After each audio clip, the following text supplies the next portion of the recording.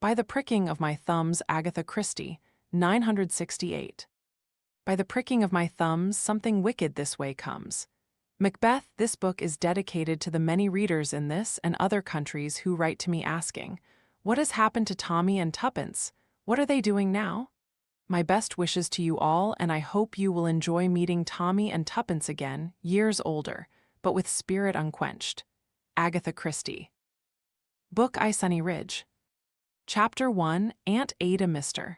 and Mrs. Beresford were sitting at the breakfast table. They were an ordinary couple. Hundreds of elderly couples just like them were having breakfast all over England at that particular moment.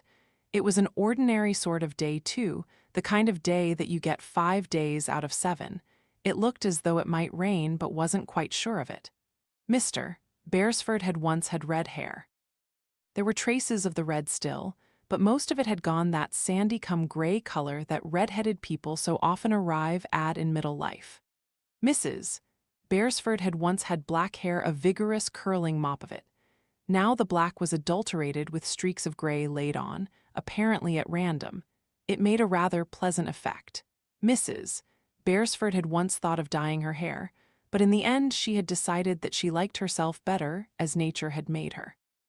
She had decided instead to try a new shade of lipstick so as to cheer herself up. An elderly couple having breakfast together.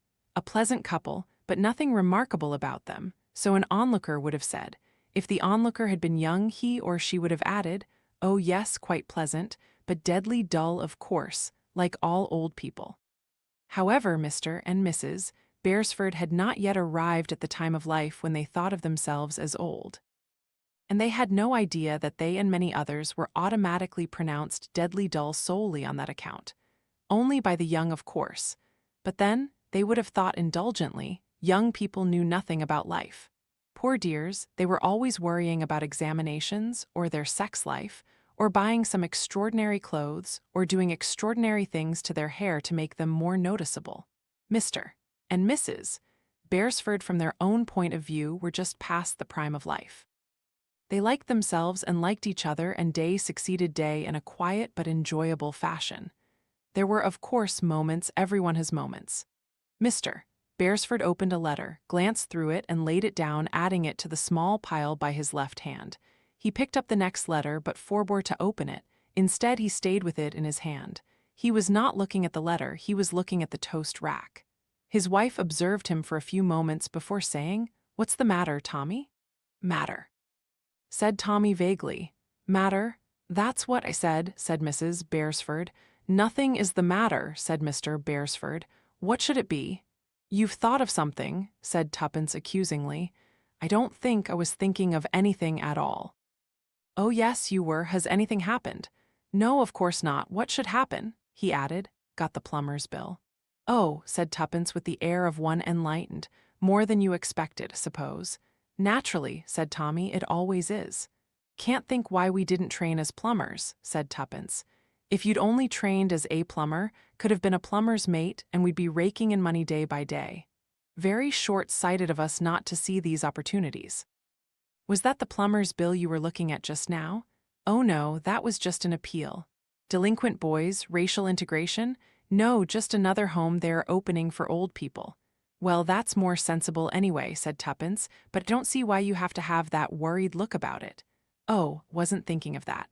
"Well, what were you thinking of?" "I suppose it put it into my mind," said Mr. Beresford. "What?" said Tuppence. "You know you'll tell me in the end." "It really wasn't anything important.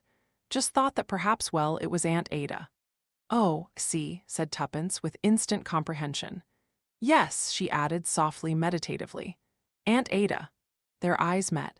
It is regrettably true that in these days there is in nearly every family the problem of what might be called an Aunt Ada. The names are different: Aunt Amelia, Aunt Susan, Aunt Kathy, Aunt Joan. They are varied by grandmothers, aged cousins, and even great-aunts. But they exist and present a problem in life which has to be dealt with. Arrangements have to be made. Suitable establishments for looking after the elderly have to be inspected and full questions asked about them. Recommendations are sought from doctors, from friends, who have Aunt Adas of their own who had been perfectly happy until she had died, at the Laurels, Bexhill. or Happy Meadows at Scarborough. The days are past when Aunt Elizabeth, Aunt Ada, and the rest of them lived on happily in the homes where they had lived for many years previously, looked after by devoted if sometimes somewhat tyrannical old servants. Both sides were thoroughly satisfied with the arrangement, or there were the innumerable poor relations, indigent nieces, semi-idiotic spinster cousins, all yearning for a good home with 3 good meals a day and a nice bedroom. Supply and demand complemented each other, and all was well. Nowadays, things are different. For the Aunt Adas of today, arrangements have to be made suitable, not merely to an elderly lady who, owing to arthritis or other rheumatic difficulties, is liable to fall downstairs if she is left alone in a house, or who suffers from chronic bronchitis, or who quarrels with her neighbors and insults the tradespeople. Unfortunately, the Aunt Adas are far more trouble than the opposite end of the age scale. Children can be provided with foster homes, foisted off on relations, or sent to suitable schools where they stay for the holidays, or arrangements can be made for pony treks or camps, and on the whole very little objection is made by the children to the arrangements so made for them. The Aunt Adas are very different. Tuppence Beresford's own Great-Aunt Primrose had been a notable troublemaker. Impossible to satisfy her. No sooner did she enter an establishment guaranteed to provide a good home and all comforts for elderly ladies than after writing a few highly complimentary letters to her niece praising this particular establishment, the next news would be that she had indignantly walked out of it without notice. Impossible. Couldn't stay there another minute. Within the space of a year, Aunt Primrose had been in and out of 11 such establishments, finally writing to say that she had now met a very charming young man. Really a very devoted boy. He lost his mother at a young age and he badly needs looking after. Have rented a flat and he is coming to live with me. This arrangement will suit us both perfectly. We are natural soulmates. You need have no more anxieties, dear Prudence. My future is settled.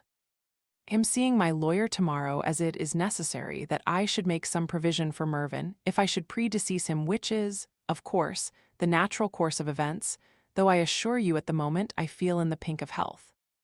Tuppence had hurried north. The incident had taken place in Aberdeen. But as it happened, the police had arrived there first and had removed the glamorous Mervyn, for whom they had been seeking for some time, on a charge of obtaining money under false pretenses. Aunt Primrose had been highly indignant and had called it persecution, but after attending the court proceedings, where 25 other cases were taken into account, had been forced to change her views of her protégé. "Think I ought to go and see Aunt Ada, you know, Tuppence," said Tommy. "It's been some time." "I suppose so," said Tuppence without enthusiasm. "How long has it been?" Tommy considered. "It must be nearly a year," he said. "It's more than that," said Tuppence.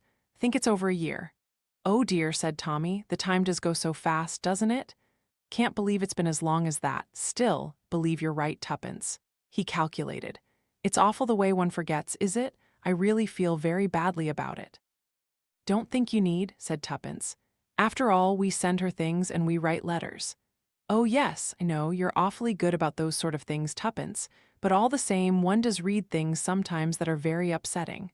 "You're thinking of that dreadful book we got from the library," said Tuppence, "and how awful it was for the poor old dears, how they suffered. I suppose it was true taken from life."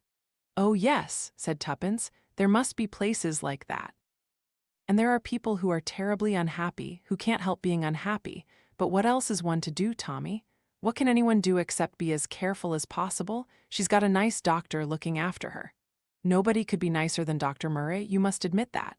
"Yes," said Tommy, the worried look receding from his face. "Murray's a first-class chap, kind, patient. If anything was going wrong, he let us know. So, don't think you need worry about it," said Tuppence. "How old is she by now?" 82, said Tommy. No, think 83, he added. "It must be rather awful when you have outlived everybody." "That's only what we feel," said Tuppence. "They don't feel it. You can't really tell." "Well, your Aunt Ada doesn't. Don't you remember the glee with which she told us the number of her old friends that she'd outlived? Morgan, I've heard she won't last 6 months. She always used to say I was so delicate, and now it's practically a certainty that I Shall outlive her, live her by a good many years too. Triumphant, that's what she was at the prospect. All the same, said Tommy. I know, said Tuppence, I know all the same you feel it's your duty and so you've got to go. Don't you think I'm right? Unfortunately, said Tuppence, I do think you're right, absolutely right, and I'll come too, she added with a slight note of heroism in her voice. No, said Tommy, why should you? She's not your aunt. No, I'll go. Not at all, said Mrs. Beresford. I like to suffer too. We'll suffer together. You won't enjoy it, and I shan't enjoy it, and I don't think for one moment that Aunt Ada will enjoy it. But I quite see it is one of those things that has got to be done. No, don't want you to go. After all, the last time, remember how frightfully rude she was to you? Oh, I didn't mind that, said Tuppence. It's probably the only bit of the visit that the poor old girl enjoyed. Don't grudge it to her, not for a moment. You've always been nice to her, said Tommy, even though you don't like her very much. Nobody could like Aunt Ada, said Tuppence. If you ask me, I don't think anyone ever has. One can't help feeling sorry for people when they get old, said Tommy. Can, said Tuppence. Haven't got as nice a nature as you have. Being a woman, you're more ruthless, said Tommy. I suppose that might be it. After all, women haven't really got time to be anything but realistic over things. I mean, I'm very sorry for people if they're old or sick or anything if they're nice people. But if they're not nice people, well, it's different, you must admit. If you're pretty nasty when you're 20 and just as nasty when you're 40 and nastier still when you're 60, and a perfect devil by the time you're 80, well, really? Don't see why one should be particularly sorry for people just because they're old. You can't change yourself really. Know some absolute ducks who are 70 and 80. Old Mrs. Beauchamp and Mary Carr and the baker's grandmother, dear old Mrs. Poplet, who used to come in and clean for us. They were all dears and sweet, and I'd do anything I could for them. All right, said Tommy, be realistic. But if you really want to be noble and come with me. Want to come with you, said Tuppence. After all, married you for better or for worse, and Aunt Ada is decidedly the worse. So shall go with you hand in hand, and we'll take her a bunch of flowers and a box of chocolates with soft center and perhaps a magazine or two. You might write to Miss What's-her-name and say we're coming. One day next week, I could manage Tuesday, said Tommy, if that's all right for you. Tuesday it is, said Tuppence. What's the name of that woman? Can't remember the matron or the superintendent or whoever she is, begins with a P. Miss Packard. That's right. Perhaps it'll be different this time, said Tommy. Different? In what way? Oh, don't know, something interesting might happen. We might be in a railway accident on the way there, said Tuppence, brightening up a little. Why on earth do you want to be in a railway accident? Well, I don't really, of course. It was just what? Well, it would be an adventure of some kind, wouldn't it? Perhaps we could save lives or do something useful and at the same time exalting. What a hope, said Mr. Beresford. I know, agreed Tuppence. It's just that these sort of ideas come to one sometimes. Chapter 2, was it your poor child? How Sunny Ridge had come by its name would be difficult to say. There was nothing prominently ridge-like about it.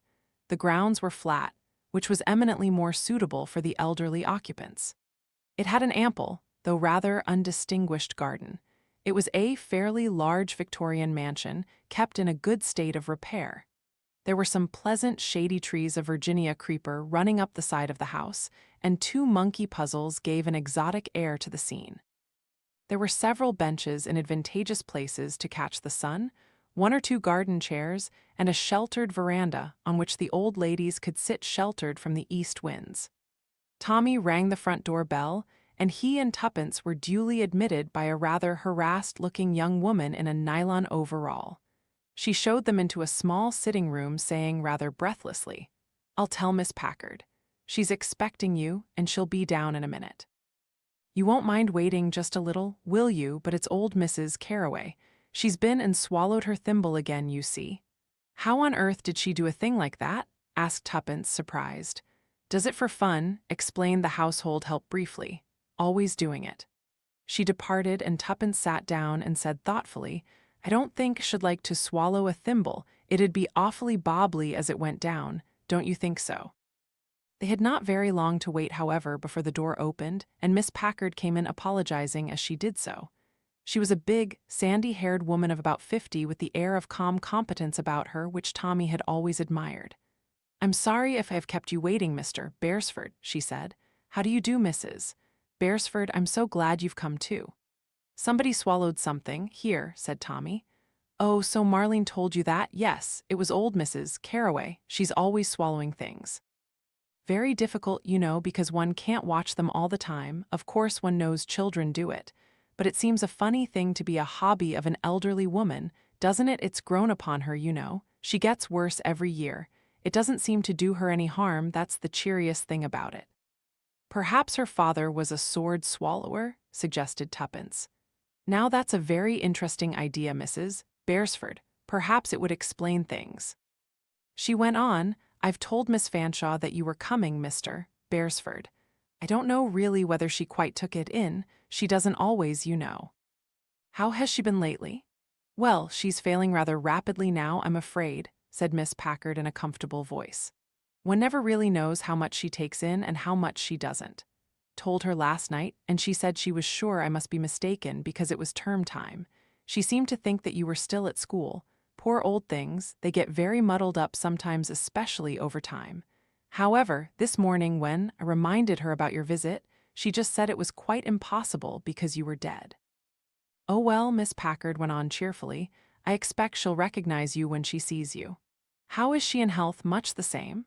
"Well, perhaps as well as can be expected. Frankly, you know, don't think she'll be with us very much longer. She doesn't suffer in any way, but her heart condition's no better than it was. In fact, it's rather worse.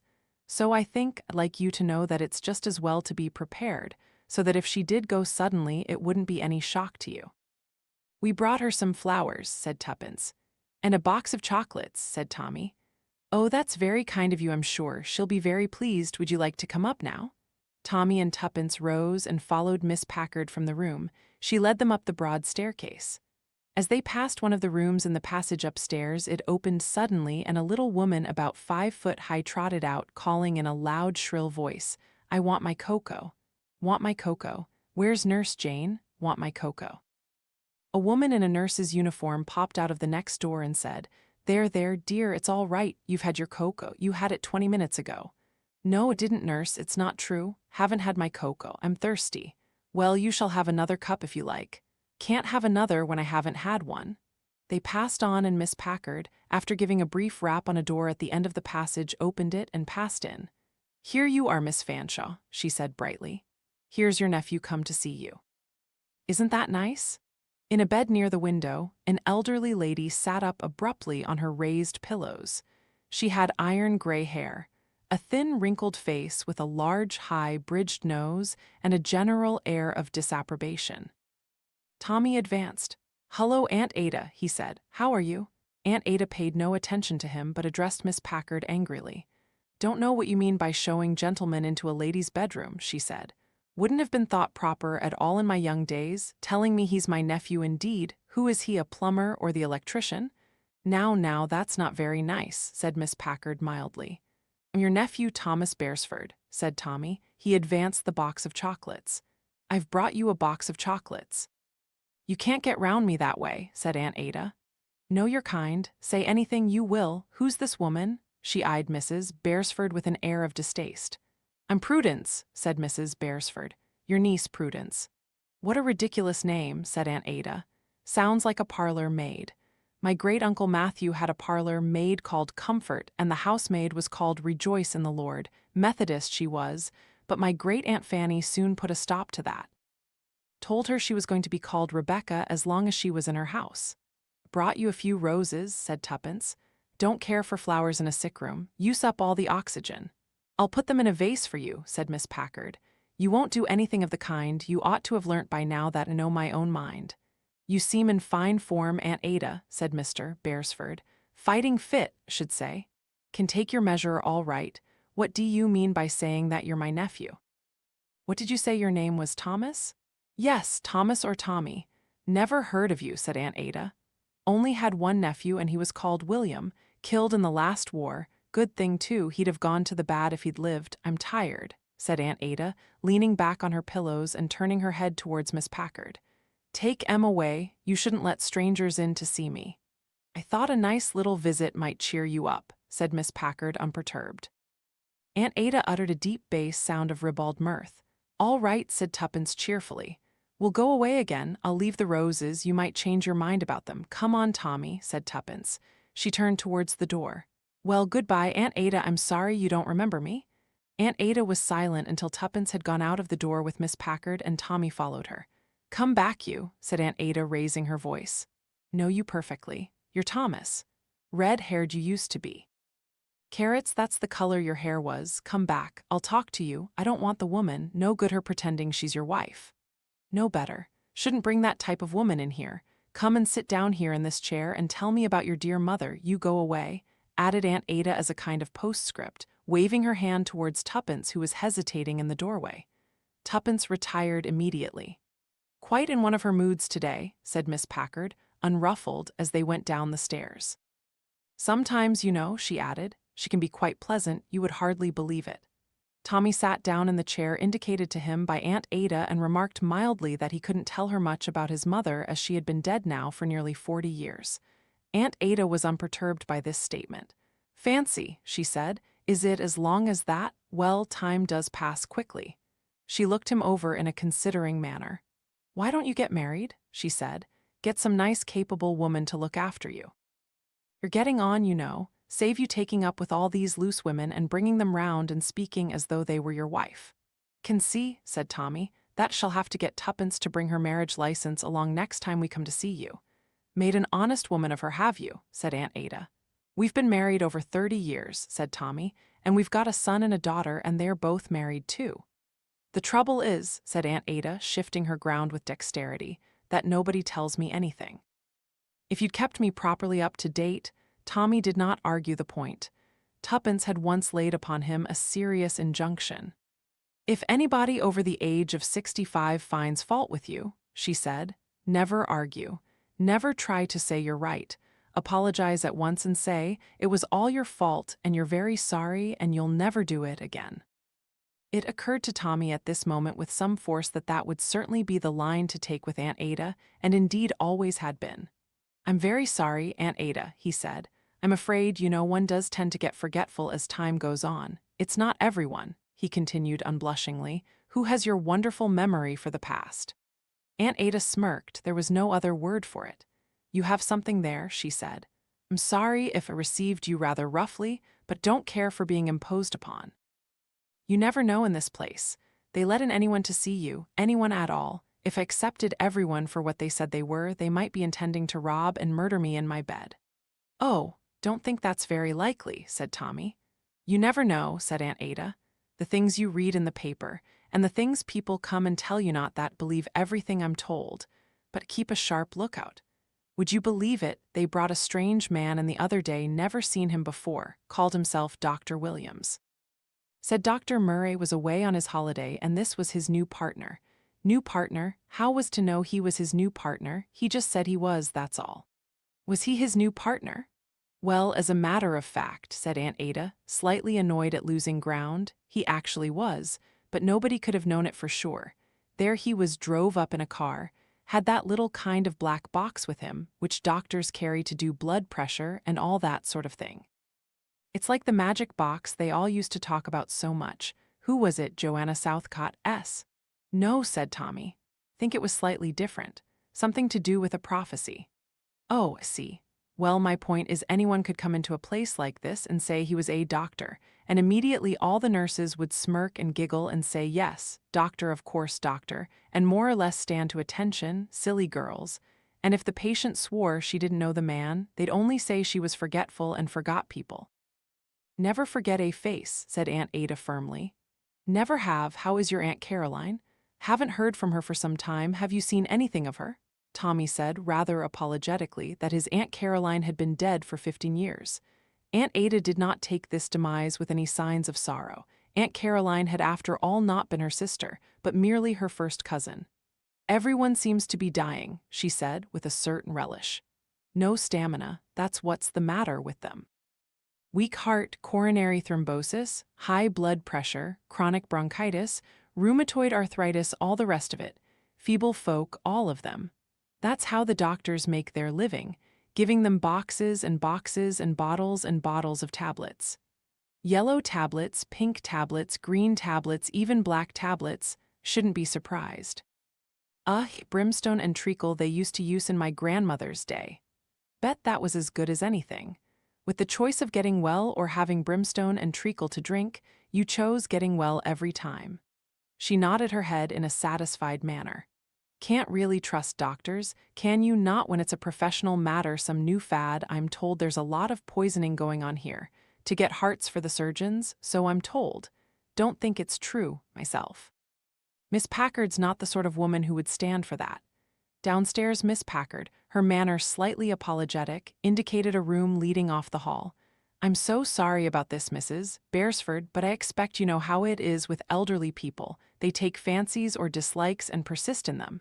It must be very difficult running a place of this kind, said Tuppence. Oh, not really, said Miss Packard. Quite enjoy it, you know, and really, quite fond of them all. One gets fond of people one has to look after, you know. Mean they have their little ways and their fidgets, but they're quite easy to manage if you know how.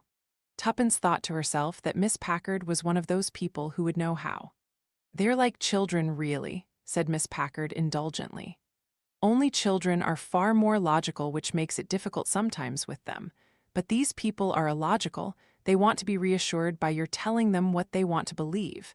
Then they're quite happy again for a bit. I've got a very nice staff here. People with patience, you know, and good temper, and not too brainy, because if you have people who are brainy, they are bound to be very impatient. Yes, Miss Donovan, what is it? She turned her head as a young woman with pince nez came running down the stairs. It's Mrs. Lockett again, Miss Packard. She says she's dying and she wants the doctor called at once. Oh, said Miss Packard, unimpressed. What's she dying from this time? She says there was mushroom in the stew yesterday and that there must have been fungi in it and that she's poisoned. That's a new one, said Miss Packard. I'd better come up and talk to her. So sorry to leave you, Mrs. Beresford. You'll find magazines and papers in that room. Oh, I'll be quite all right, said Tuppence. She went into the room that had been indicated to her. It was a pleasant room overlooking the garden with French windows that opened on it. There were easy chairs, bowls of flowers on the tables. One wall had a bookshelf containing a mixture of modern novels and travel books, and also what might be described as old favorites, which possibly many of the inmates might be glad to meet again. There were magazines on a table. At the moment there was only one occupant in the room, an old lady with white hair combed back off her face who was sitting in a chair, holding a glass of milk in her hand and looking at it. She had a pretty pink and white face, and she smiled at Tuppence in a friendly manner. Good morning, she said. Are you coming to live here or are you visiting? I'm visiting, said Tuppence. Have an aunt here. Husband's with her now. We thought perhaps 2 people at once was rather too much. That was very thoughtful of you, said the old lady. She took a sip of milk appreciatively.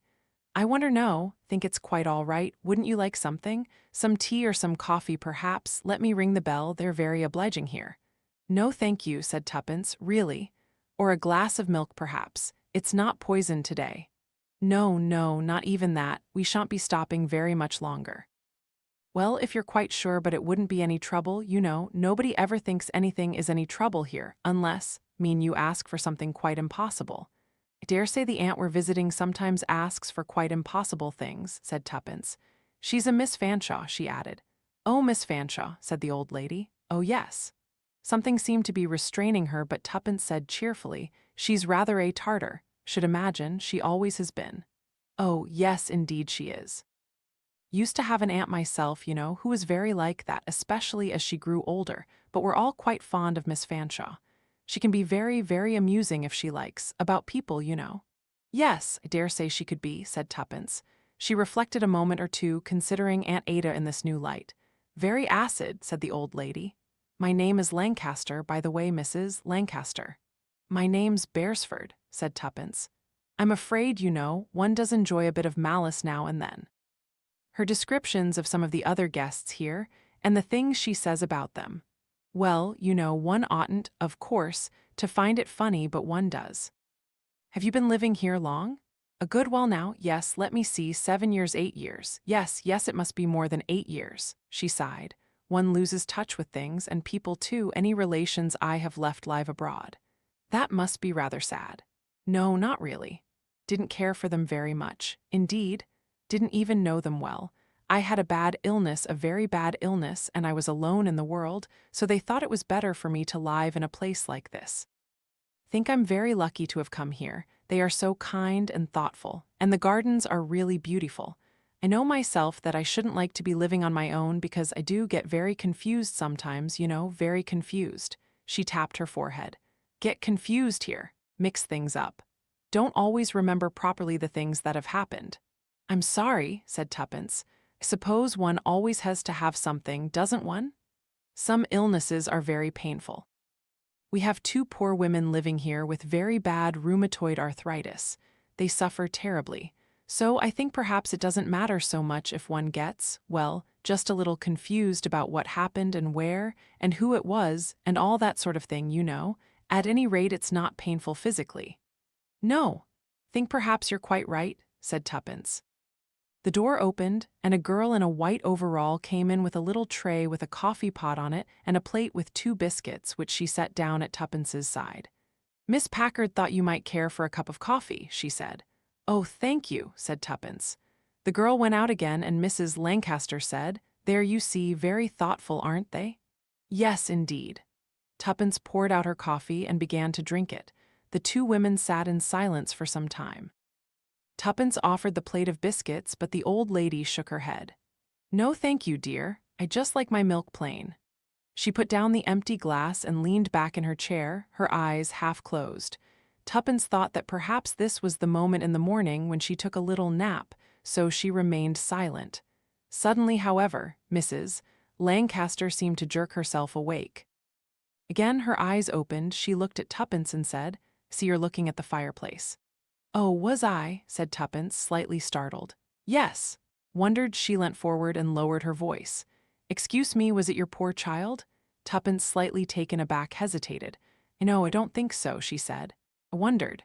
I thought perhaps you'd come for that reason. Someone ought to come sometime. Perhaps they will, and looking at the fireplace the way you did, that's where it is, behind the fireplace. Oh, said Tuppence. Oh, is it? Always the same time, said Mrs. Lancaster, in a low voice, always the same time of day. She looked up at the clock on the mantelpiece. Tuppence looked up also. 11:10, said the old lady. 11:10. Yes, it's always the same time every morning. She sighed. People didn't understand. I told them what I knew, but they wouldn't believe me. Tuppence was relieved that at that moment the door opened and Tommy came in. Tuppence rose to her feet. Here I am, ready. She went towards the door, turning her head to say, Goodbye, Mrs. Lancaster. How did you get on? She asked Tommy as they emerged into the hall. After you left, said Tommy, like a house on fire. I seem to have had a bad effect on her, don't I? Said Tuppence.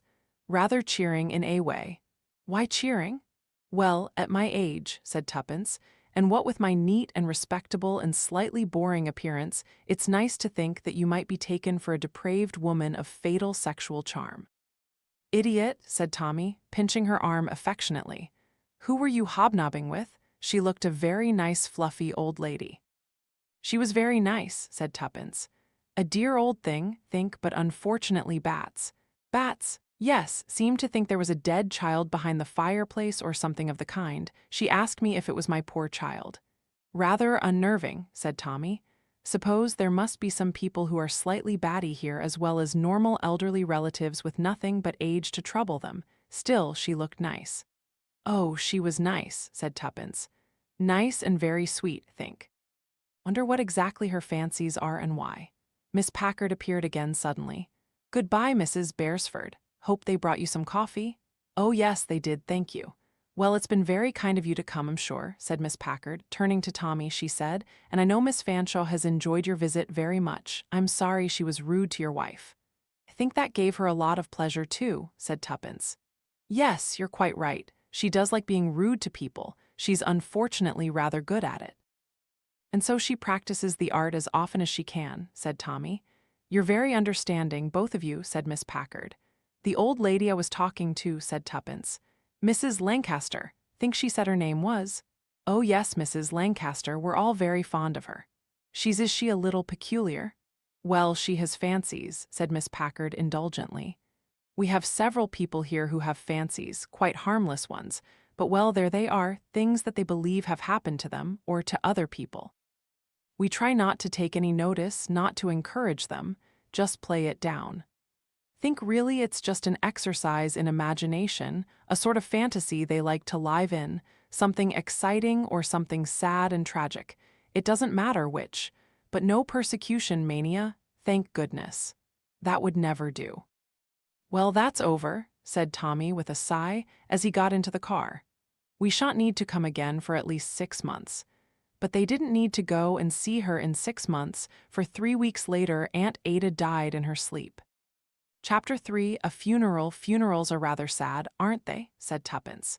They had just returned from attending Aunt Ada's funeral, which had entailed a long and troublesome railway journey since the burial had taken place at the country village in Lincolnshire, where most of Aunt Ada's family and forebears had been buried.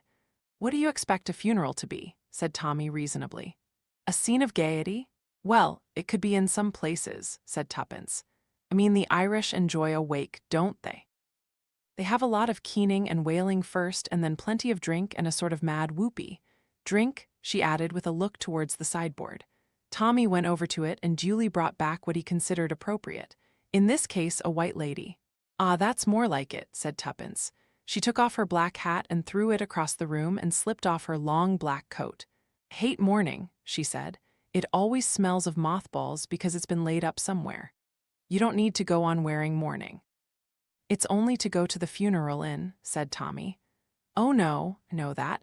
In a minute or two I'm going to go up and put on a scarlet jersey just to cheer things up. You can make me another white lady. Really, Tuppence had no idea that funerals would bring out this party feeling.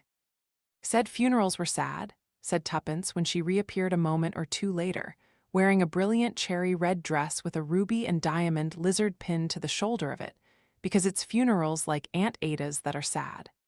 Mean elderly people and not many flowers, not a lot of people sobbing and sniffing round, someone old and lonely who won't be missed much. I should have thought it would be much easier for you to stand that than it would if it were my funeral, for instance. That's where you're entirely wrong, said Tuppence. I don't particularly want to think of your funeral because I'd much prefer to die before you do, but I mean if I were going to your funeral, at any rate it would be an orgy of grief. Should take a lot of handkerchiefs. With black borders. Well, hadn't thought of black borders, but it's a nice idea, and besides a burial service is rather lovely. Makes you feel uplifted, the grief is real. It makes you feel awful, but it does something to you. Mean, it works it out like perspiration. Really, Tuppence, find your remarks about my decease and the effect it will have upon you in exceedingly bad taste. Don't like it. Let's forget about funerals. Agree, let's forget. The poor old bean's gone, said Tommy, and she went peacefully and without suffering. So let's leave it at that. Better clear up all these, suppose. He went over to the writing table and ruffled through some papers. Now where did it put Mr. Rockberry's letter? Who's Mr. Rockberry? Oh, you mean the lawyer who wrote to you. Yes, about winding up her affairs. Seemed to be the only one of the family left by now. Pity she hadn't got a fortune to leave you, said Tuppence. If she had had a fortune, she'd have left it to that cat's home, said Tommy. The legacy that she's left to them and her will pretty well eat up all the spare cash. There won't be much left to come to me, not that I need it or want it anyway. Was she so fond of cats? I don't know. Suppose so. Never heard her mention them. Believe, said Tommy thoughtfully, she used to get rather a lot of fun out of saying to old friends of hers when they came to see her, I've left you a little something in my will, dear. Or, this brooch that you're so fond of, I've left you in my will. She didn't actually leave anything to anyone except the cat's home. I bet she got rather a kick out of that, said Tuppence. Can just see her saying all the things you told me to a lot of her old friends, or so-called old friends, because I don't suppose they were people she really liked at all. She just enjoyed leading them up the garden path. Must say she was an old devil. Was she? Tommy, only. In a funny sort of way one likes her for being an old devil. It's something to be able to get some fun out of life when you're old and stuck away in a home. Shall we have to go to Sunny Ridge? Where's the other letter? The one from Miss Packard. Oh yes, here it is. put it with Rockberry's. Yes, she says there are certain things there, I gather, which apparently are now my property. She took some furniture with her, when she went to live there, and of course there are her personal effects, clothes and things like that. Suppose somebody will have to go through them, and letters and things. I'm her executor, so I suppose it's up to me. Don't suppose there's anything we want really, is there, except there's a small desk there that I always liked. Belonged to old Uncle William, believe. Well, you might take that as a memento, said Tuppence. Otherwise, I suppose we just send the things to be auctioned. So you don't really need to go there at all, said Tommy. Oh, think I'd like to go there, said Tuppence. You'd like to, why, won't it be rather a bore to you? What, looking through her things? No, don't think so. Think I've got a certain amount of curiosity. Old letters and antique jewelry are always interesting, and I think one ought to look at them oneself, not just send them to auction or let strangers go through them. No, we'll go and look through the things and see if there's anything we would like to keep and otherwise settle up. Why do you really want to go? You've got some other reason, haven't you? There is someone who knows too much about one. So you have got another reason? Not a real one. Come on, Tuppence. You're not really so fond of turning over people's belongings. That, think, is my duty, said Tuppence firmly. No, the only other reason is, come on, cough it up. I'd rather like to see that other old pussy again. What, the one who thought there was a dead child behind the fireplace? Yes, said Tuppence. I'd like to talk to her again. I'd like to know what was in her mind when she said all those things. Was it something she remembered, or was it something that she just imagined? The more I think about it, the more extraordinary it seems. Is it a sort of story that she wrote to herself in her mind, or was there once something real that happened about a fireplace or about a dead child? What made her think that the dead child might have been my dead child? Do, look as though I had a dead child. I don't know how you expect anyone to look who has a dead child, said Tommy. I shouldn't have thought so. Anyway, Tuppence, it is our duty to go, and you can enjoy yourself in your macabre way on the side. So that's settled. We'll write to Miss Packard and fix a day. Chapter 4, Picture of a House. Tuppence drew a deep breath. It's just the same, she said. She and Tommy were standing on the front doorstep of Sunny Ridge. Why shouldn't it be? Asked Tommy. I don't know, it's just a feeling I have something to do with time. Time goes at a different pace in different places. Some places you come back to, and you feel that time has been bustling along at a terrific rate and that all sorts of things will have happened and changed. But here, Tommy, do you remember Ostend? Ostend. We went there on our honeymoon. Of course, I remember. And do you remember the sign written up tramstill stand? It made us laugh. It seemed so ridiculous. I think it was Knock Not Ostend. Never mind, you remember it. Well, this is like that word tramstill stand, a portmanteau word. Time still stand, nothing's happened here. Time has just stood still. Everything's going on here just the same. It's like ghosts, only the other way round. I don't know what you are talking about. Are you going to stand here all day talking about time and not even ring the bell? Aunt Ada isn't here for one thing, that's different. He pressed the bell. That's the only thing that will be different. My old lady will be drinking milk and talking about fireplaces, and somebody or other will have swallowed a thimble or a teaspoon, and a funny little woman will come squeaking out of a room demanding her cocoa, and Miss Packard will come down the stairs, and the door opened. A young woman in a nylon overall said, Mr. and Mrs. Beresford, Miss Packard's expecting you. The young woman was just about to show them into the same sitting room as before when Miss Packard came down the stairs and greeted them. Her manner was suitably not quite as brisk as usual.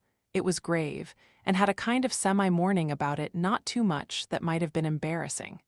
She was an expert in the exact amount of condolence which would be acceptable.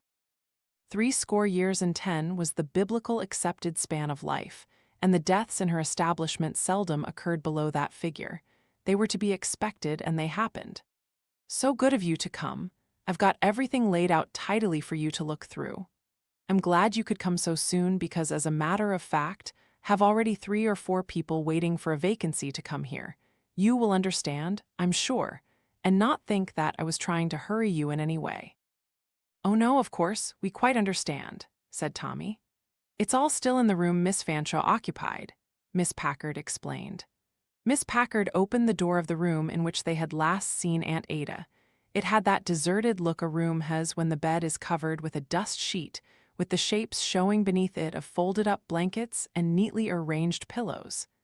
The wardrobe doors stood open, and the clothes it had held had been laid on the top of the bed neatly folded. "What do you usually do, Amin? What do people do mostly with clothes and things like that?" said Tuppence. Miss Packard, as invariably, was competent and helpful. "Can give you the name of 2 or 3 societies who are only too pleased to have things of that kind. She had quite a good fur stole and a good quality coat, but I don't suppose you would have any personal use for them. But perhaps you have charities of your own where you would like to dispose of things." Tuppence shook her head. "She had some jewelry," said Miss Packard. "Removed that for safekeeping. You will find it in the right-hand drawer of the dressing table. Put it there just before you were due to arrive." "Thank you very much," said Tommy, "for the trouble you have taken." Tuppence was staring at a picture over the mantelpiece. It was a small oil painting representing a pale pink house standing adjacent to a canal spanned by a small hump-backed bridge. There was an empty boat drawn up under the bridge against the bank of the canal. In the distance were 2 poplar trees. It was a very pleasant little scene, but nevertheless Tommy wondered why Tuppence was staring at it with such earnestness.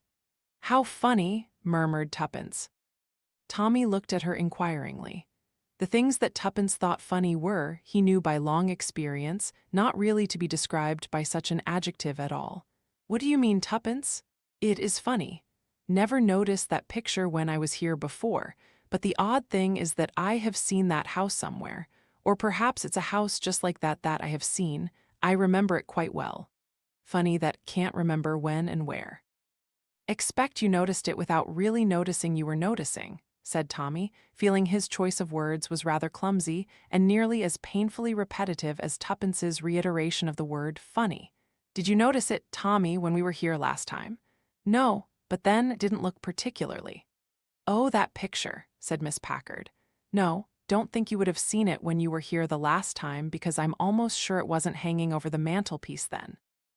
Actually, it was a picture belonging to one of our other guests, and she gave it to your aunt. Miss Fanshawe expressed admiration of it once or twice, and this other old lady made her a present of it and insisted she should have it." "Oh, I see," said Tuppence. "So, of course, couldn't have seen it here before, but I still feel I know the house quite well, don't you, Tommy?" "No," said Tommy. "Well, I'll leave you now," said Miss Packard briskly. "Shall be available at any time that you want me." She nodded with a smile and left the room, closing the door behind her. "Don't think I really like that woman's teeth," said Tuppence. "What's wrong with them? Too many of them, or too big, the better to eat you with, my child, like Red Riding Hood's grandmother. You seem in a very odd sort of mood today, Tuppence." Rather. I've always thought of Miss Packard as very nice, but today, somehow, she seems to me rather sinister. Have you ever felt that?" "No, haven't." "Come on, let's get on with what we came here to do, look over poor old Aunt Ada's effects, as the lawyers call them. That's the desk. Told you about Uncle William's desk. Do you like it?" "It's lovely. Regency, should think. It's nice for the old people who come here to be able to bring some of their own things with them. Don't care for the horsehair chairs, but I'd like that little work table. It's just what we need for that corner by the window where we've got that perfectly hideous whatnot." "All right," said Tommy. "I'll make a note of those 2. And we'll have the picture over the mantelpiece. It's an awfully attractive picture, and I'm quite sure that I've seen that house somewhere. Now, let's look at the jewelry." They opened the dressing table drawer. There was a set of cameos and a Florentine bracelet and earrings and a ring with different colored stones in it. "I've seen one of these before," said Tuppence. "They spell a name usually, Dearest sometimes. Diamond, emerald, amethyst, no, it's not Dearest. Don't think it would be really. Can't imagine anyone giving your Aunt Ada a thing that spelt Dearest. Ruby, emerald, the difficulty is one never knows where to begin. I'll try again. Ruby, emerald, another ruby, no. Think it's a garnet and an amethyst and another pinky stone. It must be a ruby this time and a small diamond in the middle. Oh, of course, it's regard, rather nice really, so old-fashioned and sentimental." She slipped it onto her finger. "I think Deborah might like to have this," she said, "and the Florentine set. She's frightfully keen on Victorian things. A lot of people are nowadays. Now, suppose we'd better do the clothes. That's always rather macabre, I think." Oh, this is the fur stole, quite valuable, I should think. Wouldn't want it myself. Wonder if there's anyone here, anyone who was especially nice to Aunt Ada, or perhaps some special friend among the other inmates, visitors, I mean. They call them visitors or guests, notice. It would be nice to offer her the stole if so. It's real sable. We'll ask Miss Packard.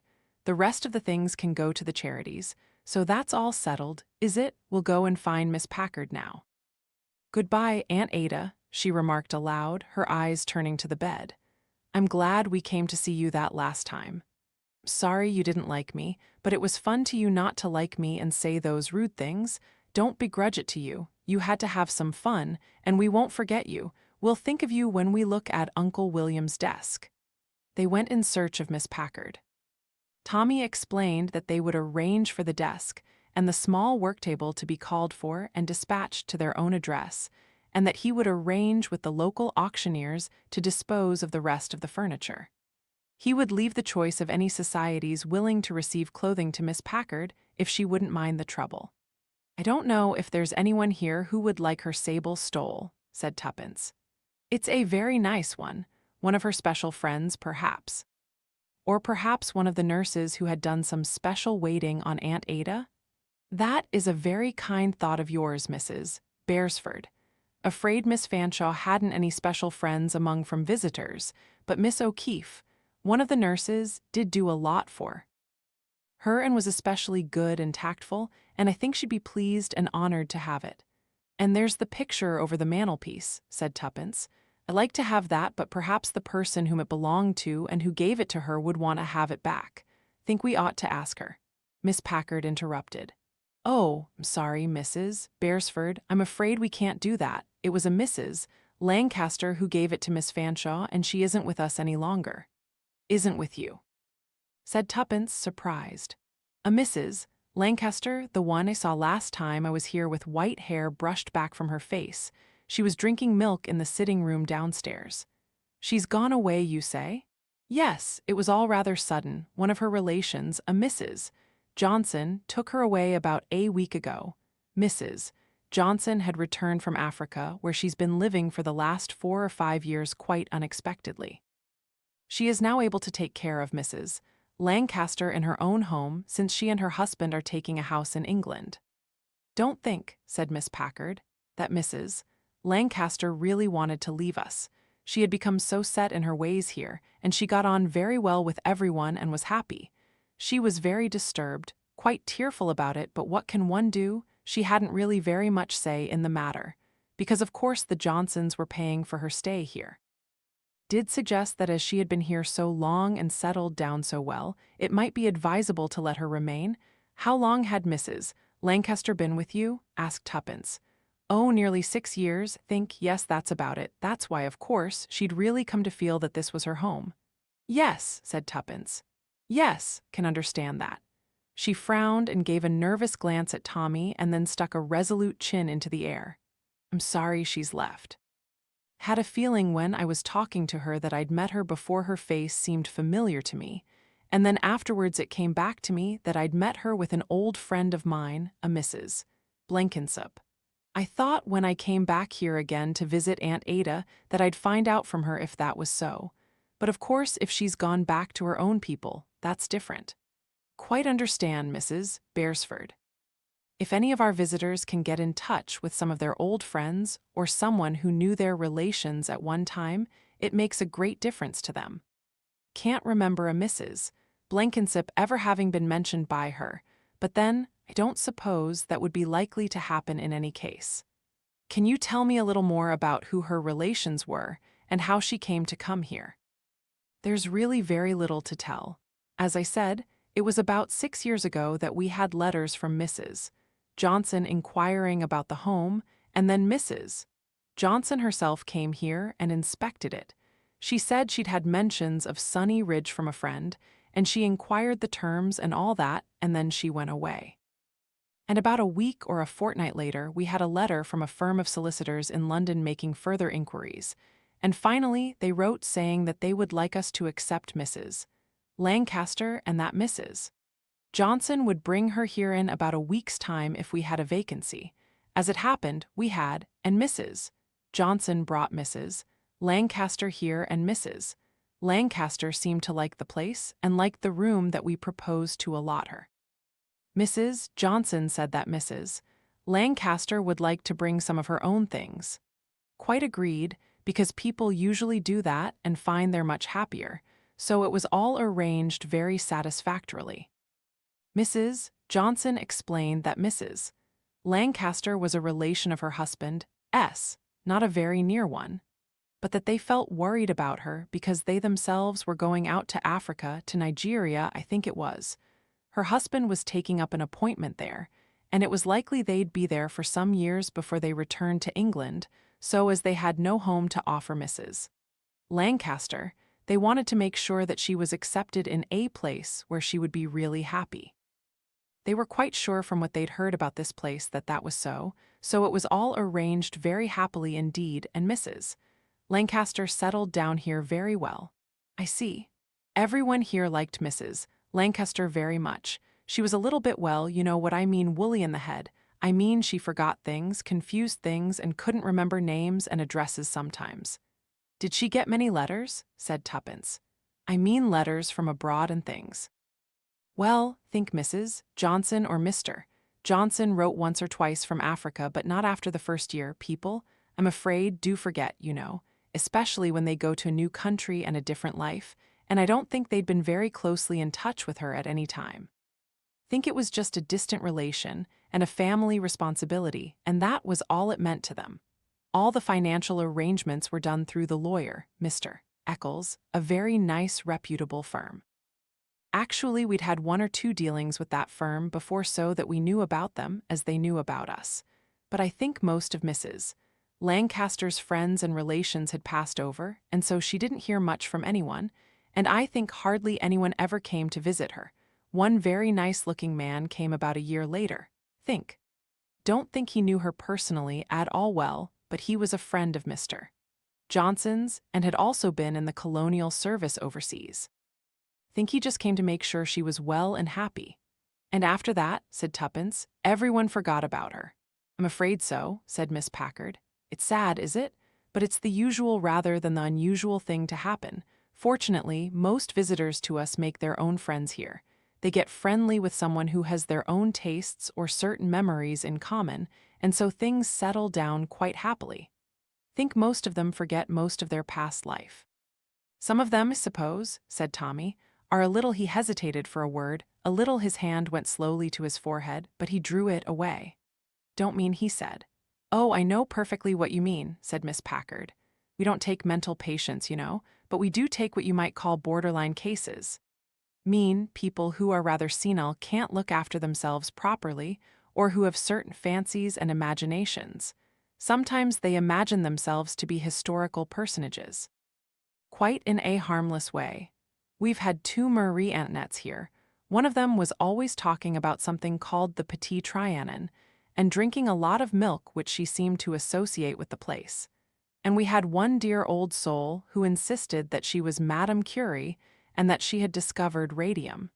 She used to read the papers with great interest, especially any news of atomic bombs or scientific discoveries.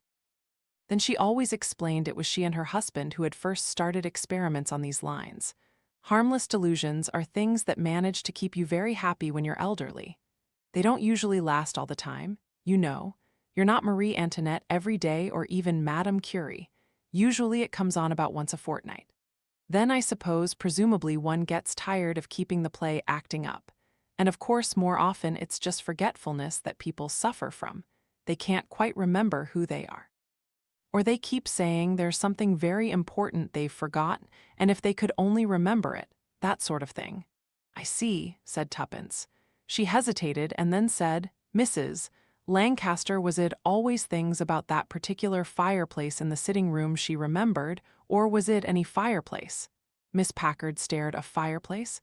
I don't understand what you mean. It was something she said that I didn't understand. Perhaps she'd had some unpleasant association with a fireplace, or read some story that had frightened her. Possibly, Tuppence said, still rather worried about the picture she gave to Aunt Ada.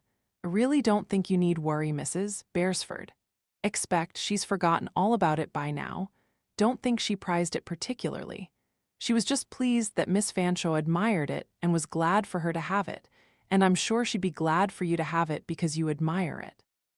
It's a nice picture, thought so myself, not that I know much about pictures. Tell you what I'll do, I'll write to Mrs. Johnson if you'll give me her address and just ask if it's all right to keep it. The only address I've got is the hotel in London they were going to, the Cleveland, I think it was called. Yes, the Cleveland Hotel, George Street, W1. She was taking Mrs. Lancaster there for about 4 or 5 days, and after that, I think they were going to stay with some relations in Scotland. I expect the Cleveland Hotel will have a forwarding address. Well, thank you, and now about this first stole of Aunt Ada S. I'll go and bring Miss O'Keefe to you. She went out of the room. You and your Mrs. Blenkinsops, said Tommy. Tuppence looked complacent. One of my best creations, she said. I'm glad I was able to make use of her. I was just trying to think of a name, and suddenly Mrs. Blenkinsop came into my mind. What fun it was it? It's a long time ago. No more spies in wartime and counter-espionage for us. More's the pity. It was fun living in that guest house, inventing a new personality for myself. Really began to believe I was Mrs. Blenkinsop.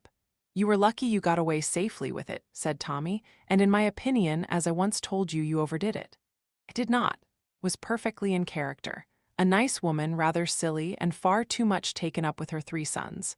That's what I mean, said Tommy. 1 son would have been quite enough. 3 sons were too much to burden yourself with. They became quite real to me, said Tuppence. Douglas, Andrew, and goodness, I've forgotten the name of the 3rd one now. Know exactly what they looked like and their characters and just where they were stationed, and I talked most indiscreetly about the letters I got from them. Well, that's over, said Tommy. There's nothing to find out in this place, so forget about Mrs. Blenkinsop. When I'm dead and buried and you've suitably mourned me and taken up your residence in a home for the aged, expect you'll be thinking you are Mrs. Blenkinsop half of the time. It'll be rather boring to have only one role to play, said Tuppence. Why do you think old people want to be Marie Antoinette, Madame Curie, and all the rest of it? Asked Tommy. I expect because they get so bored. One does get bored. I'm sure you would if you couldn't use your legs and walk about, or perhaps your fingers get too stiff and you can't knit. Desperately, you want something to do to amuse yourself, so you try on some public character and see what it feels like when you are it. Can understand that perfectly. I'm sure you can, said Tommy. God help the home for the age that you go to, you'll be Cleopatra most of the time, expect. I won't be a famous person, said Tuppence. I'll be someone like a kitchen maid at Anne of Cleves' castle retelling a lot of spicy gossip that I'd heard. The door opened, and Miss Packard appeared in company with a tall, freckle-faced young woman in nurse's dress and a mop of red hair. This is Miss O'Keefe, Mr. and Mrs. Beresford. They have something to tell you. Excuse me, will you? One of the patients is asking for me. Tuppence duly made the presentation of Aunt Ada's first stole, and Nurse O'Keefe was enraptured. Oh, it's lovely. It's too good for me, though. You'll be wanting it yourself. No, don't really. It's on the big side for me. I'm too small. It's just right for a tall girl like you. Aunt Ada was tall. Ah, she was the grand old lady. She must have been very handsome as a girl. I suppose so, said Tommy doubtfully. She must have been a Tartar to look after, though. Oh, she was that indeed, but she had a grand spirit. Nothing got her down, and she was no fool either. You'd be surprised the way she got to know things. Sharp as a needle she was. She had a temper, though. Yes, indeed, but it's the whining kind that gets you down, all complaints and moans. Miss Fanshawe was never dull. Grand stories she'd tell you of the old days. Rode a horse once up the staircase of a country house when she was a girl, or so she said. Would that be true now? Well, wouldn't put it past her, said Tommy. You never know what you can believe here. The tales the old dears come and tell you. Criminals that they've recognized, we must notify the police at once. If not, we're all in danger. Somebody was being poisoned last time we were here, remember? Said Tuppence. Ah, that was only Mrs. Lockett. It happens to her every day. But it's not the police she wants. It's a doctor to be called. She's that crazy about doctors. And somebody, a little woman, calling out for Coco. That would be Mrs. Moody. Poor soul, she's gone. You mean left here, gone away? No, it was a thrombosis, took her very sudden. She was one who was very devoted to your aunt, not that Miss Fanshawe always had time for her, always talking 19 to the dozen, as she did. Mrs. Lancaster has left here. Yes, her folk came for her. She didn't want to go, poor thing.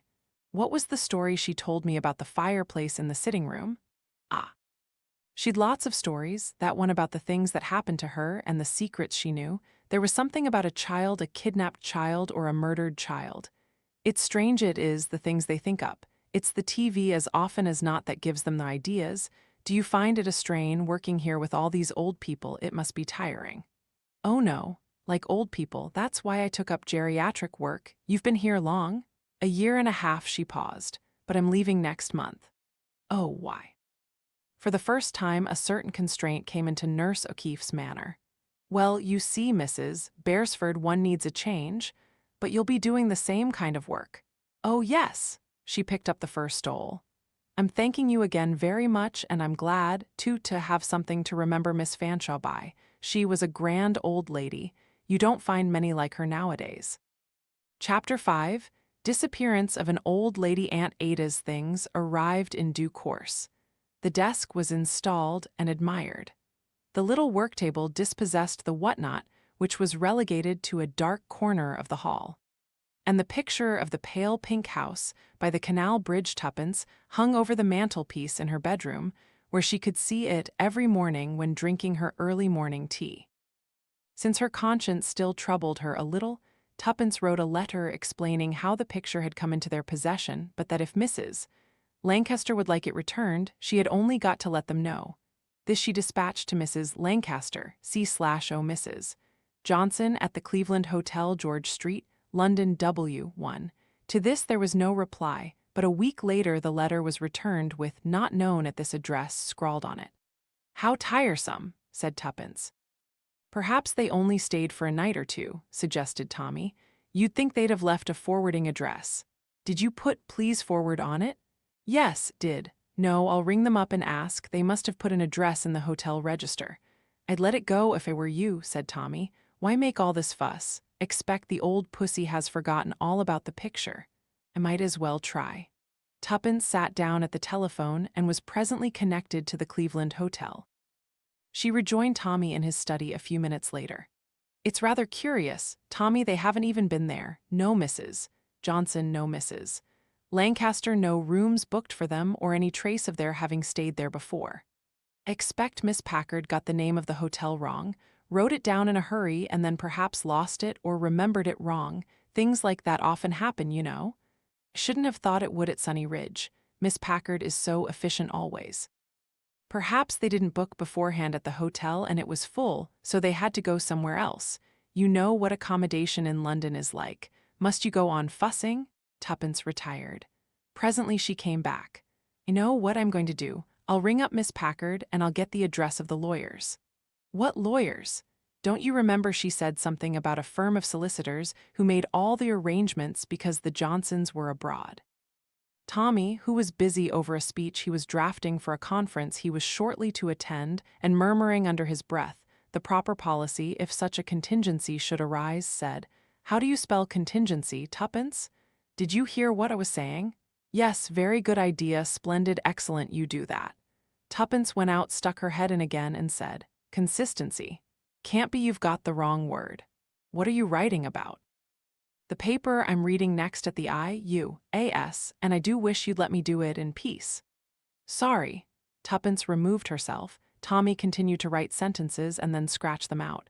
His face was just brightening as the pace of his writing increased when once more the door opened. Here it is, said Tuppence.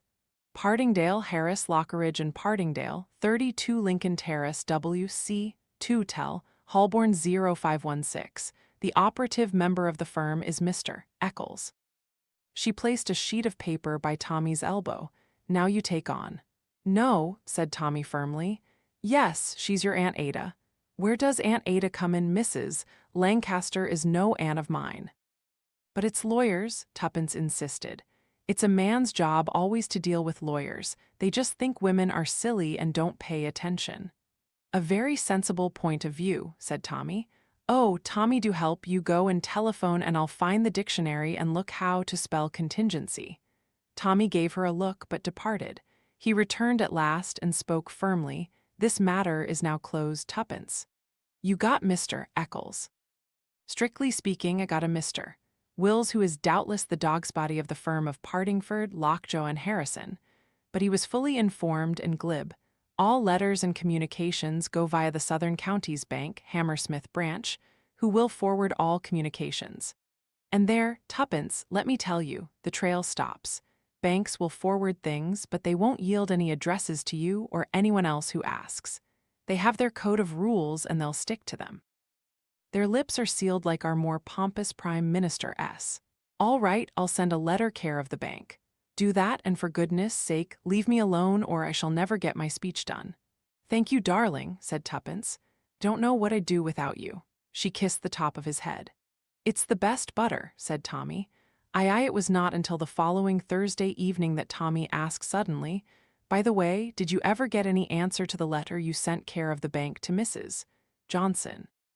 It's nice of you to ask, said Tuppence sarcastically.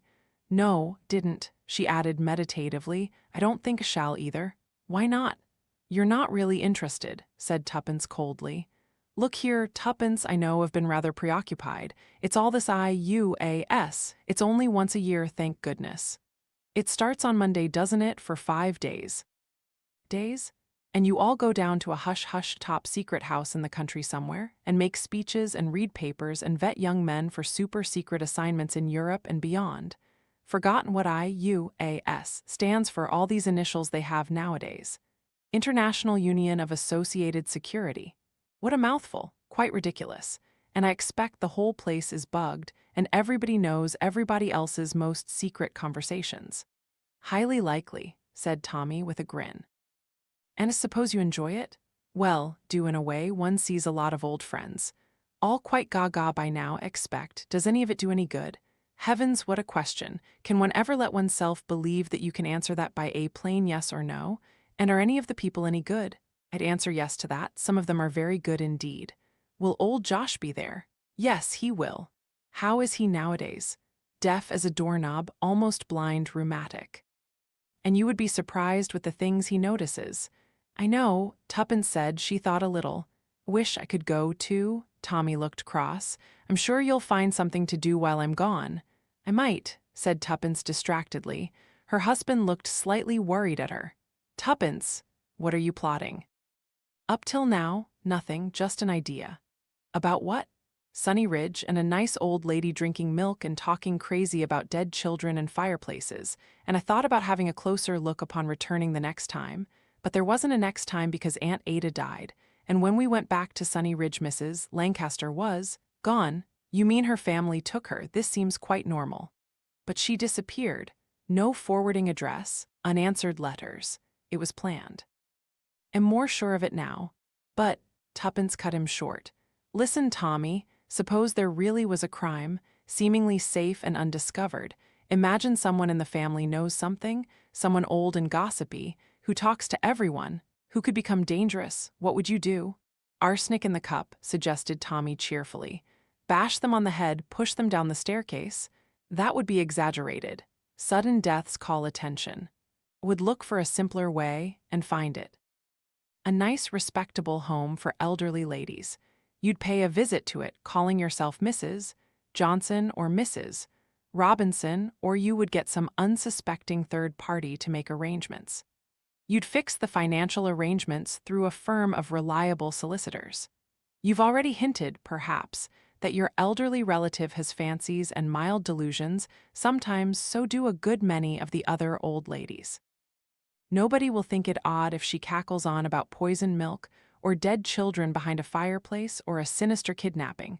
Nobody will really listen. They'll just think it's old Mrs. So-and-so having her fancies again. Nobody will take any notice at all. Except Mrs. Thomas Beresford, said Tommy. All right, yes, said Tuppence. I've taken notice. But why did you? I don't quite know, said Tuppence slowly. It's like the fairy stories. By the pricking of my thumbs, something evil this way comes. Felt suddenly scared. Always thought of Sunny Ridge as such a normal, happy place, and suddenly I began to wonder. That's the only way I can put it. Wanted to find out more, and now poor old Mrs. Lancaster has disappeared. Somebody's spirited her away. But why should they? I can only think because she was getting worse from their point of view, remembering more, perhaps talking to people more, or perhaps she recognized someone, or someone recognized her, or told her something that gave her new ideas about something that had once happened.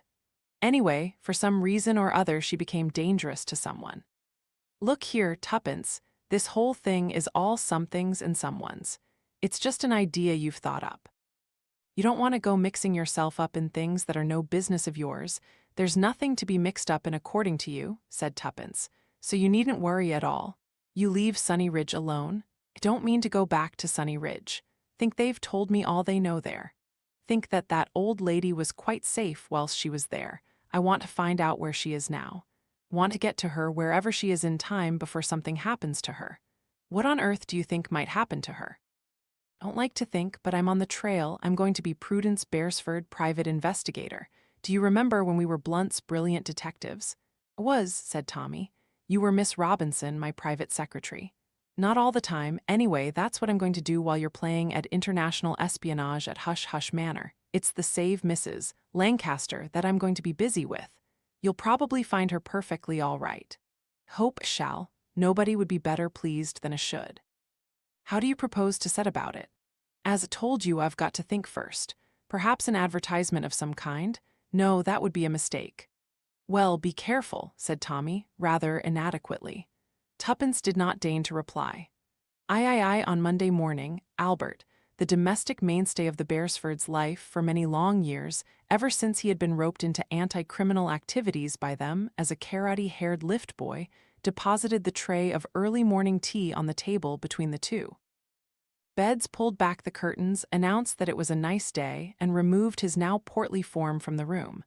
Tuppence yawned, sat up, rubbed her eyes, poured out a cup of tea, dropped a slice of lemon in it, and remarked that it seemed a nice day, but you never knew. Tommy turned over and groaned. Wake up, said Tuppence. Remember you're going places today. Oh, Lord, said Tommy. So I am. He, too, sat up and helped himself to tea. He looked with appreciation at the picture over the mantelpiece. Must say, Tuppence, your picture looks very nice. It's the way the sun comes in from the window sideways and lights it up. Peaceful, said Tommy. If only I could remember where it was I'd seen it before. Can't see that it matters. You'll remember sometime or other. That's no good. Want to remember. But why?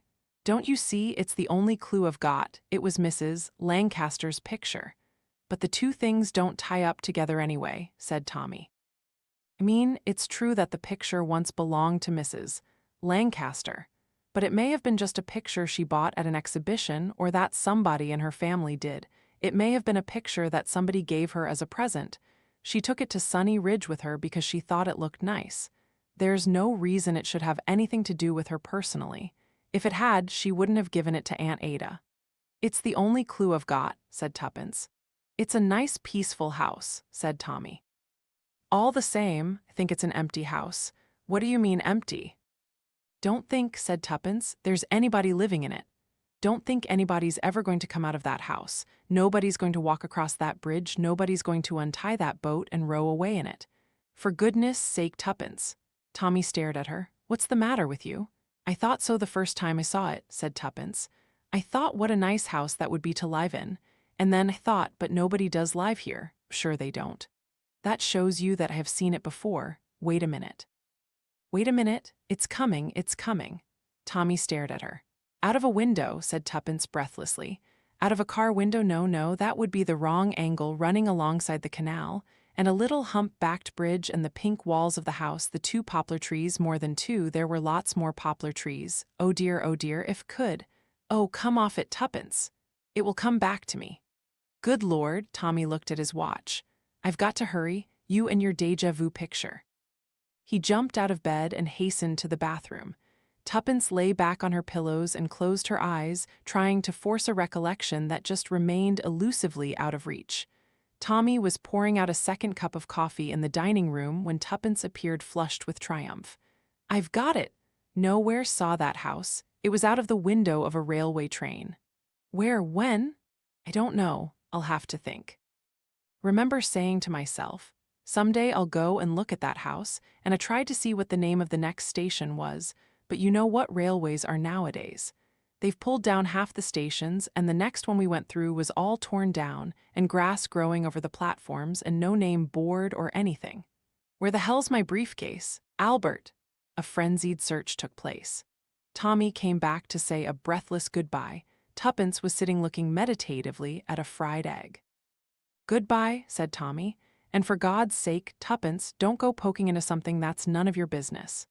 "I think," said Tuppence meditatively, "that what shall really do is to take a few railway journeys." Tommy looked slightly relieved. "Yes," he said encouragingly, "you try that. Buy yourself a season ticket. There's some scheme where you can travel 1,000 miles all over the British Isles for a very reasonable fixed sum. That ought to suit you down to the ground, Tuppence. You travel by all the trains you can think of in all the likely parts. That ought to keep you happy until I come home. Give my love to Josh. I will," he added, looking at his wife in a worried manner. "Wish you were coming with me. Don't do anything stupid, will you?"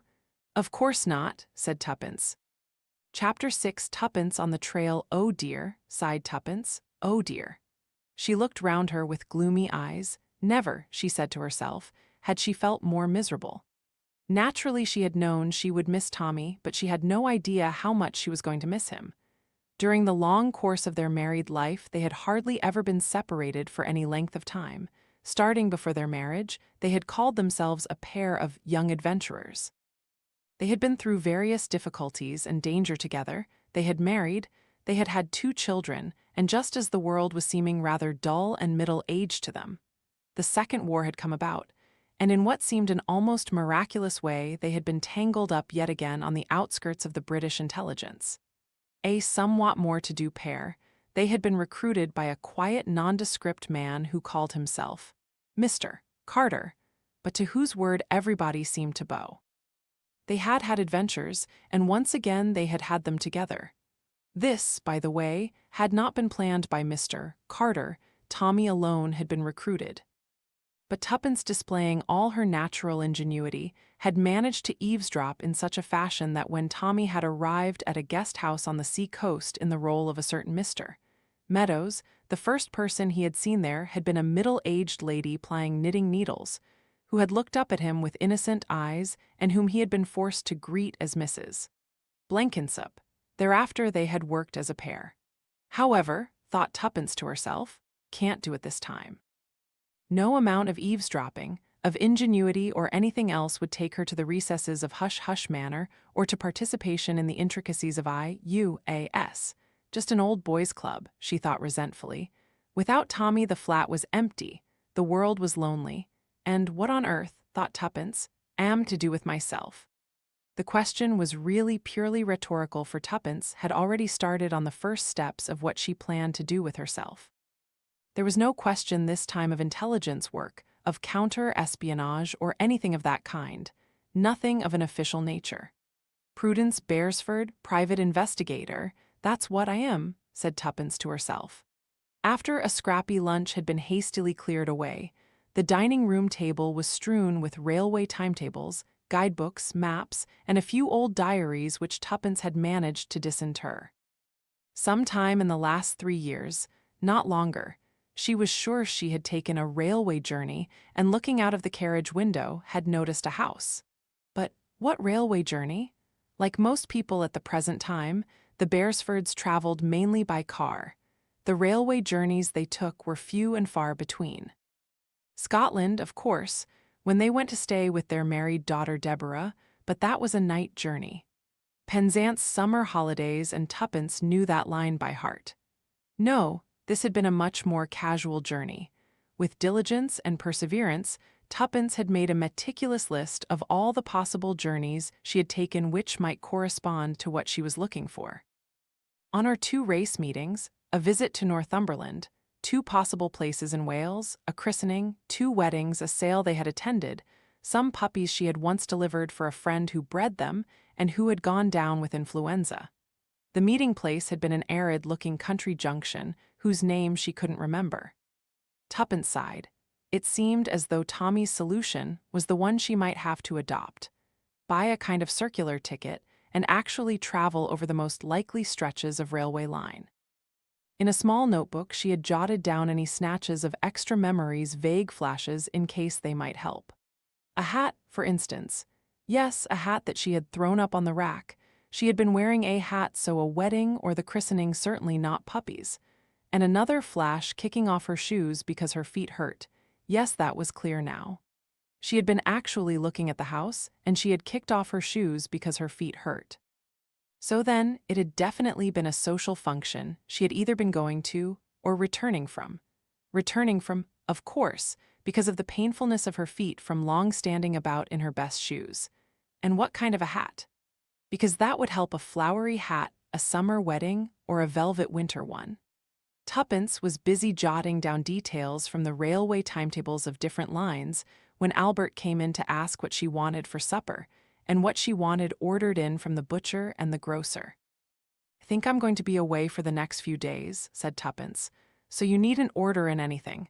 I'm going to take some railway journeys. Will you be wanting some sandwiches? I might get some ham or something. Egg and cheese, do you? Or there's a tin of pâté in the larder. It's been there a long while time it was eaten."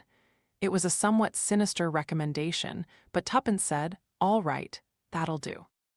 "Want letters forwarded?" "I don't even know where I'm going yet," said Tuppence. "See," said Albert. The comfortable thing about Albert was that he always accepted everything. Nothing ever had to be explained to him. He went away and Tuppence settled down to her planning. What she wanted was a social engagement involving a hat and party shoes.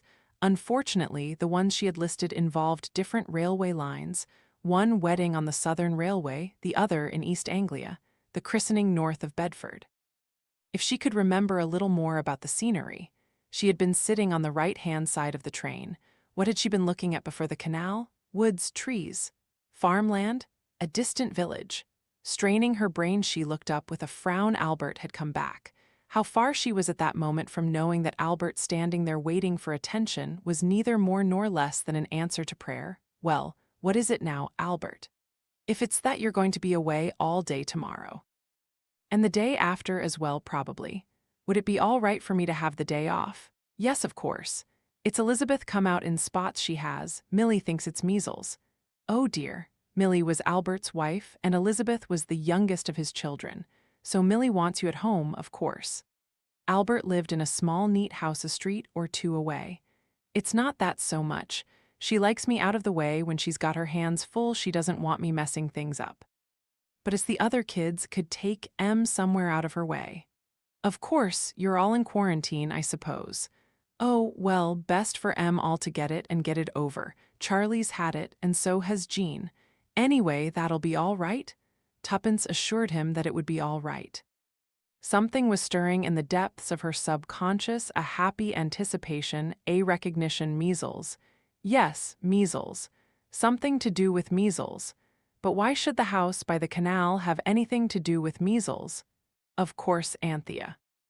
Anthea was Tuppence's goddaughter, and Anthea's daughter Jane was at school her first term, and it was prize-giving. And Anthea had rung up her two younger children had come out in a measles rash, and she had nobody in the house to help, and Jane would be terribly disappointed if nobody came. Could Tuppence possibly? And Tuppence had said of course. She wasn't doing anything particular. She'd go down to the school and take Jane out and give her lunch, and then go back to the sports and all the rest of it. There was a special school train. Everything came back into her mind with astonishing clarity, even the dress she'd worn, a summer print of cornflowers. She had seen the house on the return journey. Going down there, she had been absorbed in a magazine she had bought, but coming back she had had nothing to read, and she had looked out of the window until, exhausted by the activities of the day and the pressure of her shoes, she had dropped off to sleep. When she had woken up, the train had been running beside a canal. It was partially wooded country, an occasional bridge, sometimes a twisting lane or minor road, a distant farm, no villages. The train began to slow down, for no reason it would seem, except that a signal must be against it. It drew jerkily a halt by a bridge, a little hump-backed bridge which spanned the canal, a disused canal presumably. On the other side of the canal, close to the water, was the house, a house that Tuppence thought at once was one of the most attractive houses she had ever seen, a quiet, peaceful house, irradiated by the golden light of the late afternoon sun. There was no human being to be seen, no dogs or livestock. Yet the green shutters were not fastened. The house must be lived in, but now, at this moment, it was empty. I must find out about that house, Tuppence had thought. Someday I must come back here and look at it. It's the kind of house I'd like to live in. With a jerk, the train lurched slowly forwards. I'll look out for the name of the next station so that I'll know where it is. But there had been no appropriate station. It was the time when things were beginning to happen to railways. Small stations were closed, even pulled down, grass sprouted on the decayed platforms. For 20 minutes, half an hour, the train ran on, but nothing identifiable was to be seen. Over fields in the far distance, Tuppence once saw the spire of a church. Then had come some factory complex, tall chimneys, a line of prefab houses, then open country again. Tuppence had thought to herself, that house was rather like a dream, perhaps it was a dream. Don't suppose I'll ever go and look for it, too difficult. Besides, rather a pity, perhaps someday maybe I'll come across it by accident. And so she had forgotten all about it until a picture hanging on a wall had reawakened a veiled memory. And now, thanks to one word uttered unwittingly by Albert, the quest was ended. Or to speak correctly, a quest was beginning. Tuppence sorted out 3 maps, a guidebook, and various other accessories. Roughly now she knew the area she would have to search.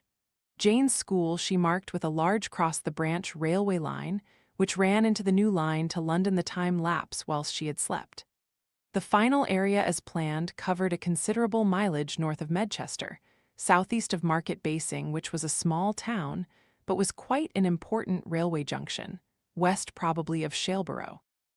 She'd take the car and start early tomorrow morning. She got up and went into the bedroom and studied the picture over the mantelpiece. Yes, there was no mistake.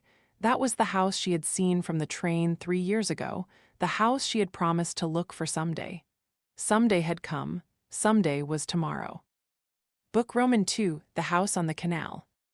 Chapter 7, The Friendly Witch. Before leaving the next morning, Tuppence took a last careful look at the picture hanging in her room, not so much to fix its details firmly in her mind, but to memorize its position in the landscape. This time she would be seeing it not from the window of a train, but from the road. The angle of approach would be quite different. There might be many hump-backed bridges, many similar disused canals, perhaps other houses looking like this one, but that Tuppence refused to believe. The picture was signed, but the signature of the artist was illegible. All that could be said was that it began with B. Turning away from the picture, Tuppence checked her paraphernalia, an A, B, C, and its attached railway map, a selection of ordnance maps, tentative names of places: Medchester, Wesley Market, Basing, Middlesham, Inchwell. Between them, they enclosed the triangle that she had decided to examine. With her, she took a small overnight bag, since she would have a 3 hours drive before she even arrived at the area of operations. And after that, it meant she judged a good deal of slow driving along country roads and lanes looking for likely canals. After stopping in Medchester for coffee and a snack, she, pushed on by a second-class road adjacent to a railway line and leading through wooded country with plenty of streams. As in most of the rural districts of England, signposts were plentiful, bearing names that Tuppence had never heard of, and seldom seeming to lead to the place in question. There seemed to be a certain cunning about this part of the road system of England. The road would twist off from the canal, and when you pressed on hopefully to where you thought the canal might have taken itself, you drew a blank. If you had gone in the direction of Great Mitchelden, the next signpost you came to offered you a choice of 2 roads, one to Pennington Sparrow and the other to Farlingford. You chose Farlingford and managed actually to get to such a place, but almost immediately the next signpost sent you back fumingly to Medchester, so that you practically retraced your steps. Actually, Tuppence never did find Great Mitchelden, and for a long time she was quite unable to find the lost canal. If she had had any idea of which village she was looking for, things might have gone more easily. Tracking canals on maps was merely puzzling. Now and again she came to the railway, which cheered her up, and she would then push on hopefully for Bees Hill, South Winterton, and Farrell St. Edmund. Farrell St. Edmund had once had a station, but it had been abolished some time ago. If only, thought Tuppence. There was some well-behaved road that ran alongside a canal or alongside a railway line. It would make it so much easier. The day wore on, and Tuppence became more and more baffled. Occasionally, she came upon a farm adjacent to a canal, but the road having led to the farm insisted on having nothing more to do with the canal and went over a hill and arrived at something called Westpenfold, which had a church with a square tower which was no use at all. From there, when disconsolately pursuing a rutted road which seemed the only way out of Westpenfold and which to Tuppence's sense of direction, which was now becoming increasingly unreliable, seemed to lead in the opposite direction to anywhere she could possibly want to go, she came abruptly to a place where two lanes forked right and left. There was the remains of a signpost between them, the arms of which had both been broken off. "Which way?" said Tuppence. "Who knows? Don't." She took the left-hand one. It meandered on, winding to left and to right. Finally it shot round a bend, widened out and climbed a hill coming out of woods into open downlike country. Having surmounted the crest it took a steep downward course. Not very far away a plaintive cry sounded. "Sounds like a train," said Tuppence, with sudden hope. It was a train. Then below her was the railway line and a long goods train uttering cries of distress as it puffed along. And beyond it was the canal, and on the other side of the canal was a house that Tuppence recognized, and leading across the canal was a small hump-backed, pink-bricked bridge. The road dipped under the railway, came up, and made for the bridge. Tuppence drove very gently over the narrow bridge. Beyond it the road went on with the house on the right-hand side of it. Tuppence drove on looking for the way in. There didn't seem to be one. A fairly high wall shielded it from the road. The house was on her right now. She stopped the car and walked back onto the bridge and looked at what she could see of the house from there. Most of the tall windows were shuttered with green shutters. The house had a very quiet and empty look. It looked peaceful and kindly in the setting sun. There was nothing to suggest that anyone lived in it. She went back to the car and drove a little farther. The wall, a moderately high one, ran along to her right. The left-hand side of the road was merely a hedge giving on green fields. Presently she came to a wrought iron gate in the wall. She parked the car by the side of the road, got out, and went over to look through the ironwork of the gate. By standing on tiptoe, she could look over it. What she looked into was a garden. The place was certainly not a farm now, though it might have been once. Presumably it gave on fields beyond it. The garden was tended and cultivated. It was not particularly well kept, but it looked as though someone was trying rather unsuccessfully to keep it tidy. From the iron gate, a circular path curved through the garden and round to the house. This must be presumably the front door, though it didn't look like a front door. It was. Inconspicuous though sturdy a back door. The house looked quite different from this side. To begin with, it was not empty. People lived there. Windows were open, curtains fluttered at them, a garbage pail stood by the door. At the far end of the garden Tuppence could see a large man digging, a big elderly man who dug slowly and with persistence. Certainly looked at from here, the house held no enchantment. No artist would have wanted particularly to paint it. It was just a house and somebody lived in it. Tuppence wondered. She hesitated. Should she go on and forget the house altogether? No, she could hardly do that, not after all the trouble she had taken. What time was it? She looked at her watch, but her watch had stopped. The sound of a door opening came from inside. She peered through the gate again. The door of the house had opened, and a woman came out. She put down a milk bottle and then, straightening up, glanced towards the gate. She saw Tuppence and hesitated for a moment, and then seeming to make up her mind, she came down the path towards the gate. "Why," said Tuppence to herself, "why, it's a friendly witch." It was a woman of about 50. She had long straggly hair which, when caught by the wind, flew out behind her. It reminded Tuppence vaguely of a picture, by Nevinson, of a young witch on a broomstick. That is perhaps why the term witch had come into her mind, but there was nothing young or beautiful about this woman. She was middle-aged, with a lined face, dressed in a rather slipshod way. She had a kind of steeple hat perched on her head, and her nose and her chin came up towards each other. As a description, she could have been sinister, but she did not look sinister. She seemed to have a beaming and boundless goodwill. "Yes," thought Tuppence, "you're exactly like a witch, but you're a friendly witch." Expect you're what they used to call a white witch." The woman came down in a hesitating manner to the gate and spoke. Her voice was pleasant with a faint country burr in it of some kind. "Were you looking for anything?" she said. "I'm sorry," said Tuppence. "You must think it very rude of me looking into your garden in this way, but I wondered about this house." "Would you like to come in and look round the garden?" said the friendly witch. Well, thank you, but don't want to bother you." "Oh, it's no bother. Nothing to do, lovely afternoon, is it?" "Yes, it is," said Tuppence. "Thought perhaps you'd lost your way," said the friendly witch. "People do sometimes." "I just thought," said Tuppence, "that this was a very attractive-looking house when I came down the hill on the other side of the bridge." "That's the prettiest side," said the woman. "Artists come and sketch it sometimes, or they used to once." "Yes," said Tuppence, "I expect they would. Believe I saw a picture at some exhibition," she added hurriedly. "Some house very like this, perhaps it was this." "Oh, it may have been." "Funny, artists come and do a picture, and then other artists seem to come too. It's just the same when they have the local picture show every year. Artists all seem to choose the same spot. Don't know why. It's either a bit of meadow and brook, or a particular oak tree, or a dump of willows, or it's the same view of the Norman church. 5 or 6 different pictures of the same thing, most of them pretty bad, should think. But then, I don't know anything about art. Come and do." "You're very kind," said Tuppence. "You've got a very nice garden," she added. "Oh, it's not too bad. We've got a few flowers and vegetables and things, but my husband can't do much work nowadays, and I've got no time with one thing and another." "I saw this house once from the train," said Tuppence. "The train slowed up, and I saw this house, and I wondered whether I'd ever see it again, quite some time ago." "And now suddenly you come down the hill in your car and there it is," said the woman. "Funny, things happen like that, do they?" Thank goodness, Tuppence thought. This woman is extraordinarily easy to talk to. One hardly has to imagine anything to explain oneself. One can almost say just what comes into one's head. "Like to come inside the house?" said the friendly witch.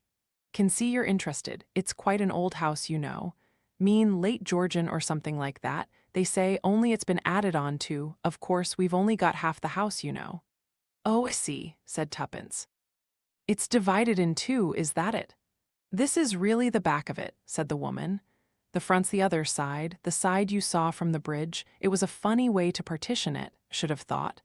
Have thought it would have been easier to do it the other way, right and left, so to speak, not back and front. This is all really the back." "Have you lived here long?" asked Tuppence. 3 years. After my husband retired, we wanted a little place somewhere in the country where we'd be quiet, somewhere cheap. This was going cheap because, of course, it's very lonely. You're not near a village or anything." "I saw a church steeple in the distance." "Ah, that's Sutton Chancellor, 2.5 miles from here. We're in the parish, of course, but there aren't any houses until you get to the village. It's a very small village, too. You'll have a cup of tea?" said the friendly witch. "Just put the kettle on not 2 minutes ago when I looked out and saw you." She raised both hands to her mouth and shouted. "Amos," she shouted, "Amos." The big man in the distance turned his head. "Tea in 10 minutes," she called. He acknowledged the signal by raising his hand. She turned open the door and motioned Tuppence to go in. "Perry, my name is," she said in a friendly voice. "Alice Perry." "Mine's Beresford," said Tuppence. "Mrs. Beresford." "Come in, Mrs. Beresford, and have a look round." Tuppence paused for a second. She thought just for a moment feel like Hansel and Gretel. The witch asks you into her house. Perhaps it's a gingerbread house. It ought to be. Then she looked at Alice Perry again and thought that it wasn't the gingerbread house of Hansel and Gretel's witch. This was just a perfectly ordinary woman. No, not quite ordinary. She had a rather strange, wild friendliness about her. She might be able to do spells, thought Tuppence, but I'm sure they'd be good spells. She stooped her head a little and stepped over the threshold into the witch's house. It was rather dark inside. The passages were small. Mrs. Perry led her through a kitchen and into a sitting room beyond it, which was evidently the family living room. There was nothing exciting about the house. It was, Tuppence thought, probably a late Victorian addition to the main part. Horizontally it was narrow. It seemed to consist of a horizontal passage rather dark, which served a string of rooms. She thought to herself that it certainly was rather an odd way of dividing a house. "Sit down, and I'll bring the tea in," said Mrs. Perry. "Let me help you." Oh, don't worry, shan't be a minute, it's all ready on the tray. A whistle rose from the kitchen. The kettle had evidently reached the end of its span of tranquility. Mrs. Perry went out and returned in a minute or two with the tea tray, a plate of scones, a jar of jam, and 3 cups and saucers. "Expect you're disappointed, now you've got inside," said Mrs. Perry. It was a shrewd remark and very near to the truth. "Oh no," said Tuppence. "Well, should be if I was you, because they don't match a bit, do they? Mean the front and the back side of the house don't match, but it is a comfortable house to live in, not many rooms, not too much light, but it makes a great difference in price. Who divided the house and why? Oh, a good many years ago, believe. Suppose whoever had it thought it was too big or too inconvenient, only wanted a weekend place or something of that kind. So they kept the good rooms, the dining room and the drawing room, and made a kitchen out of a small study there was, and a couple of bedrooms and bathroom upstairs, and then walled it up and let the part that was kitchens and old-fashioned sculleries and things, and did it up a bit. Who lives in the other part? Someone who just comes down for weekends. Nobody lives there now, said Mrs. Perry. Have another scone, dear. Thank you, said Tuppence. At least nobody's come down here in the last 2 years. Don't know even who it belongs to now. But when you first came here, there was a young lady used to come down here, an actress they said she was, at least that's what we heard, but we never saw her really, just caught a glimpse sometimes. She used to come down late on a Saturday night after the show, suppose. She used to go away on the Sunday evenings. Quite a mystery woman, said Tuppence, encouragingly. You know, that's just the way I used to think of her. Used to make up stories about her in my head. Sometimes I'd think she was like Greta Garbo. You know, the way she went about always in dark glasses and pulled down hats. Goodness now, I've got my peak hat on. She removed the witch's headgear from her head and laughed. It's for a play we're having at the Parish Rooms in Sutton Chancellor, she said. You know, a sort of fairy story play for the children mostly. I'm playing the witch, she added. Oh, said Tuppence, slightly taken aback, then added quickly, what fun. Yes, it is fun, is it? Said Mrs. Perry. Just right for the witch, aren't I? She laughed and tapped her chin. You know, I've got the face for it. Hope it won't put ideas into people's heads. They'll think I've got the evil eye. Don't think they'd think that of you, said Tuppence. I'm sure you'd be a beneficent witch. Well, I'm glad you think so, said Mrs. Perry. As I was saying, this actress, can't remember her name now, Miss Marchmont, I think it was, but it might have been something else. You wouldn't believe the things I used to make up about her. Really, I suppose, hardly ever saw or spoke to her. Sometimes, think she was just terribly shy and neurotic. Reporters come down after her and things like that, but she never would see them.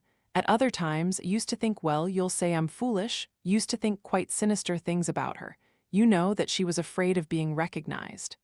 Perhaps she wasn't an actress at all. Perhaps the police were looking for her. Perhaps she was a criminal of some kind. It's exciting sometimes, making things up in your head, especially when you don't well see many people. Did nobody ever come down here with her? Well, I'm not so sure about that. Of course, these partition walls, you know, that they put in when they turned the house into 2, well, they're pretty thin, and sometimes you'd hear voices and things like that. Think she did bring down someone for weekends occasionally. She nodded her head. A man of some kind, that may have been why they wanted somewhere quiet like this. A married man, said Tuppence, entering into the spirit of make-believe. Yes, it would be a married man, wouldn't it? Said Mrs. Perry. Perhaps it was her husband who came down with her. He'd taken this place in the country because he wanted to murder her, and perhaps he buried her in the garden. My, said Mrs. Perry, you do have an imagination, do you? Never thought of that one. I suppose someone must have known all about her, said Tuppence. I mean house agents, people like that. Oh, suppose so, said Mrs. Perry, but I rather liked not knowing, if you understand what I mean. Oh yes, said Tuppence, I do understand. It's got an atmosphere, you know, this house. Mean there's a feeling in it, a feeling that anything might have happened. Didn't she have any people come in to clean for her or anything like that? Difficult to get anyone here, there's nobody near at hand. The outside door opened. The big man who had been digging in the garden came in. He went to the scullery tap and turned it, obviously washing his hands, then he came through into the sitting room. This is my husband, said Mrs. Perry. Amos, we've got a visitor, Amos, this is Mrs. Beresford. How do you do, said Tuppence. Amos Perry was a tall, shambling-looking man. He was bigger and more powerful than Tuppence had realized. Although he had a shambling gait and walked slowly, he was a big man of muscular build. He said, "Pleased to meet you, Mrs. Beresford." His voice was pleasant and he smiled, but Tuppence wondered for a brief moment whether he was really what she would have called all there. There was a kind of wondering simplicity about the look in his eyes, and she wondered, too, whether Mrs. Perry had wanted a quiet place to live in because of some mental disability on the part of her husband. "Ever so fond of the garden he is," said Mrs. Perry. At his entrance, the conversation dimmed down. Mrs. Perry did most of the talking, but her personality seemed to have changed. She talked with rather more nervousness and with particular attention to her husband. Encouraging him, Tuppence thought, rather in a way that a mother might prompt a shy boy to talk, to display the best of himself before a visitor, and to be a little nervous that he might be inadequate.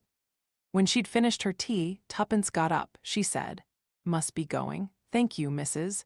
Perry, very much for your hospitality. You'll see the garden before you go." Mr. Perry rose. "Come on, I'll show you." She went with him outdoors, and he took her down to the corner beyond where he had been digging. "Nice them flowers, aren't they?" he said. "Got some old-fashioned roses here. See this one striped red and white." "Commandant Beaurepaire," said Tuppence. "Us calls it York and Lancaster here," said Perry. "Wars of the Roses. Smells sweet, don't it?" "Smells lovely. Better than them new-fashioned hybrid teas." In a way, the garden was rather pathetic. The weeds were imperfectly controlled, but the flowers themselves were carefully tied up in an amateurish fashion. "Bright colors," said Mr. Perry. "Like bright colors, we often get folk to see our garden," he said. "Glad you came." "Thank you very much," said Tuppence. "I think your garden and your house are very nice indeed. You ought to see the other side of it. Is it to let or to be sold? Your wife says there's nobody living there now." "We don't know. We've not seen anyone, and there's no board up, and nobody's ever come to see over it. It would be a nice house, think, to live in." "You wanting a house?" "Yes," said Tuppence, making up her mind quickly. "Yes, as a matter of fact, we are looking round for some small place in the country for when my husband retires. That'll be next year probably, but we like to look about in plenty of time. It's quiet here if you like quiet." "I suppose," said Tuppence, "could ask the local house agents. Is that how you got your house?" "Saw an advertisement first we did in the paper, then we went to the house agents, yes." "Where was that?" "In Sutton Chancellor." "That's your village, is it?" "Sutton Chancellor? No, agent's place is in Market Basing. Russell and Thompson, that's the name. You could go to them and ask." "Yes," said Tuppence, "so could. How far is Market Basing from here?" "It's 2 miles to Sutton Chancellor, and it's 7 miles to Market Basing from there. There's a proper road from Sutton Chancellor, but it's all lanes hereabouts." "I see," said Tuppence. "Well, goodbye, Mr. Perry, and thank you very much for showing me your garden. Wait a bit." He stopped, cut off an enormous peony, and taking Tuppence by the lapel of her coat, he inserted this trough the buttonhole in it. "There," he said, "there you are. Looks pretty, it does." For a moment Tuppence felt a sudden feeling of panic. This large, shambling, good-natured man suddenly frightened her. He was looking down at her, smiling rather wildly, almost leering. "Pretty it looks on you," he said again. "Pretty." Tuppence thought, "I'm glad I'm not a young girl. Don't think I'd like him putting a flower on me then." She said goodbye again and hurried away. The house door was open, and Tuppence went in to say goodbye to Mrs. Perry. Mrs. Perry was in the kitchen, washing up the tea things, and Tuppence almost automatically pulled a teacloth off the rack and started drying. "Thank you so much," she said, "both you and your husband. You've been so kind and hospitable. What's that?" From the wall of the kitchen, or rather behind the wall where an old-fashioned range had once stood, there came a loud screaming and squawking and a scratching noise too. "That'll be a jackdaw," said Mrs. Perry, "dropped down the chimney in the other house. They do this time of the year. One came down our chimney last week. They make nests in the chimneys, you know." "What in the other house?" "Yes, there it is again." Again the squawking and crying of a distressed bird came to their ears. "Mrs. Perry said, there's no one to bother, you see, in the empty house. The chimneys ought to be swept and all that." The squawking, scratching noises went on. "Poor bird," said Tuppence. "I know, it won't be able to get up again." "You mean it'll just die there?" Oh yes, one came down our chimney, as I say. Two of them actually, one was a young bird. It was all right, we put it out and it flew away, the other one was dead. The frenzied scuffling and squeaking went on. Oh, said Tuppence, wish we could get at it. Mr. Perry came in through the door. Anything the matter? He said, looking from one to the other. There's a bird, Amos. It must be in the drawing-room chimney next door, hear it. It's come down from the jackdaw's nest. Wish we could get in there, said Mrs. Perry. Ah, you can't do anything. They'll die from the fright, if nothing else. Then it'll smell, said Mrs. Perry. You won't smell anything in here, you're soft-hearted, he went on, looking from one to the other. Like all females, we'll get it if you like. Why is one of the windows open? We can get in through the door. What door? Outside here in the yard, the keys hanging up among those. He went outside and along to the end, opening a small door there. It was a kind of potting shed, really, but a door from it led into the other house, and near the door of the potting shed were 6 or 7 rusty keys hanging on a nail. This one fits, said Mr. Perry. He took down the key and put it in the door, and after exerting a good deal of cajolery and force, the key turned rustily in the lock. I went in once before, he said, when I heard water running. Somebody'd forgotten to shut the water off properly. He went in, and the 2 women followed him. The door led into a small room, which still contained various flower vases on a shelf, and a sink with a tap. A flower room, shouldn't wonder, he said, where people used to do the flowers. See, a lot of the vases left here. There was a door out of the flower room. This was not even locked. He opened it and they went through. It was like Tuppence thought, going through into another world. The passageway outside was covered with a pile carpet. A little way along there was a door half open, and from there the sounds of a bird in distress were coming. Perry pushed the door open, and his wife and Tuppence went in. The windows were shuttered, but one side of a shutter was hanging loose and light came in. Although it was dim, there was a faded but beautiful carpet on the floor, a deep sage green in color. There was a bookshelf against the wall, but no chairs or tables. The furniture had been removed, no doubt. The curtains and carpets had been left as fittings to be passed on to the next tenant. Mrs. Perry went towards the fireplace. A bird lay in the grate scuffling and uttering loud squawking sounds of distress. She stooped, picked it up, and said, "Open the window if you can, Amos." Amos went over, pulled the shutter aside, unfastened the other side of it, and then pushed at the latch of the window. He raised the lower sash, which came gratingly. As soon as it was open, Mrs. Perry leaned out and released the jackdaw. It flopped onto the lawn, hopped a few paces. "Better kill it," said Perry. "It's damaged." "Leave it a bit," said his wife. "You never know, they recover very quickly, birds. It's fright that makes them so paralyzed looking." Sure enough, a few moments later the jackdaw, with a final struggle, a squawk, a flapping of wings, flew off. "Only hope," said Alice Perry, "that it doesn't come down that chimney again. Contrary things, birds don't know what's good for them. Get into a room, they can never get out of it by themselves. Oh," she added, "what a mess." She, Tuppence, and Mr. Perry all stared at the grate.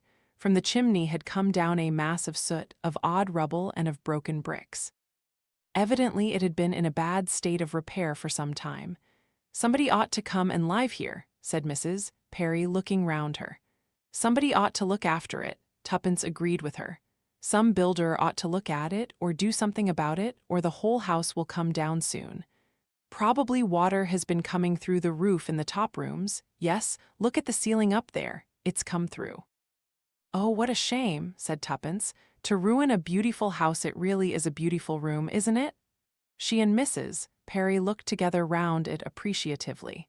Built in 1790, it had all the graciousness of a house of that period. It had had originally a pattern of willow leaves on the discolored paper. "It's a ruin now," said Mr. Perry. Tuppence poked the debris in the grate.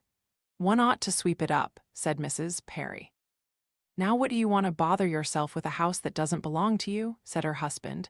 "Leave it alone, woman. It'll be in just as bad a state tomorrow morning." Tuppence stirred the bricks aside with a toe. "Ooh," she said with an exclamation of disgust. There were 2 dead birds lying in the fireplace.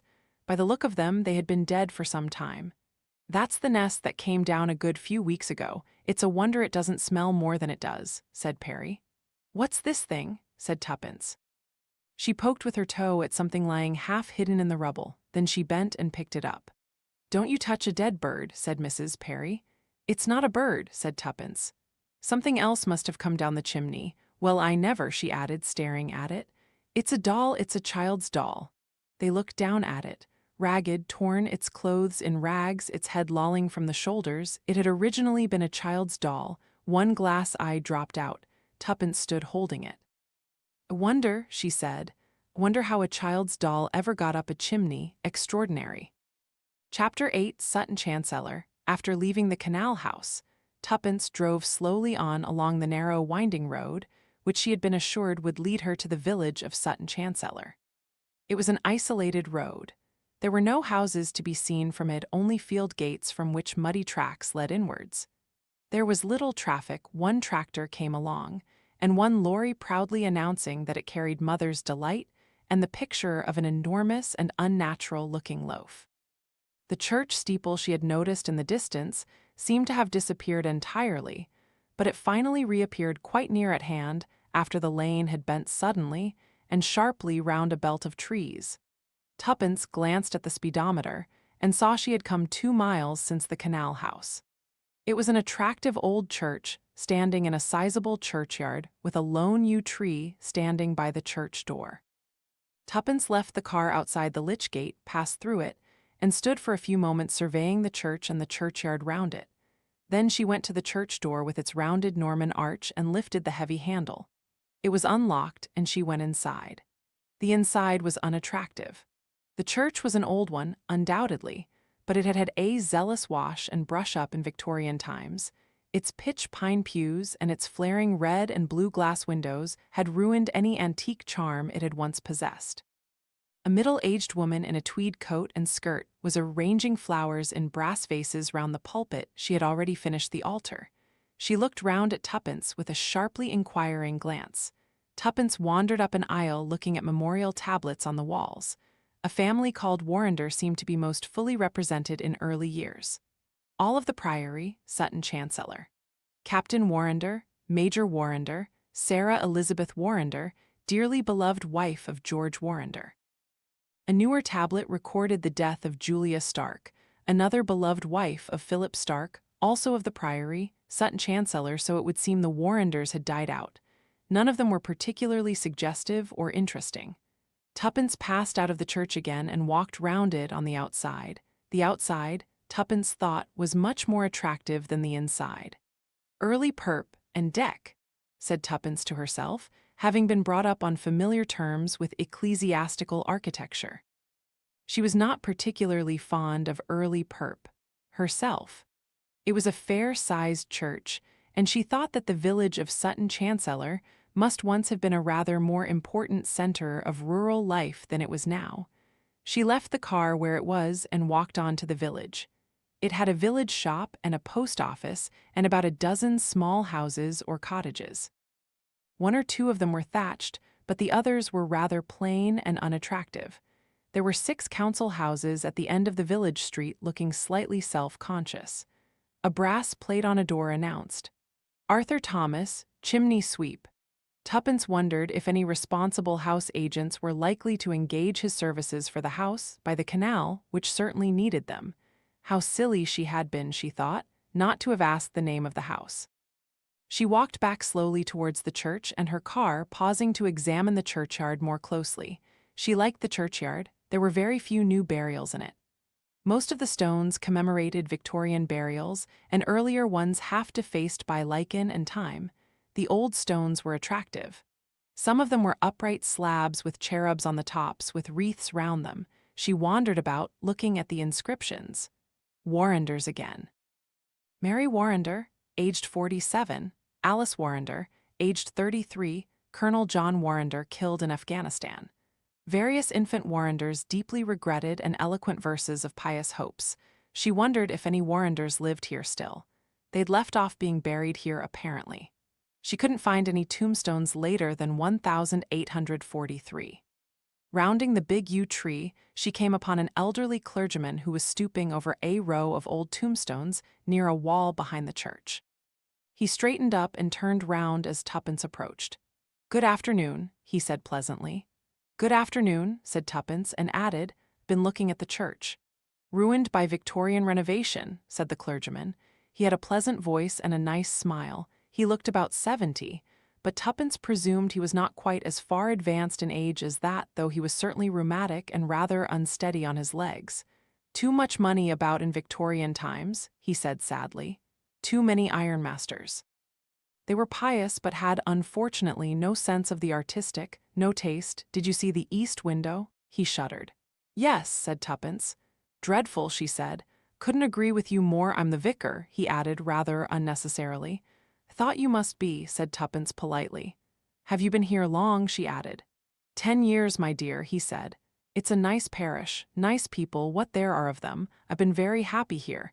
They don't like my sermons very much, he added sadly. I do the best I can, but of course, can't pretend to be really modern. Sit down, he added hospitably, waving to a nearby tombstone. Tuppence sat down gratefully and the vicar took a seat on another one nearby. Can't stand very long, he said apologetically. He added, Can I do anything for you or are you just passing by? Well, really just passing by, said Tuppence. I thought I'd just look at the church. I'd rather lost myself in a car wandering around the lanes. Yes, very difficult to find one's way about round here. A lot of signposts are broken, you know, and the council don't repair them as they should. He added, Don't know that it matters very much. People who drive down these lanes aren't usually trying to get anywhere in particular. People who are keep to the main roads, dreadful, he added again. Especially the new motorway. At least, think so. The noise and the speed and the reckless driving. Oh well, pay no attention to me. I'm a crusty old fellow. You'd never guess what I'm doing here, he went on. Saw you were examining some of the gravestones, said Tuppence. Has there been any vandalism? Have teenagers been breaking bits off them? No, one's mind does turn that way nowadays, what with so many telephone boxes wrecked and all those other things that these young vandals do. Poor children, they don't know any better, suppose. Can't think of anything more amusing to do than to smash things. Sad, is it? Very sad. No, he said. There's been no damage of that kind here. The boys round here are a nice lot on the whole. No, just looking for a child's grave. Tuppence stirred on her tombstone. A child's grave. She said, Yes, somebody wrote to me. A Major Waters, he asked if by any possibility a child had been buried here. Looked it up in the parish register, of course, but there was no record of any such name. All the same, came out here and looked round the stones. Thought, you know, that perhaps whoever wrote might have got hold of some wrong name, or that there had been a mistake. What was the Christian name? Asked Tuppence. He didn't know, perhaps Julia after the mother. How old was the child? Again, he wasn't sure. Rather vague, the whole thing. Think myself that the man must have got hold of the wrong village altogether. I never remember a Waters living here or having heard of one. What about the Warrenders? Asked Tuppence, her mind going back to the names in the church. The church seems full of tablets to them, and their names are on lots of gravestones out here. Ah, that family's died out by now. They had a fine property, an old 14th century priory. It was burnt down, nearly 100 years ago now, so I suppose any Warrenders there were left were away and didn't come back. A new house was built on the site by a rich Victorian called Stark. A very ugly house, but comfortable, they say. Very comfortable. Bathrooms, you know, and all that. I suppose that sort of thing is important. It seems a very odd thing, said Tuppence, that someone should write and ask you about a child's grave, somebody a relation. The father of the child, said the vicar. One of these war tragedies, I imagine, a marriage that broke up when the husband was on service abroad. The young wife ran away with another man while the husband was serving abroad. There was a child he'd never seen. She'd be grown up by now, I suppose, if she were alive. It must be 20 years ago or more. Isn't it a long time after to be looking for her? Apparently, he only heard there was a child quite recently. The information came to him by pure chance. Curious story, the whole thing. What made him think that the child had been buried here? I gather somebody who had come across his wife in wartime had told him that his wife had said she was living at Sutton Chancellor. It happens, you know. You meet someone, a friend or acquaintance you haven't seen for years, and they sometimes can give you news from the past that you wouldn't get in any other way. But she's certainly not living here now. Nobody of that name has lived here not since I've been here, or in the neighborhood as far as I know. Of course. The mother might have been going by another name, however. I gather the father is employing solicitors and inquiry agents and all that sort of thing, and they will probably be able to get results in the end. It will take time. Was it your poor child? Murmured Tuppence. Beg your pardon, my dear. Nothing, said Tuppence. Something somebody said to me the other day. Was it your poor child? It's rather a startling thing to hear suddenly, but I don't really think the old lady who said it knew what she was talking about. I know, I'm often the same, say things and I don't really know what I mean by them, most vexing. Expect you know everything about the people who live here now, said Tuppence. Well, there certainly aren't very many to know. Yes, why, is there someone you wanted to know about? Wondered if there had ever been a Mrs. Lancaster living here. Lancaster, no, don't think I recollect that name. And there's a house I was driving today rather aimlessly not minding particularly where I went just following lanes. I know, very nice, the lanes round here, and you can find quite rare specimens. Botanical, I mean in the hedges here. Nobody ever picks flowers in these hedges. We never get any tourists round here or that sort of thing. Yes, found some very rare specimens sometimes. Dusty cranespell, for instance. There was a house by a canal, said Tuppence, refusing to be sidetracked into botany. Near a little hump-backed bridge, it was about 2 miles from here. Wondered what its name was. Let me see, canal hump-backed bridge. Well, there are several houses like that there. Maricott Farm. It wasn't a farm. Ah, now I expect it was the Perrys, House Amos and Alice Perry. That's right, said Tuppence. A Mr. and Mrs. Perry. She's a striking-looking woman, isn't she interesting? I always think, very interesting. Medieval face, didn't you think so? She's going to play the witch in our play we're getting up. The school children, you know, she looks rather like a witch, doesn't she? Yes, said Tuppence. A friendly witch. As you say, my dear, absolutely rightly, yes, a friendly witch. But he? Yes, poor fellow, said the vicar. Not completely compos mentis, but no harm in him. They were very nice.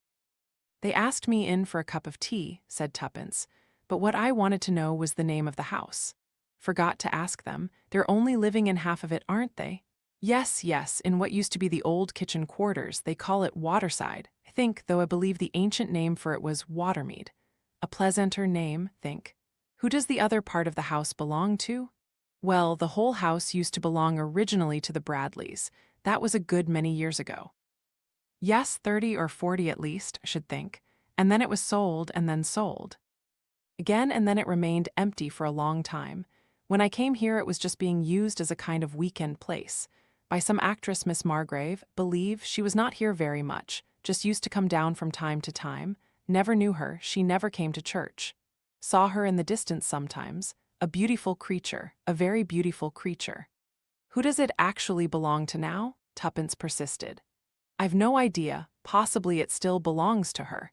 The part the Perrys live in is only rented to them. Recognized it, you know, said Tuppence, as soon as I saw it because I've got a picture of it. Oh really? That must have been one of Boscombe S., or was his name Boscoble, can't remember now, some name like that. He was a Cornishman, fairly well-known artist, I believe. Rather imagine he's dead now. Yes, he used to come down here fairly often. He used to sketch all round this part of the world. He did some oils here, too. Very attractive landscapes, some of them. This particular picture, said Tuppence, was given to an old aunt of mine who died about a month ago. It was given to her by a Mrs. Lancaster. That's why I asked if you knew the name. But the vicar shook his head once more. Lancaster. No, don't seem to remember the name. Ah, but here's the person you must ask, our dear Miss Bligg. Very active Miss Bligg is. She knows all about the parish. She runs everything. The Women's Institute, the Boy Scouts and the Guides, everything. You ask her. She's very active indeed. The vicar sighed. The activity of Miss Bligg seemed to worry him. Nellie Bligg, they call her in the village. The boys sing it after her sometimes. Nellie Bligg, it's not her proper name. That's something more like Gertrude or Geraldine. Miss Bligg, who was the tweed-clad woman Tuppence had seen in the church, was approaching them at a rapid trot, still holding a small watering can. She eyed Tuppence with deep curiosity as she approached, increasing her pace and starting a conversation before she reached them. Finished my job, she exclaimed merrily. Had a bit of a rush today. Oh yes, had a bit of a rush, of course, as you know, Vicar. usually do the church in the morning. But today we had the emergency meeting in the parish rooms, and really you wouldn't believe the time it took. So much argument, you know. Really think sometimes people object to things just for the fun of doing so. Mrs. Hardington was particularly irritating, wanting everything fully discussed, you know, and wondering whether we'd got enough different prices from different sources. Mean, the whole thing is such a small cost anyway, that really a few shillings here or there can't make much difference. And Birkenheads have always been most reliable. Don't think really, Vicar, you know that you ought to sit on that tombstone. Irreverent, perhaps, suggested the vicar. Oh, no, of course, it didn't mean that at all, Vicar. Meant the stone, you know, the damp does come through, and with your rheumatism, her eyes slid sideways to Tuppence questioningly. Let me introduce you to Miss Bligg, said the vicar. This is, he hesitated. Mrs. Beresford, said Tuppence. Ah, yes, said Miss Bligg. Saw you in the church, didn't I, just now, looking round it. I would have come and spoken to you, called your attention to one or two interesting points, but I was in such a hurry to finish my job.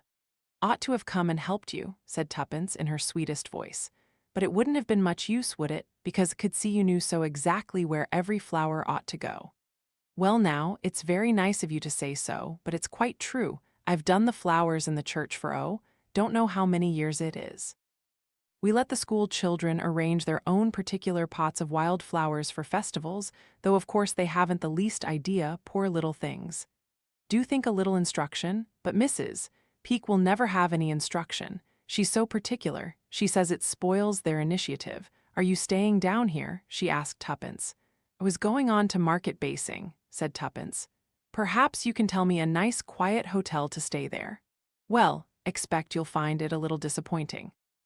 It's just a market town, you know. It doesn't cater at all for the motoring trade. The Blue Dragon is a 2-star, but really I don't think these stars mean anything at all sometimes. I think you'd find the Lamb better. Quieter, you know. Are you staying there for long? Oh no, said Tuppence. Just a day or two while I'm looking round the neighborhood. Not very much to see, I'm afraid. No interesting antiquities or anything like that. We're purely a rural and agricultural district, said the vicar. But peaceful, you know, very peaceful. As I told you, some interesting wild flowers. Ah, yes, said Tuppence. I've heard that, and I'm anxious to collect a few specimens in the intervals of doing a little mild house hunting, she added. Oh dear, how interesting, said Miss Bligg. Are you thinking of settling in this neighborhood? Well, my husband and I haven't decided very definitely on any one neighborhood in particular, said Tuppence. And we're in no hurry. He won't be retiring for another 18 months. But it's always as well, think, to look about. Personally, what I prefer to do is to stay in one neighborhood for 4 or 5 days, get a list of likely small properties, and drive about to see them. Coming down for one day from London to see one particular house is very tiring, find.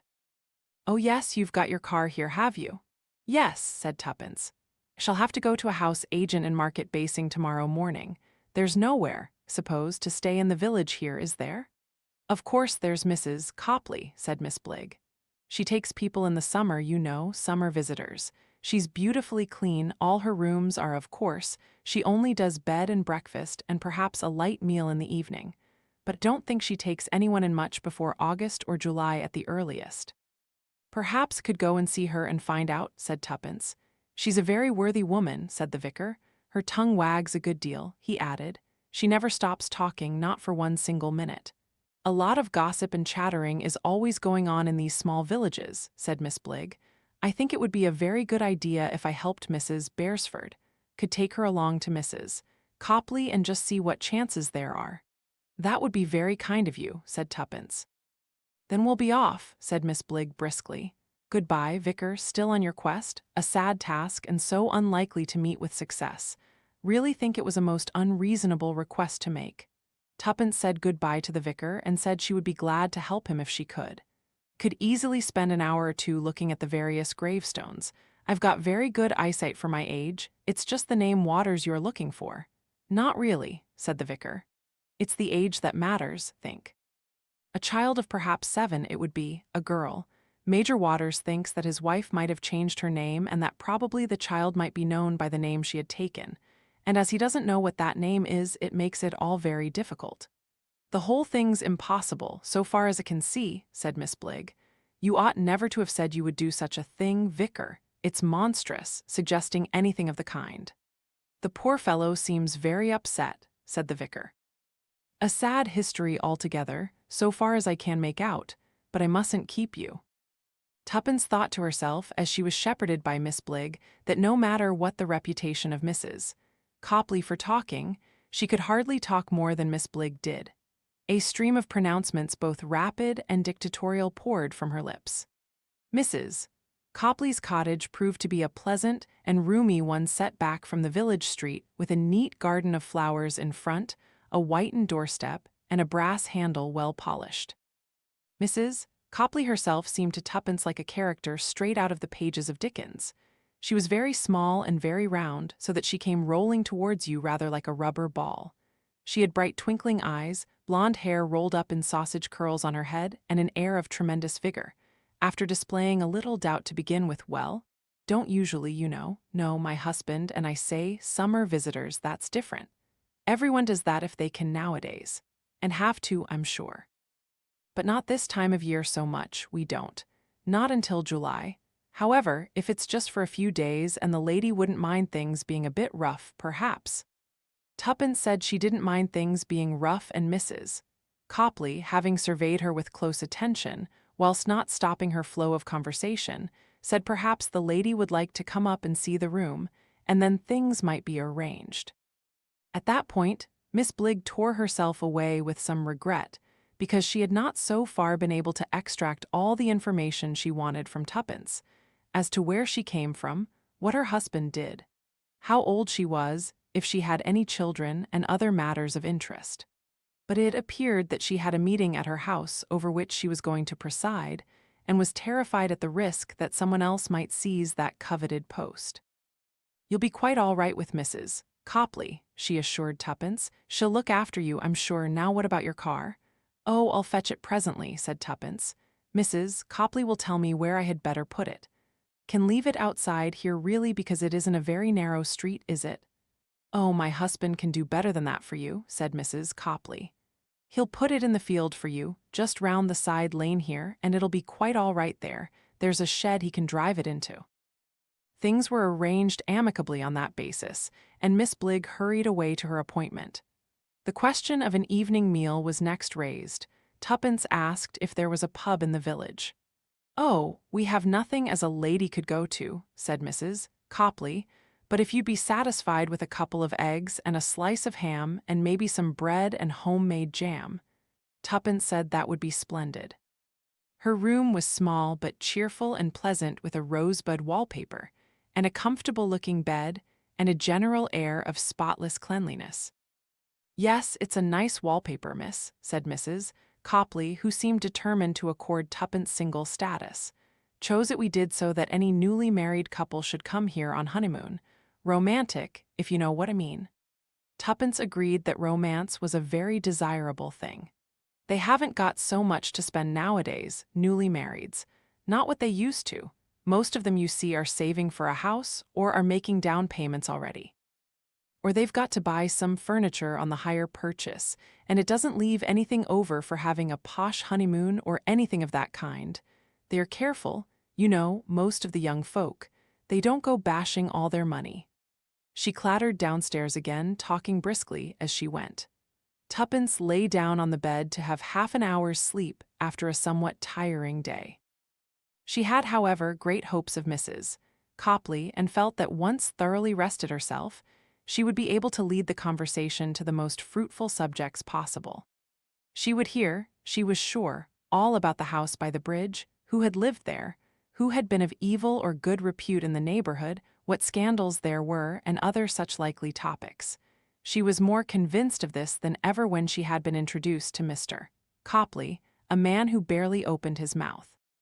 His conversation was mostly made up of amiable grunts, usually signifying an affirmative. Sometimes, in more muted tones, a disagreement. He was content, so far as Tuppence could see, to let his wife talk. He himself more or less abstracted his attention, part of the time busy with his plans for the next day, which appeared to be market day. As far as Tuppence was concerned, nothing could have turned out better. It could have been distinguished by a slogan, "You want information, we have it." Mrs. Copley was as good as a wireless set or a television. You had only to turn the button, and words poured out accompanied by gestures and lots of facial expression. Not only was her figure like a child's rubber ball, her face might also have been made of India rubber. The various people she was talking about almost came alive in caricature before Tuppence's eyes. Tuppence ate bacon and eggs and had slices of thick bread and butter and praised the blackberry jelly, homemade, her favorite kind, she truthfully announced, and did her best to absorb the flood of information so that she could write notes down in her notebook later.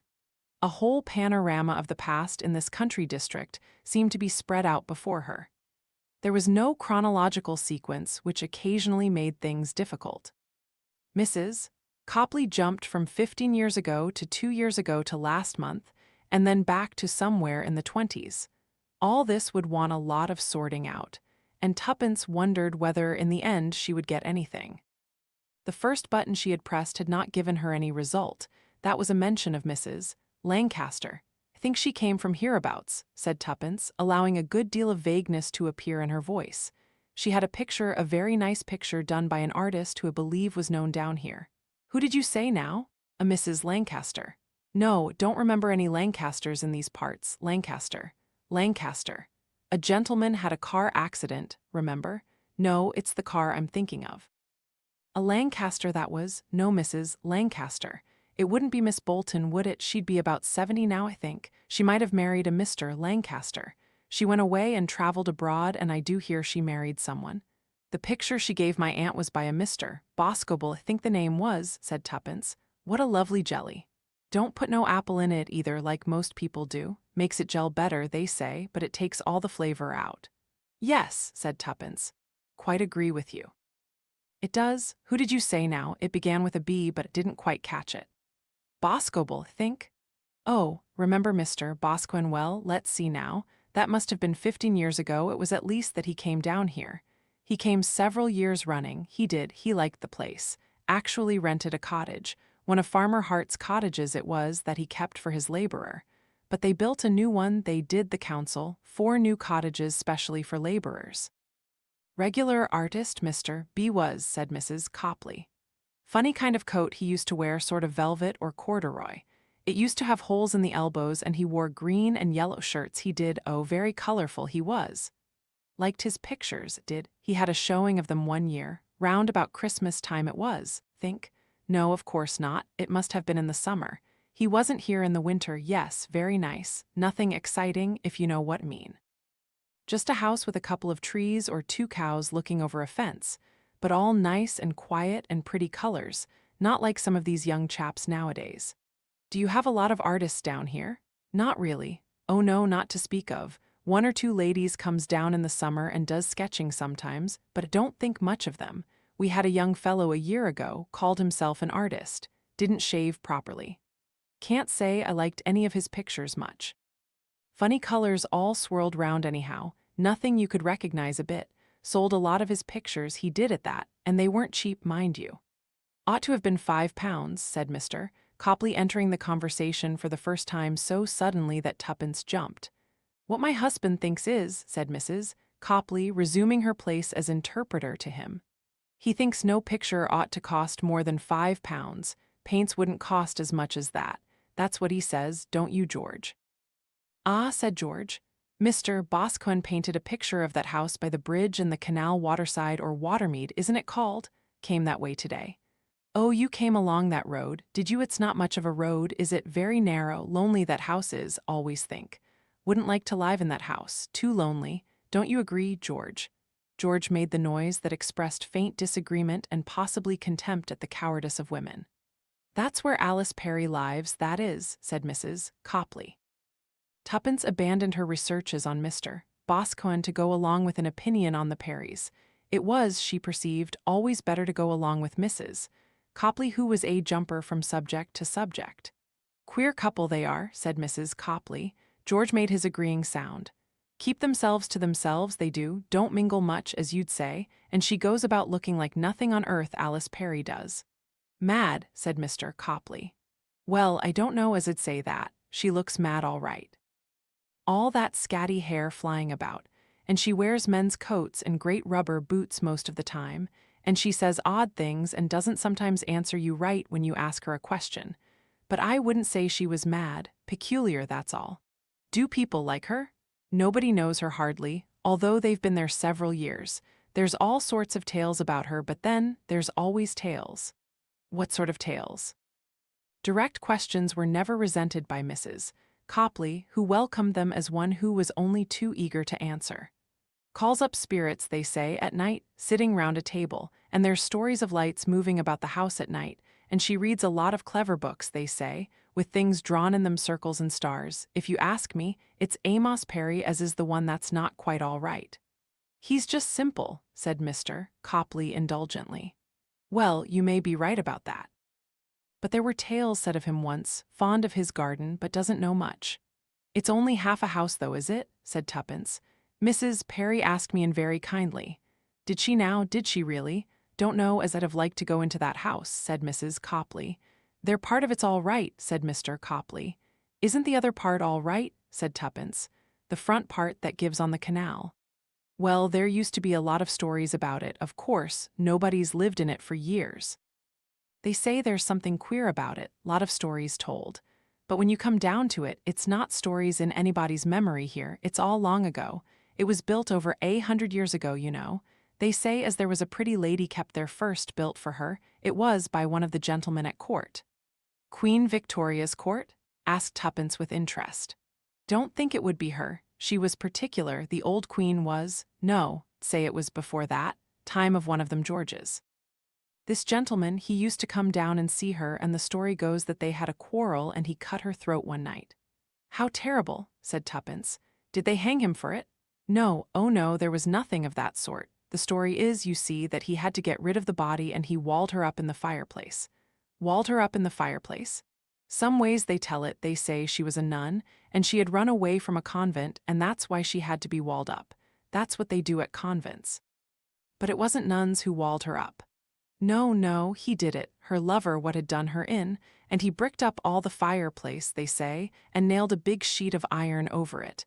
Anyway, she was never seen again, poor soul, walking about in her nice dresses. Some said of course she'd gone away with him. Gone away to live in town or back to some other place. People used to hear noises and see lights in the house, and a lot of people don't go near it after dark. But what happened later? Said Tuppence, feeling that to go back beyond the reign of Queen Victoria seemed a little too far into the past for what she was looking for. Well, don't rightly know, as there was very much. A farmer called Blodgett took it over when it came up for sale. Believe, he weren't there long either. What they called a gentleman farmer. That's why he liked the house, I suppose. But the farming land wasn't much use to him, and he didn't know how to deal with it. So he sold it again. Changed hands ever so many times it has. Always builders coming along and making alterations, new bathrooms, that sort of thing. A couple had it who were doing chicken farming, I believe, at one time.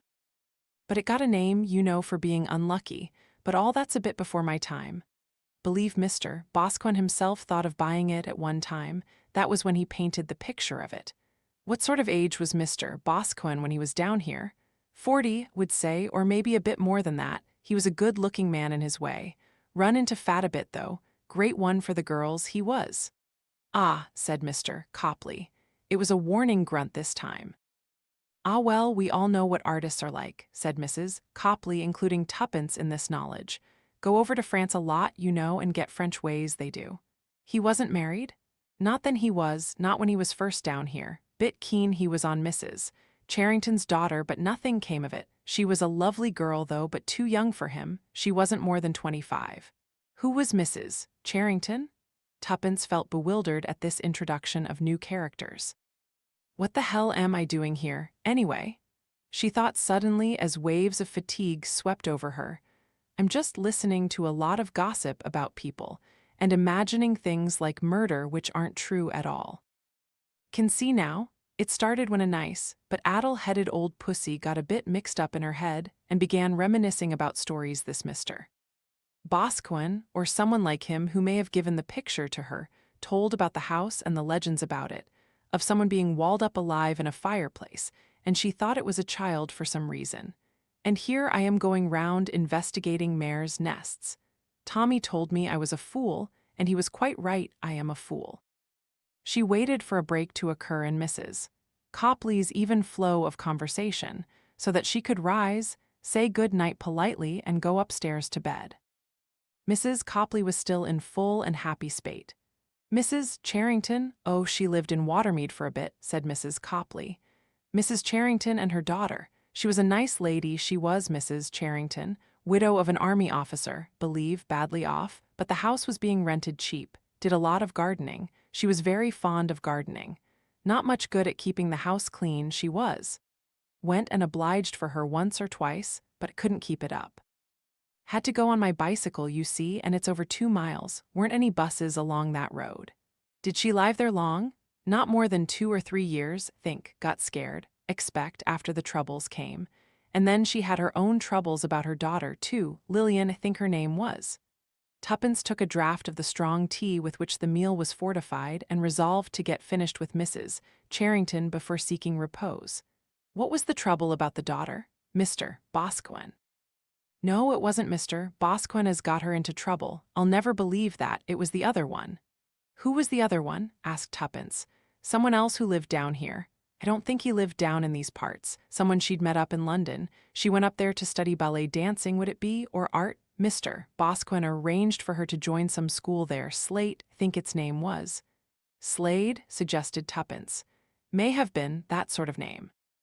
Anyway, she used to go up there, and that's how she got to know this fellow, whoever he was. Her mother didn't like it. She forbade her to meet him. Fat lot of good that was likely to do. She was a silly woman in some ways. Like a lot of those army officers' wives were, you know. She thought girls would do as they were told. Behind the times she was, been out in India and those parts. But when it's a question of a good-looking young fellow and you take your eye off a jiff, you won't find she's doing what you told her. Not her. He used to come down here now and then, and they used to meet outside. And then she got into trouble, did she? Tuppence said, using the well-known euphemism, hoping that under that form it would not offend Mr. Copley's sense of propriety. Must have been him, suppose, anyway, there it was plain as plain. Saw how it was long before her own mother did, beautiful creature, she was, big and tall and handsome.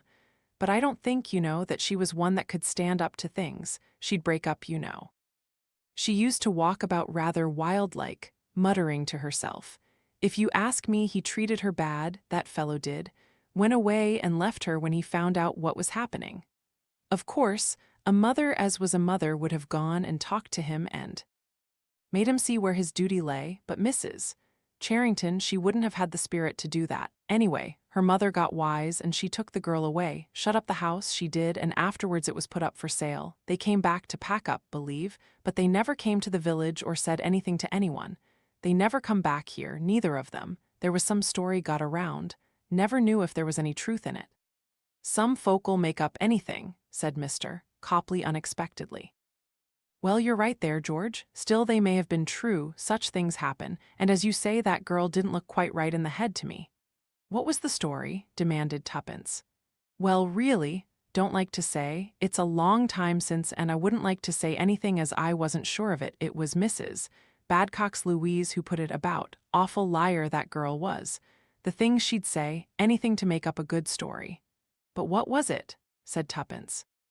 Said this Charrington girl had killed the baby and after that killed herself. Said her mother went half mad with grief and her relations had to put her in a nursing home. Again, Tuppence felt confusion mounting in her head. She felt almost as though she was swaying in her chair. Could Mrs. Charrington be Mrs. Lancaster, changed her name, gone slightly batty, obsessed about her daughter's fate? Mrs. Copley's voice was going on remorselessly. I never believed a word of that myself. That Badcock girl would say anything.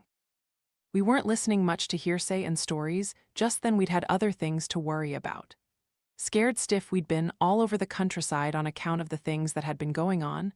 Why, what had been happening? Asked Tuppence, marveling at the things that seemed to happen, and to center round the peaceful-looking village of Sutton Chancellor.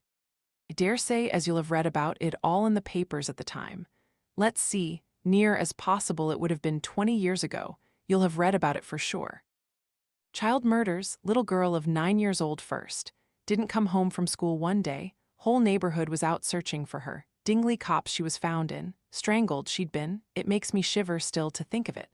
Well, that was the first, then about 3 weeks later another. The other side of market basing that was. But within the district, as you might say, a man with a car could have done it easy enough. And then there were others, not for a month or two sometimes. And then there'd be another one. Not more than a couple of miles from here. One was almost in the village, though. Didn't anyone know who'd done it? They tried hard enough, said Mrs. Copley. Detained a man quite soon, they did. Someone from other side of market basing. Said he was helping them in their inquiries. You know what that always means? They think they've got him. They pulled in first one and then another, but always after 24 hours or so they had to let him go again. Found out he couldn't have done it or wasn't in these parts or somebody gave him an alibi. You don't know, Liz, said Mr. Copley. They may have known quite well who done it. I'd say they did. That's often the way of it, or so I've heard. The police know who it is, but they can't get the evidence. That's wives, that is, said Mrs. Copley. Wives or mothers or fathers even the police can't do much no matter what they may think. A mother says, my boy was here that night at dinner, or his young lady says she went to the pictures with him that night, and he was with her the whole time, or a father says that he and his son were out in the far field together doing something well, you can't do anything against it. They may think the father or the mother or his sweetheart's lying, but unless someone else come along and say they saw the boy or the man or whatever it is in some other place, there's not much they can do. It was a terrible time. Right head up we all were round here. When we heard another child was missing, we'd make parties up. Aye, that's right, said Mr. Copley. When they'd got together, they'd go out and they'd search. Sometimes they found her at once, and sometimes they wouldn't find her for weeks. Sometimes she was quite near her home in a place you'd have thought we must have looked at already. Maniac. Suppose it must have been. It's awful, said Mrs. Copley in a righteous tone.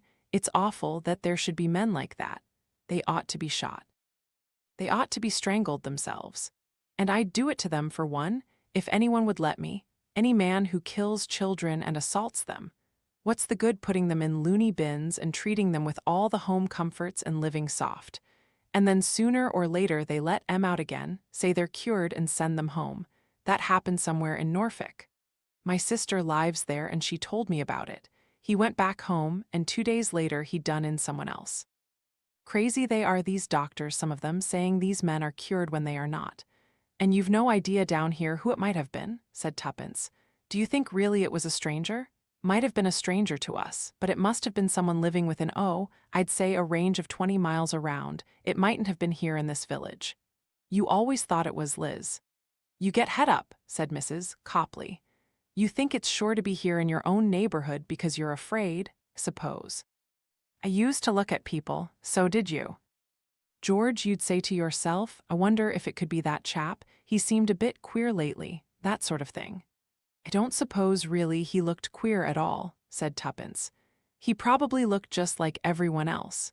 Yes, it could be you've got something there. I've heard it said that you wouldn't know, and whoever it was had never seemed mad at all, but other people say there's always a terrible glare in their eyes. Jeffries, he was the sergeant of police here then, said Mr. Copley. He always used to say he had a good idea, but there was nothing doing. They never caught the man? No, over 6 months it was, nearly a year, then the whole thing stopped, and there's never been anything of that kind round here since. No, think he must have gone away. Gone away altogether. That's what makes people think they might know who it was. You mean because of people who did leave the district? Well, of course it made people talk, you know. They'd say it might be so and so. Tuppence hesitated to ask the next question, but she felt that with Mrs. Copley's passion for talking it wouldn't matter if she did. Who did you think it was? She asked. Well, it's that long ago I'd hardly like to say, but there was names mentioned. Talked of, you know, and looked at, some as thought it might be Mr. Boscawen. Did they? Yes, being an artist and all artists are queer. They say that, but I didn't think it was him. There was more as said it was Amos Perry, said Mr. Copley. Mrs. Perry's husband? Yes, he's a bit queer, you know, simple-minded. He's the sort of chap that might have done it. Were the Perrys living here then? Yes, not at Watermead. They had a cottage about 4 or 5 miles away. Police had an eye on him, I'm sure of that. Couldn't get anything on him, though, said Mrs. Copley. His wife spoke for him always. Stayed at home with her in the evenings, he did, always, she said. Just went along sometimes to the pub on a Saturday night, but none of these murders took place on a Saturday night, so there wasn't anything in that. Besides, Alice Perry was there, and you'd believe when she gave evidence. She'd never let up or back down. You couldn't frighten her out of it. Anyway, he's not the one. Never thought so. No, I've nothing to go on, but I've a sort of feeling if I'd had to put my finger on anyone, I'd have put it on Sir Philip. Sir Philip? Again Tuppence's head reeled. Yet another character was being introduced, Sir Philip. Who's Sir Philip? She asked. Sir Philip Stark, lives up in the Warrender house. Used to be called the Old Priory when the Warrenders lived in it before it burnt down. You can see the Warrender graves in the churchyard and tablets in the church, too. Always been Warrenders here practically since the time of King James. Was Sir Philip a relation of the Warrenders? No, made his money in a big way, I believe, or his father did, steelworks or something of that kind. Odd sort of man was Sir Philip. The works were somewhere up north, but he lived here, kept to himself, he did, what they call a wreck something. Recluse, suggested Tuppence. That's the word I'm looking for. Pale he was, you know, and thin and bony and fond of flowers. He was a botanist. Used to collect all sorts of silly little wild flowers, the kind you wouldn't look at twice. He even wrote a book on them, believe. Oh yes, he was clever, very clever. His wife was a nice lady and very handsome but sad-looking, always thought. Mr. Copley uttered one of his grunts. You're daft, he said, thinking it might have been Sir Philip. He was fond of children, Sir Philip was. He was always giving parties for them. Yes, I know, always giving parties, having lovely prizes for the children. Egg and spoon races, all those strawberry and cream teas he'd give. He'd no children of his own, you see. Often he'd stop children in a lane and give them a sweet or give them a sixpence to buy sweets. But I don't know. Think he overdid it. He was an odd man. Thought there was something wrong when his wife suddenly up and left him. When did his wife leave him? It'd be about 6 months after all this trouble began. 3 children had been killed by then. Lady Stark went away suddenly to the south of France and she never came back. She wasn't the kind, you'd say, to do that. She was a quiet lady, respectable. It's not as though she left him for any other man. No, she wasn't the kind to do that. So why did she go and leave him? Always say it's because she knew something, found out about something. Is he still living here? Not regular, he is. He comes down once or twice a year, but the house is kept shut up most of the time with a caretaker there. Miss Bligg in the village, she used to be his secretary, she sees to things for him. And his wife? She's dead, poor lady. Died soon after she went abroad. There's a tablet put up to her in the church. Awful for her it would be. Perhaps she wasn't sure at first. Then perhaps she began to suspect her husband, and then perhaps she got to be quite sure. She couldn't bear it and she went away. The things you women imagine, said Mr. Copley. All I say is there was something that wasn't right about Sir Philip. He was too fond of children, think, and it wasn't in a natural kind of way. Women's fancies, said Mr. Copley. Mrs. Copley got up and started to move things off the table. About time, said her husband. You'll give this lady here bad dreams if you go on about things as were over years ago and have nothing to do with anyone here anymore. It's been very interesting hearing, said Tuppence, but I am very sleepy. Think I'd better go to bed now. Well, we usually goes early to bed, said Mrs. Copley, and you'll be tired after the long day you've had. I'm frightfully sleepy. Tuppence gave a large yawn. Well, good night and thank you very much. Would you like a call and a cup of tea in the morning? 8 o'clock too early for you? No, that would be fine, said Tuppence. But don't bother if it's a lot of trouble. No trouble at all, said Mrs. Copley. Tuppence pulled herself wearily up to bed. She opened her suitcase, took out the few things she needed, undressed, washed, and dropped into bed. It was true what she had told Mrs. Copley. She was dead tired. The things she had heard passed through her head in a kind of kaleidoscope of moving figures and of all sorts of horrific imaginings. Dead children, too many dead children. Tuppence wanted just one dead child behind a fireplace. The fireplace had to do perhaps with Waterside. The child's doll, a child that had been killed by a demented young girl driven off her rather weak brains by the fact that her lover had deserted her. Oh dear me, what melodramatic language I'm using, thought Tuppence. All such a muddle, the chronology all mixed up, one can't be sure what happened when. She went to sleep and dreamt. There was a kind of lady of Shalott looking out of the window of the house. There was a scratching noise coming from the chimney. Blows were coming from behind a great iron plate nailed up there. The clanging sounds of the hammer.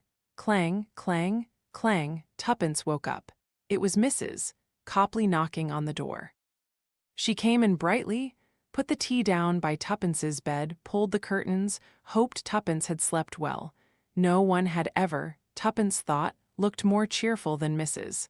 Copley did. She had had no bad dreams.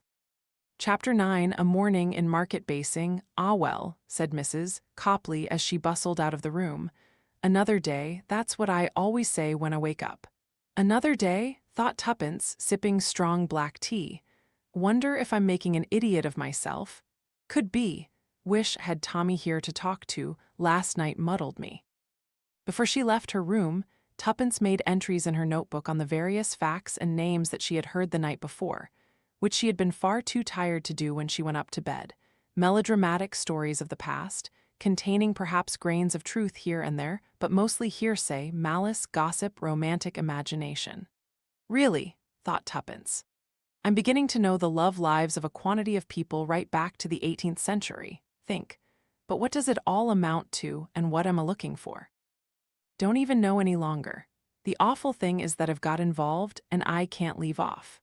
Having a shrewd suspicion that the first thing she might be getting involved with was Miss Bligg, whom Tuppence recognized as the overall menace of Sutton Chancellor, she circumvented all kind offers of help by driving off to Market Basing post-haste, only pausing, when the car was accosted by Miss Bligg with shrill cries, to explain to that lady that she had an urgent appointment. When would she be back? Tuppence was vague. Would she care to lunch? Very kind of Miss Bligg, but Tuppence was afraid. Tea then, 4:30, I'll expect you. It was almost a royal command. Tuppence smiled, nodded, let in the clutch, and drove on. Possibly, Tuppence thought if she got anything interesting out of the house agents in Market Basing, Nellie Bligg might provide additional useful information. She was the kind of woman who prided herself on knowing all about everyone. The snag was that she would be determined to know all about Tuppence. Possibly by this afternoon Tuppence would have recovered sufficiently to be once more her own inventive self. Remember, Mrs. Blenkinsop, said Tuppence, edging round a sharp corner and squeezing into a hedge to avoid being annihilated by a frolicsome tractor of immense bulk. Arrived in Market Basing, she put the car in a parking lot in the main square and went into the post office and entered a vacant telephone box. The voice of Albert answered using his usual response, a single hallo uttered in a suspicious voice. Listen, Albert, I'll be home tomorrow. In time for dinner anyway, perhaps earlier, Mr. Beresford will be back too, unless he rings up. Get us something chicken, I think. Right, madam, where are you? But Tuppence had rung off. The life of Market Basing seemed scented in its important main square. Tuppence had consulted a classified directory before leaving the post office, and 3 out of the 4 house and estate agents were situated in the square, the 4th in something called George Street. Tuppence scribbled down the names and went out to look for them. She started with Messrs. Lovebuddy and Slicker, which appeared to be the most imposing. A girl with spots received her. Want to make some inquiries about a house. The girl received this news without interest. Tuppence might have been inquiring about some rare animal. Don't know, I'm sure, said the girl, looking round to ascertain if there was one of her colleagues to whom she could pass Tuppence on. A house, said Tuppence. You are house agents, aren't you? House agents and auctioneers. The Cranberry Court auctions on Wednesday if it's that you're interested in. Catalogues 2 shillings. I'm not interested in auctions. Want to ask about a house? Furnished? Unfurnished? To buy or rent? Spots brightened a little. I think you'd better see Mr. Slicker. Tuppence was all for seeing Mr. Slicker and was presently seated in a small office opposite a tweed-suited young man in horsey checks, who began turning over a large number of particulars of desirable residences, murmuring comments to himself. 8 Mandeville Road architect built, 3-bed, American kitchen. "Oh no, that's gone. Amiable Lodge picturesque residence, 4 acres reduced price for quick sale." Tuppence interrupted him forcefully. "I have seen a house like the look of in Sutton Chancellor, or rather, near Sutton Chancellor by a canal." "Sutton Chancellor, Mr. Slicker looked doubtful. "Don't think we have any property there on our books at present." "What name?" "It doesn't seem to have any written up, possibly Waterside. Rivermead once called Bridge House." "Gather," said Tuppence. "The house is in 2 parts. One half is let, but the tenant there could not tell me anything about the other half, which fronts on the canal and which is the one in which I am interested. It appears to be unoccupied." "Mr. Slicker said distantly that he was afraid he couldn't help her, but condescended to supply the information that perhaps Messrs. Blodgett and Burgess might do so." By the tone in his voice, the clerk seemed to imply this Messrs. Blodgett and Burgess were a very inferior firm. Tuppence transferred herself to Messrs. Blodgett and Burgess, who were on the opposite side of the square, and whose premises closely resembled those of Messrs. Lovebuddy and Slicker, the same kind of sale bills and forthcoming auctions in their rather grimy windows. Their front door had recently been repainted a rather bilious shade of green, if that was accounted to be a merit. The reception arrangements were equally discouraging, and Tuppence was given over to a Mr. Sprigg, an elderly man of apparently despondent disposition. Once more Tuppence retailed her wants and requirements. Mr. Sprigg admitted to being aware of the existence of the residence in question, but was not helpful, or as far as it seemed, much interested. "It's not in the market, I'm afraid. The owner doesn't want to sell." "Who is the owner?" "Really, I doubt if I know. It has changed hands rather frequently. There was a rumor at one moment of a compulsory purchase order." "What did any local government want it for?" "Really, Mrs. He glanced down at Tuppence's name jotted down on his blotter, Mrs. Beresford. "If you could tell me the answer to that question, you would be wiser than most victims are these days. The ways of local councils and planning societies are always shrouded in mystery."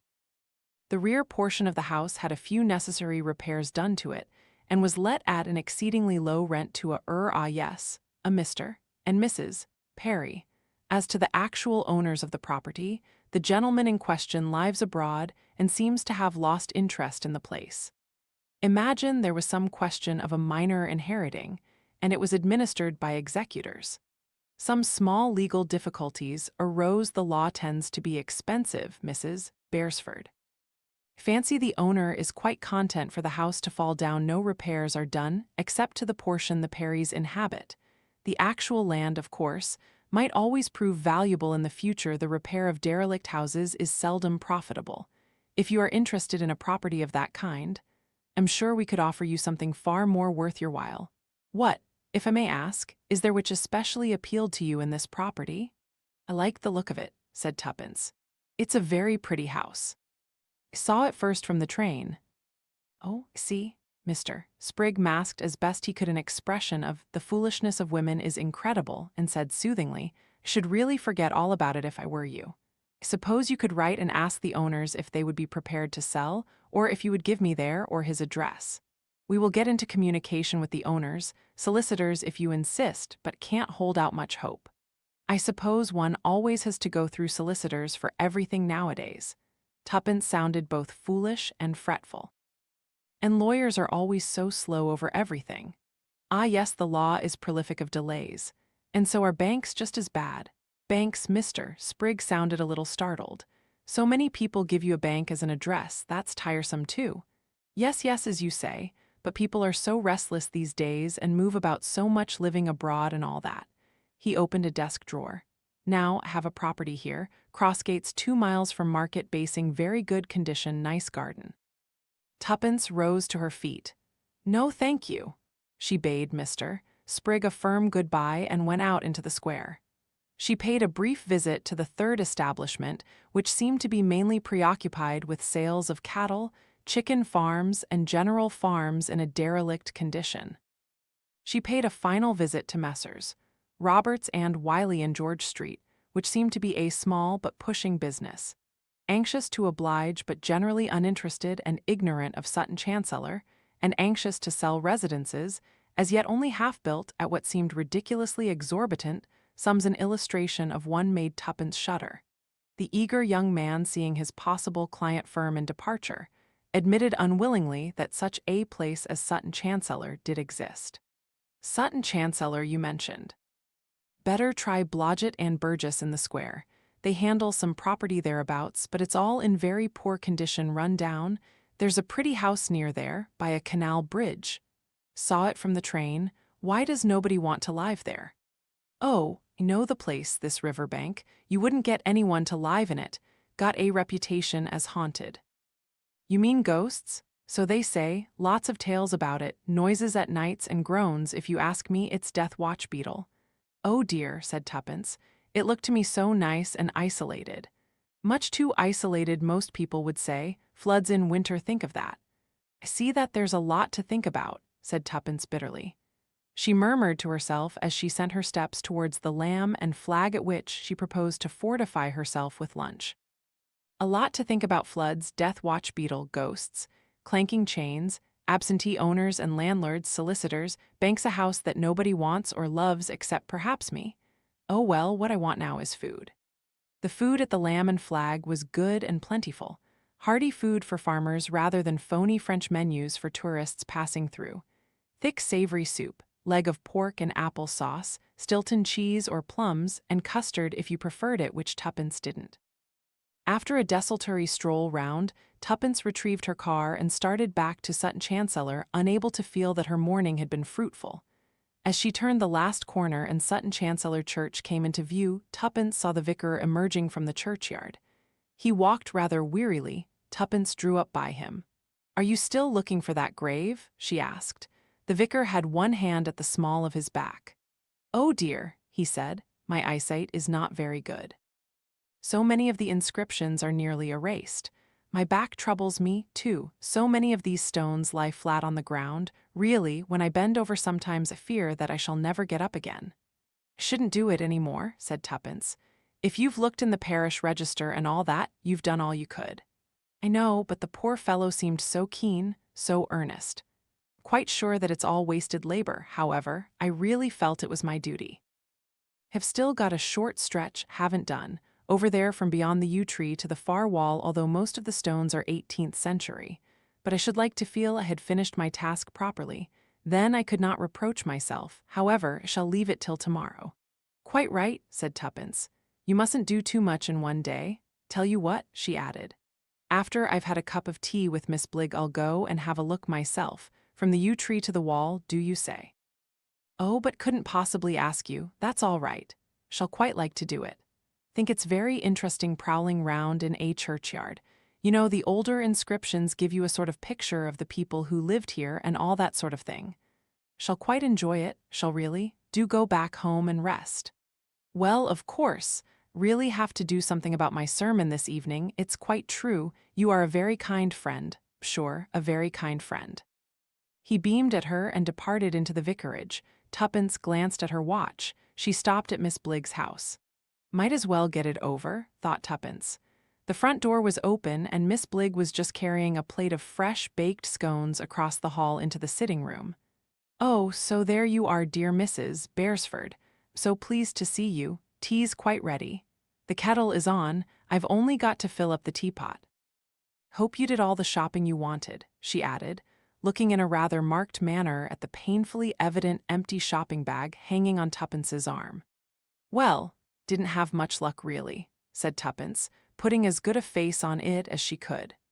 "You know how it is sometimes, just one of those days when people just haven't got the particular color or the particular kind of thing you want. But I always enjoy looking round a new place, even if it isn't a very interesting one." A whistling kettle let forth a strident shriek for attention, and Miss Bligg shot back into the kitchen to attend to it, scattering a batch of letters waiting for the post on the hall table. Tuppence stooped and retrieved them, noticing as she put them back on the table that the topmost one was addressed to a Mrs. York, Rostrelli's Court for elderly ladies, at an address in Cumberland. "Really," thought Tuppence, "I am beginning to feel as if the whole of the country is full of nothing but homes for the elderly. Suppose in next to no time Tommy and I will be living in one." Only the other day, some would-be kind and helpful friend had written to recommend a very nice address in Devon, married couples, mostly retired service people, quite good cooking. You brought your own furniture and personal belongings. Miss Bligg reappeared with the teapot, and the two ladies sat down to tea. Miss Bligg's conversation was of a less melodramatic and juicy nature than that of Mrs. Copley, and was concerned more with the procuring of information than of giving it. Tuppence murmured vaguely of past years of service abroad, the domestic difficulties of life in England, gave details of a married son and a married daughter, both with children, and gently steered the conversation to the activities of Miss Bligg in Sutton Chancellor, which were numerous. The Women's Institute, guides, scouts, the Conservative Ladies, Union lectures, Greek art, jam-making, flower arrangement, the sketching club, the Friends of Archaeology, the vicar's health, the necessity of making him take care of himself, his absent-mindedness, unfortunate differences of opinion between churchwardens. Tuppence praised the scones, thanked her hostess for her hospitality, and rose to go. "You are so wonderfully energetic, Miss Bligg," she said. "How you manage to do all you do, cannot imagine. Must confess that after a day's excursion and shopping, I like just a nice little rest on my bed, just half an hour or so of shut-eye, a very comfortable bed too. I must thank you very much for recommending me to Mrs. Copley. A most reliable woman, though of course she talks too much. Oh, found all her local tales most entertaining. Half the time she doesn't know what she's talking about. Are you staying here for long? Oh no, I'm going home tomorrow. I'm disappointed at not having heard of any suitable little property. Had hopes of that very picturesque house by the canal. You're well out of that, it's in a very poor state of repair. Absentee landlords, it's a disgrace. Couldn't even find out who it belongs to. Expect you seem to know everything here. I've never taken much interest in that house. It's always changing hands, one can't keep pace. The Perrys live in half of it, and the other half just goes to rack and ruin." Tuppence said goodbye again and drove back to Mrs. Copley's. The house was quiet and apparently empty.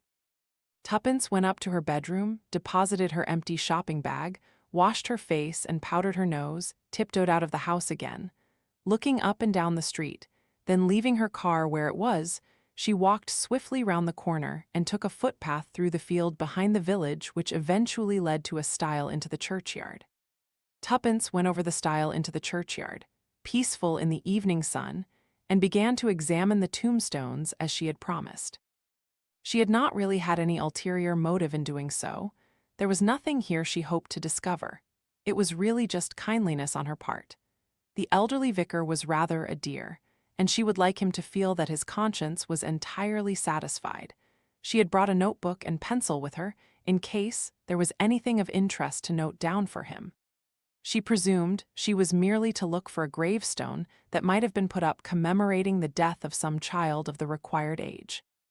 Most of the graves here were of an older date. They were not very interesting, not old enough to be quaint or to have touching or tender inscriptions. They were mostly of fairly elderly people, yet she lingered a little as she went along, making mental pictures in her mind. Jane Elwood departed this life January the 6th, aged 45. William Marle departed this life January the 5th, deeply regretted. Mary Treves, 5 years old, March 14th, 1835. That was too far back. In thy presence is the fullness of joy, lucky little Mary Treves. She had almost reached the far wall now. The graves here were neglected and overgrown. Nobody seemed to care about this bit of the cemetery. Many of the stones were no longer upright, but lay about on the ground. The wall here was damaged and crumbling. In places it had been broken down. Being right behind the church, it could not be seen from the road, and no doubt children came here to do what damage they could.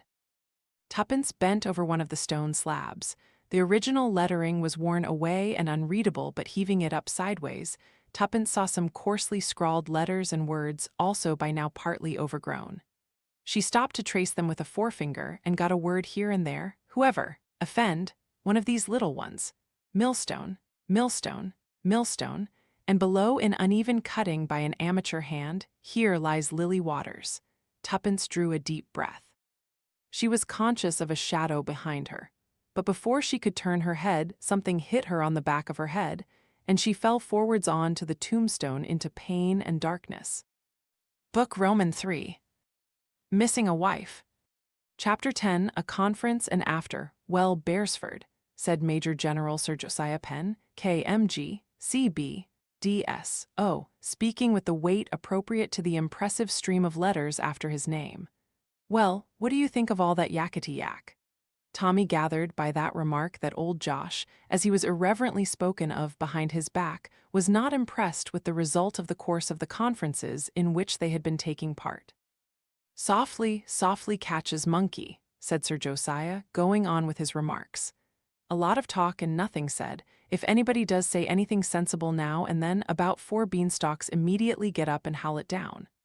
Don't know why we come to these things, at least, do know. Know why I do nothing else to do. If didn't come to these shows, I'd have to stay at home. Do you know what happens to me there? I get bullied, Beresford, bullied by my housekeeper, bullied by my gardener. He's an elderly Scot, and he won't so much as let me touch my own peaches. So, come along here, throw my weight about and pretend to myself that I'm performing a useful function, ensuring the security of this country. Stuff and nonsense. What about you? You're a relatively young man. What do you come and waste your time for? Nobody'll listen to you, even if you do say something worth hearing. Tommy, faintly amused that despite his own, as he considered, advanced age, he could be regarded as a youngster by Major General Sir Josiah Penn, shook his head. The general must be, Tommy thought, considerably past 80. He was rather deaf, heavily bronchial, but he was nobody's fool. Nothing would ever get done at all if you weren't here, sir, said Tommy. I like to think so, said the general. A toothless bulldog but can still bark. How's Mrs. Tommy? Haven't seen her for a long time. Tommy replied that Tuppence was well and active. She was always active, used to make me think of a dragonfly sometimes, always darting off after some apparently absurd idea of her own, and then we'd find it wasn't absurd. Good fun, said the general with approval. Don't like these earnest middle-aged women you meet nowadays, all got a cause with a capital C, and as for the girls nowadays, he shook his head. Not what they used to be when I was a young man, pretty as a picture, they used to be then. Their muslin frocks, cloche hats, they used to wear at one time. Do you remember? No, suppose you'd have been at school, had to look right down underneath the brim before you could see the girl's face. Tantalizing it was, and they knew it. Remember now, let me see, she was a relative of yours, and aunt was she Ada? Ada Fanshawe. Aunt Ada. Prettiest girl I ever knew. Tommy managed to contain the surprise he felt. That his Aunt Ada could ever have been considered pretty seemed beyond belief. Old Josh was dithering on. Yes, pretty as a picture, sprightly too, gay, regular tease. Ah, remember last time I saw her? Was a subaltern just off to India. We were at a moonlight picnic on the beach. She and I wandered away together and sat on a rock looking at the sea. Tommy looked at him with great interest. At his double chins, his bald head, his bushy eyebrows, and his enormous paunch, he thought of Aunt Ada, of her incipient mustache, her grim smile, her iron gray hair, her malicious glance. Time, he thought. What time does to one? He tried to visualize a handsome young subaltern and a pretty girl in the moonlight. He failed. Romantic, said Sir Josiah Penn with a deep sigh. Ah yes, romantic. Would have liked to propose to her that night, but you couldn't propose if you were a subaltern. Not on your pay. We'd have had to wait 5 years before we could be married. That was too long an engagement to ask any girl to agree to. Ah well, you know how things happen. Went out to India, and it was a long time before I came home on leave. We wrote to one another for a bit, then things slacked off, as it usually happens. Never saw her again, and yet, you know, never quite forgot her, often thought of her. Remember, I nearly wrote to her once years later. Heard she was in the neighborhood where I was staying with some people. Thought I'd go and see her, ask if I could call. Then I thought to myself, don't be a damn fool, she probably looks quite different by now. Heard a chap mention her some years later, said she was one of the ugliest women he'd ever seen. Could hardly believe it when I heard him say that, but think now perhaps I was lucky I never did see her again. What's she doing now, alive still? No, she died about 2 or 3 weeks ago, as a matter of fact, said Tommy. Did she really, did she really? Yes, suppose she'd be what now, she'd be 75 or 76. Bit older than that perhaps. She was 80, said Tommy. Fancy now, dark-haired, lively Ada. Where did she die? Was she in a nursing home, or did she live with a companion, or she never married, did she? No, said Tommy, she never married. She was in an old lady's home. Rather a nice one, as a matter of fact. Sunny Ridge, it's called. Yes, I've heard of that. Sunny Ridge. Someone my sister knew was there, I believe. A Mrs. Now what was the name of Mrs. Carstairs? Do you ever come across her? No, didn't come across anyone much there. One just used to go and visit one's own particular relative. Difficult business too, think. Mean one never knows what to say to them. Aunt Ada was particularly difficult, said Tommy. She was a Tartar, you know. She would be, the General chuckled. She could be a regular little devil when she liked when she was a girl. He sighed. Devilish business, getting old. One of my sister's friends used to get fancies, poor old thing. Used to say she'd killed somebody. Good Lord, said Tommy. Had she? Oh, don't suppose so. Nobody seems to think she had. Suppose, said the General, considering the idea thoughtfully, I suppose she might have, you know. If you go about saying things like that quite cheerfully, nobody would believe you, would they? Entertaining thought that, is it? Who did she think she'd killed? Blessed if I know, husband perhaps. Don't know who he was or what he was like. She was a widow when we first came to know her. Well, he added with a sigh, sorry to hear about Ada. Didn't see it in the paper. If I had, I'd have sent flowers or something.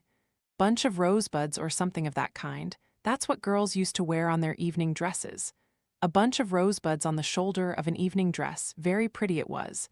I remember Ada had an evening dress sort of hydrangea color, mauvey blue, and she had pink rosebuds on it. She gave me one once.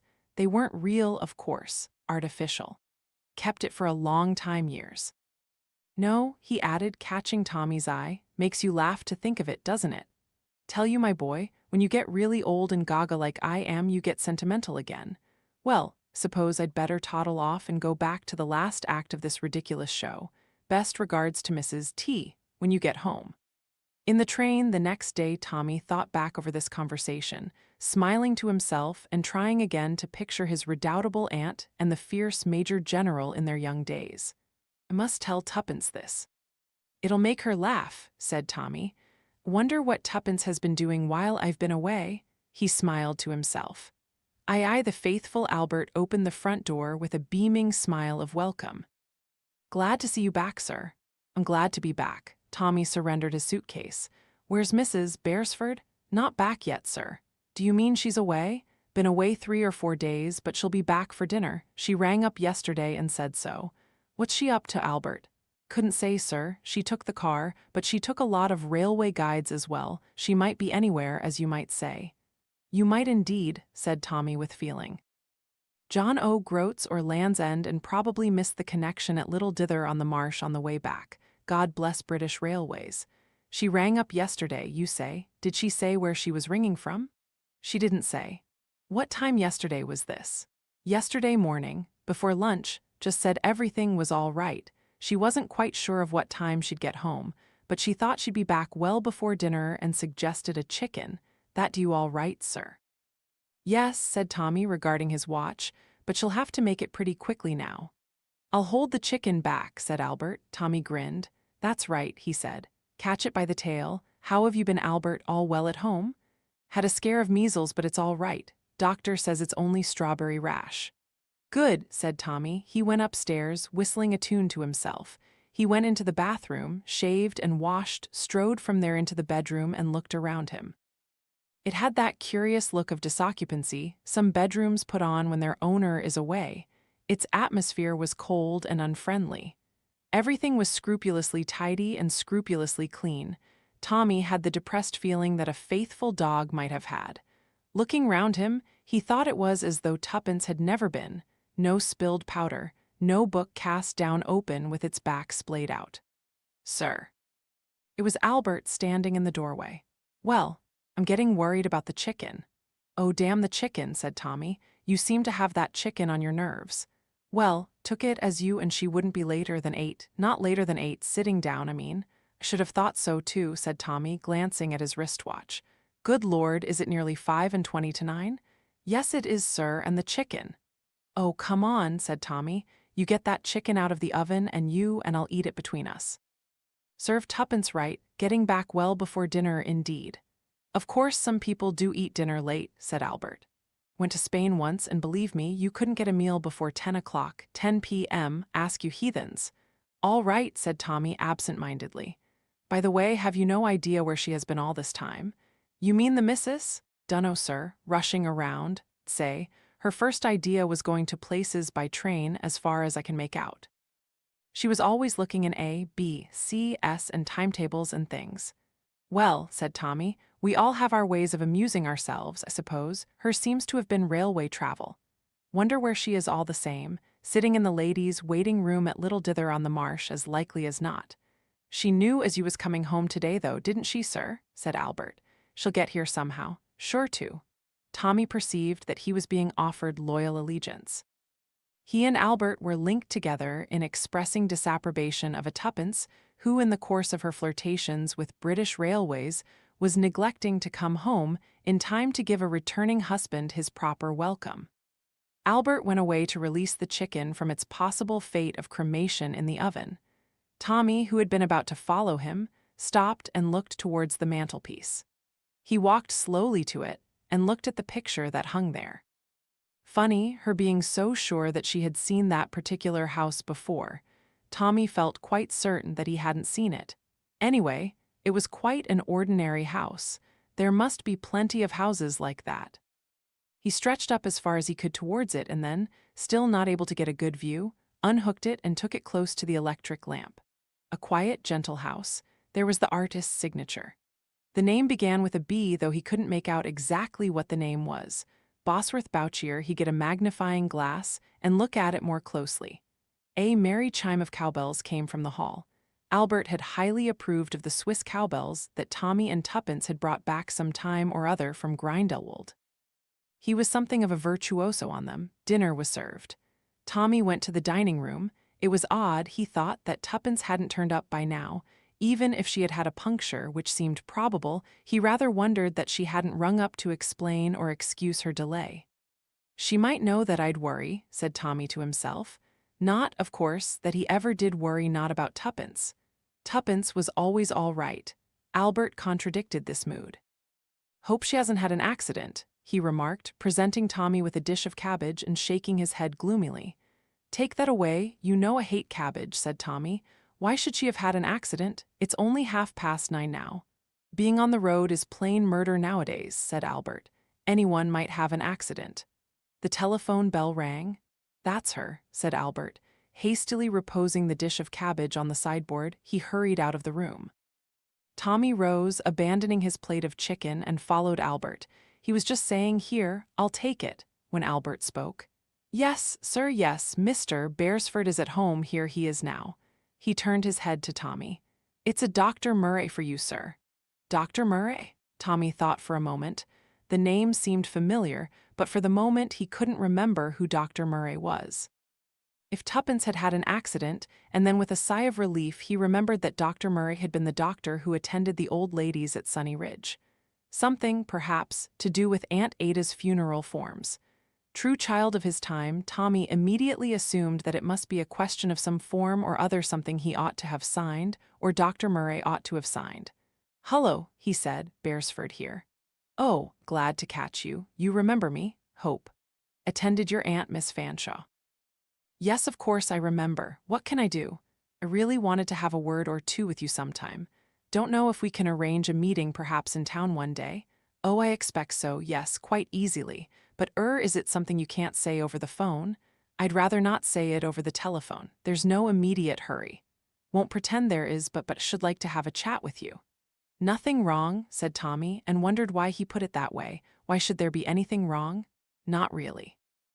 Maybe making a mountain out of a molehill, probably, but there have been some rather curious developments at Sunny Ridge. "Nothing to do with Mrs. Lancaster, is it?" asked Tommy. "Mrs. Lancaster?" The doctor seemed surprised. "Oh no, she left some time ago. In fact, before your aunt died, this is something quite different. I've been away, only just got back. May I ring you up tomorrow morning? We could fix something then." "Right, I'll give you my telephone number." "Shall be at my surgery until 10 a.m. "Bad news?" asked Albert as Tommy returned to the dining room. "For God's sake, don't croak, Albert," said Tommy irritably. No, of course it isn't bad news. I thought perhaps the missus, she's all right, said Tommy. She always is, probably gone baiting off after some wildcat clue or other. You know what she's like. Not going to worry any more. Take away this plate of chicken. You've been keeping it hot in the oven and it's inedible. Bring me some coffee. And then I'm going to bed. There will probably be a letter tomorrow. Delayed in the post, you know what our posts are like, or there will be a wire from her, or she'll ring up. But there was no letter next day, no telephone call, no wire. Albert eyed Tommy, opened his mouth and shut it again several times, judging quite rightly that gloomy predictions on his part would not be welcomed. At last, Tommy had pity on him. He swallowed a last mouthful of toast and marmalade, washed it down with coffee, and spoke. All right, Albert, I'll say it first. Where is she? What's happened to her, and what are we going to do about it? Get on to the police, sir. I'm not sure. You see, Tommy paused. If she's had an accident, she's got her driving license on her and plenty of identifying papers. Hospitals are very prompt at reporting these things and getting in touch with relatives, all that. Don't want to be precipitate, she mightn't want it. You've no idea at all, Albert, where she was going. Nothing, she said, no particular place or county, not a mention of some name? Albert shook his head. What was she feeling like? Pleased? Excited, unhappy, worried? Albert's response was immediate. Pleased as punch, bursting with it. Like a terrier off on the trail, said Tommy. That's right, so you know how she gets. On to something. Now I wonder. Tommy paused in consideration. Something had turned up, and as he had just said to Albert, Tuppence had rushed off like a terrier on the scent. The day before yesterday she had rung up to announce her return. Why, then, hadn't she returned? Perhaps, at this moment, thought Tommy, she's sitting somewhere telling lies to people so hard that she can't think of anything else. If she were engrossed in pursuit, she would be extremely annoyed if he, Tommy, were to rush off to the police bleating like a sheep that his wife had disappeared. He could hear Tuppence saying, how you could be so fatuous as to do such a thing? Can look after myself perfectly. You ought to know that by this time. But could she look after herself? One was never quite sure where Tuppence's imagination could take her. Into danger, there hadn't, so far, been any evidence of danger in this business, except, as aforesaid, in Tuppence's imagination. If he were to go to the police, saying his wife had not returned home as she announced she was going to do, the police would sit there, looking tactful though possibly grinning inwardly, and would then presumably, still in a tactful way, ask what men friends his wife had got. I'll find her myself, declared Tommy. She's somewhere. Whether it's north, south, east, or west, I've no idea, and she was a silly cuckoo not to leave word when she rang up where she was. A gang S got her, perhaps, said Albert. Oh, be your age, Albert, you've outgrown that sort of stuff years ago. What are you going to do, sir? I'm going to London, said Tommy, glancing at the clock. First, I'm going to have lunch at my club with Dr. Murray, who rang me up last night, and who's got something to say to me about my late deceased aunt's affairs. Might possibly get a useful hint from him. After all, this business started at Sunny Ridge. I'm also taking that picture that's hanging over our bedroom mantelpiece up with me. You mean you're taking it to Scotland Yard? No, said Tommy. I'm taking it to Bond Street. Chapter 11, Bond Street and Doctor. Murray Tommy jumped out of a taxi, paid the driver, and leaned back into the cab to take out a rather clumsily done-up parcel, which was clearly a picture. Tucking as much of it as he could under his arm, he entered the New Athenian Galleries, one of the longest established and most important picture galleries in London. Tommy was not a great patron of the arts, but he had come to the New Athenian because he had a friend who officiated there. Officiated was the only word to use because the air of sympathetic interest, the hushed voice, the pleasable smile all seemed highly ecclesiastical. A fair-haired young man detached himself and came forward, his face lighting up with a smile of recognition. "Hullo, Tommy," he said. "Haven't seen you for a long time. What's that you've got under your arm? Don't tell me you've been taking to painting pictures in your old age. A lot of people do, results usually deplorable." "I doubt if creative art was ever my long suit," said Tommy, "though I must admit, found myself strongly attracted the other day by a small book telling in the simplest terms how a child of 5 can learn to paint in watercolors. God help us if you're going to take to that. Grandma Moses in reverse. To tell you the truth, Robert, merely want to appeal to your expert knowledge of pictures. Want your opinion on this. Deftly, Robert took the picture from Tommy and skillfully removed its clumsy wrappings with the expertise of a man accustomed to handle the parceling up and deparceling of all different-sized works of art. He took the picture and set it on a chair, peered into it to look at it, and then withdrew 5 or 6 steps away. He turned his gaze towards Tommy. "Well," he said, "what about it? What do you want to know? Do you want to sell it? Is that it?" "No," said Tommy. "Don't want to sell it, Robert." "Want to know about it? To begin with, I want to know who painted it." "Actually," said Robert, "if you had wanted to sell it, it would be quite saleable nowadays. It wouldn't have been 10 years ago, but Boscawen's just coming into fashion again." "Boscawen?" Tommy looked at him inquiringly. "Is that the name of the artist? Saw it was signed with something beginning with B, but couldn't read the name." "Oh, it's Boscawen all right. Very popular painter about 25 years ago. Sold well, had plenty of shows. People bought him all right. Technically a very good painter. Then, in the usual cycle of events, he went out of fashion. Finally, hardly any demand at all for his works, but lately he's had a revival. He's Stitchwort and Findella, they're all coming up." "Boscawen," repeated Tommy. "Boscown," said Robert obligingly. "Is he still painting?" "No, he's dead. Died some years ago." "Quite an old chap by then, 65. Think, when he died, quite a prolific painter, you know. A lot of his canvases about. Actually, we're thinking of having a show of him here in about 4 or 5 months' time. We ought to do well over it, think.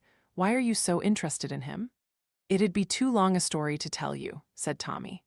"One of these days I'll ask you out to lunch and give you the doings from the beginning. It's a long, complicated, and really rather an idiotic story.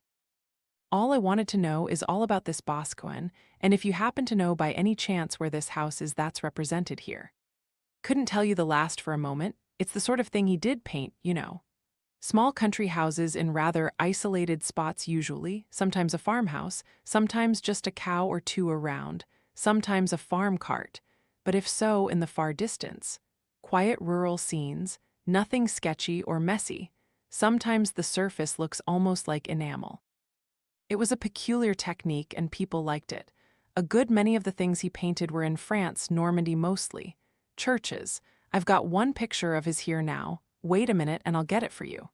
He went to the head of the staircase and shouted down to someone below. Presently he came back holding a small canvas which he propped on another chair. "There you are," he said. "Church in Normandy." "Yes," said Tommy. "See, the same sort of thing. My wife says nobody ever lived in that house the one I brought in." See now what she meant. Don't see that anybody was attending service in that church or ever will. Well, perhaps your wife's got something. Quiet, peaceful dwellings with no human occupancy. He didn't often paint people, you know. Sometimes there's a figure or two in the landscape, but more often not. In a way, think that gives them their special charm. A sort of isolationist feeling. It was as though he removed all the human beings, and the peace of the countryside was all the better without them. Come to think of it, that's maybe why the general taste has swung round to him. Too many people nowadays, too many cars, too many noises on the road, too much noise and bustle, peace, perfect peace. Leave it all to nature. Yes, shouldn't wonder. What sort of a man was he? Didn't know him personally, but for my time, pleased with himself by all accounts. Thought he was a better painter than he was, probably. Put on a bit of side, kindly, quite likable eye for the girls. And you've no idea where this particular piece of countryside exists. It is England, I suppose. Should think so, yes. Do you want me to find out for you? Could you? Probably the best thing to do would be to ask his wife, his widow rather. He married Emma Wing, the sculptor, well known, not very productive. Does quite powerful work. You could go and ask her, she lives in Hampstead. Can give you the address. We've been corresponding with her a good deal lately over the question of this show of her husband's work we're doing. We're having a few of her smaller pieces of sculpture as well. I'll get the address for you. He went to the desk, turned over a ledger, scrawled something on a card and brought it back. "There you are, Tommy," he said. "Don't know what the deep, dark mystery is. Always been a man of mystery, haven't you? It's a nice representation of Boscawen's work you've got there. We might like to use it for the show. I'll send you a line to remind you nearer the time. You don't know a Mrs. Lancaster, do you? Well, Can't think of one offhand. Is she an artist or something of the kind? No, don't think so. She's just an old lady living for the last few years in an old lady's home. She comes into it because this picture belonged to her until she gave it away to an aunt of mine. Well, it can't say the name means anything to me. Better go and talk to Mrs. Boscawen. What's she like? She was a good bit younger than he was, should say, quite a personality. He nodded his head once or twice. Yes, quite a personality. You'll find that out, I expect. He took the picture, handed it down the staircase with instructions to someone below to do it up again. Nice for you having so many myrmidons at your beck and call, said Tommy. He looked round him, noticing his surroundings for the first time. What's this you've got here now? He said with distaste. Paul Jaworowski, interesting young Slav said to produce all his works under the influence of drugs. Don't you like him? Tommy concentrated his gaze on a big string bag which seemed to have enmeshed itself in a metallic green field full of distorted cows. Frankly, no.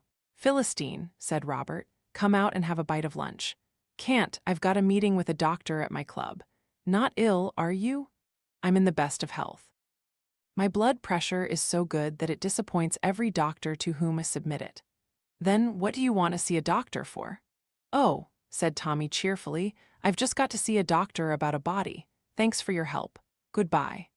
Aye, Tommy greeted Dr. Murray with some curiosity. He presumed it was some formal matter to do with Aunt Ada's decease, but why on earth Dr. Murray would not at least mention the subject of his visit over the telephone, Tommy couldn't imagine. I'm afraid I'm a little late, said Dr. Murray, shaking hands, but the traffic was pretty bad and I wasn't exactly sure of the locality. Don't know this part of London very well. Well, too bad you had to come all the way here, said Tommy. Could have met you somewhere more convenient, you know. You've time on your hands than just now? Just at the moment, yes. Been away for the last week. Yes, believe someone told me so when I rang up. Tommy indicated a chair, suggested refreshment, placed cigarettes and matches by Dr. Murray's side. When the two men had established themselves comfortably, Dr. Murray opened the conversation. I'm sure I've aroused your curiosity, he said, but as a matter of fact, we're in a spot of trouble at Sunny Ridge.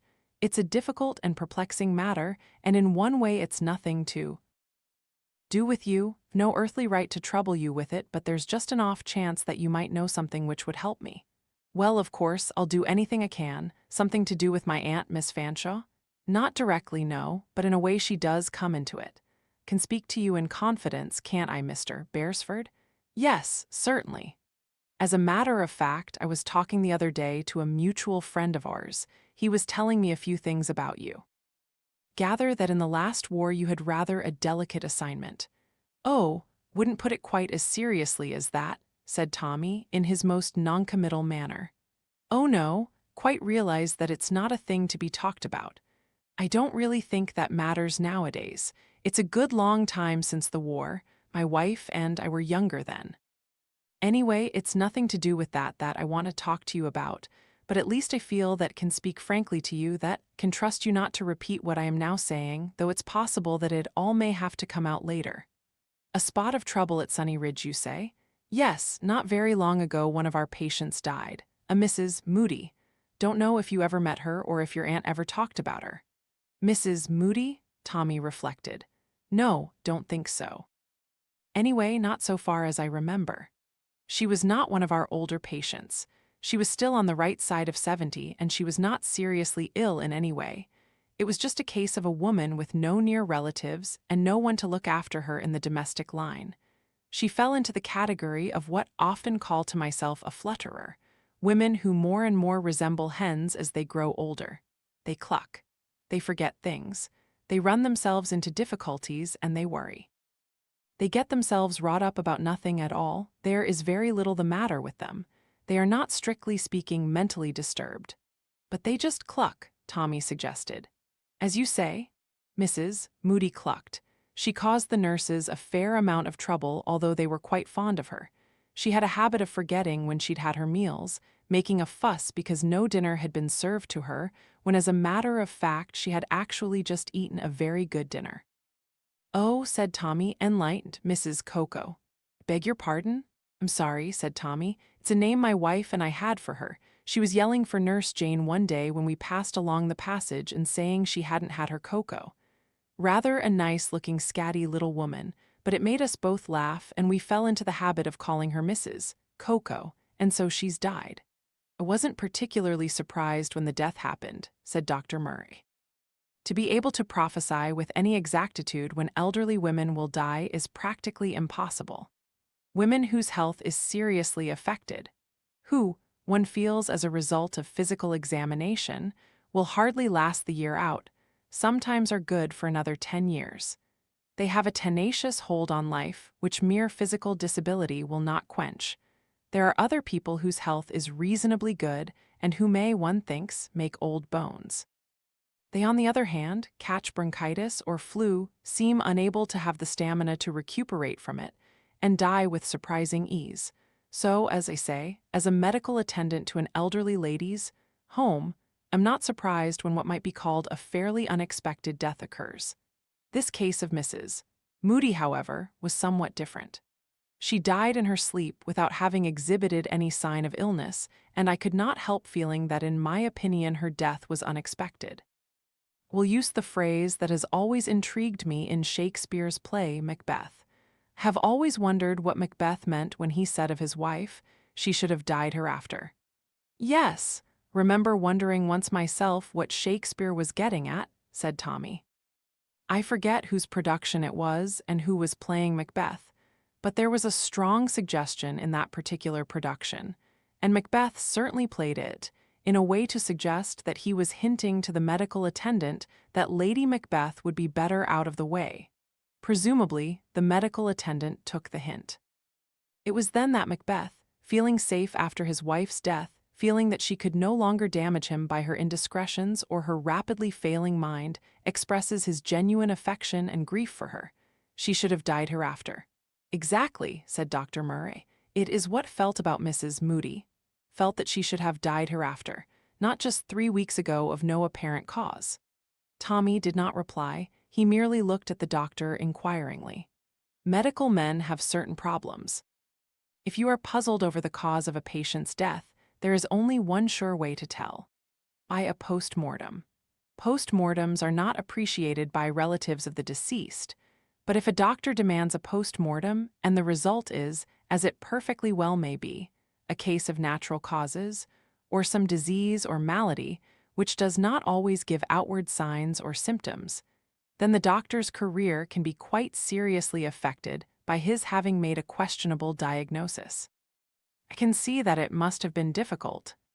The relatives in question are distant cousins, so I took it upon myself to get their consent as it was a matter of medical correctness to know the cause of death. When a patient dies in her sleep, it is advisable to add to one's medical knowledge. Wrapped it up a good bit, mind you, didn't make it too formal. Luckily, they couldn't care less. Felt very relieved in mind. Once the autopsy had been performed, and if all was well, could give a death certificate without a qualm. Anyone can die of what is amateurishly called heart failure from one of several different causes. Actually, Mrs. Moody's heart was in really very good shape for her age. She suffered from arthritis and rheumatism and occasional trouble with her liver, but none of these things seemed to accord with her passing away in her sleep. Dr. Murray came to a stop. Tommy opened his lips and then shut them again. The doctor nodded. Yes, Mr. Beresford, you can see where I'm tending. Death has resulted from an overdose of morphine. Good Lord, Tommy stared and the ejaculation escaped him. Yes, it seemed quite incredible, but there was no getting away from the analysis. The question was, how was that morphine administered? She was not on morphine. She was not a patient who suffered pain. There were 3 possibilities, of course. She might have taken it by accident. Unlikely. She might have got hold of some other patient's medicine by mistake, but that again is not particularly likely. Patients are not entrusted with supplies of morphine, and we do not accept drug addicts who might have a supply of such things in their possession. It could have been deliberate suicide, but I should be very slow to accept that. Mrs. Moody, though a warrior, was of a perfectly cheerful disposition, and I am quite sure had never thought of ending her life. The third possibility is that a fatal overdose was deliberately administered to her. But by whom and why? Naturally, there are supplies of morphine and other drugs which Miss Packard, as a registered hospital nurse and matron, is perfectly entitled to have in her possession and which she keeps in a locked cupboard.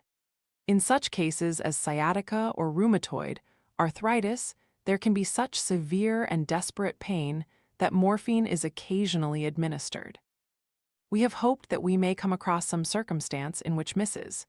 Moody had a dangerous amount of morphine administered to her by mistake, or which she herself took under the delusion that it was a cure for indigestion or insomnia. We have not been able to find any such circumstances possible.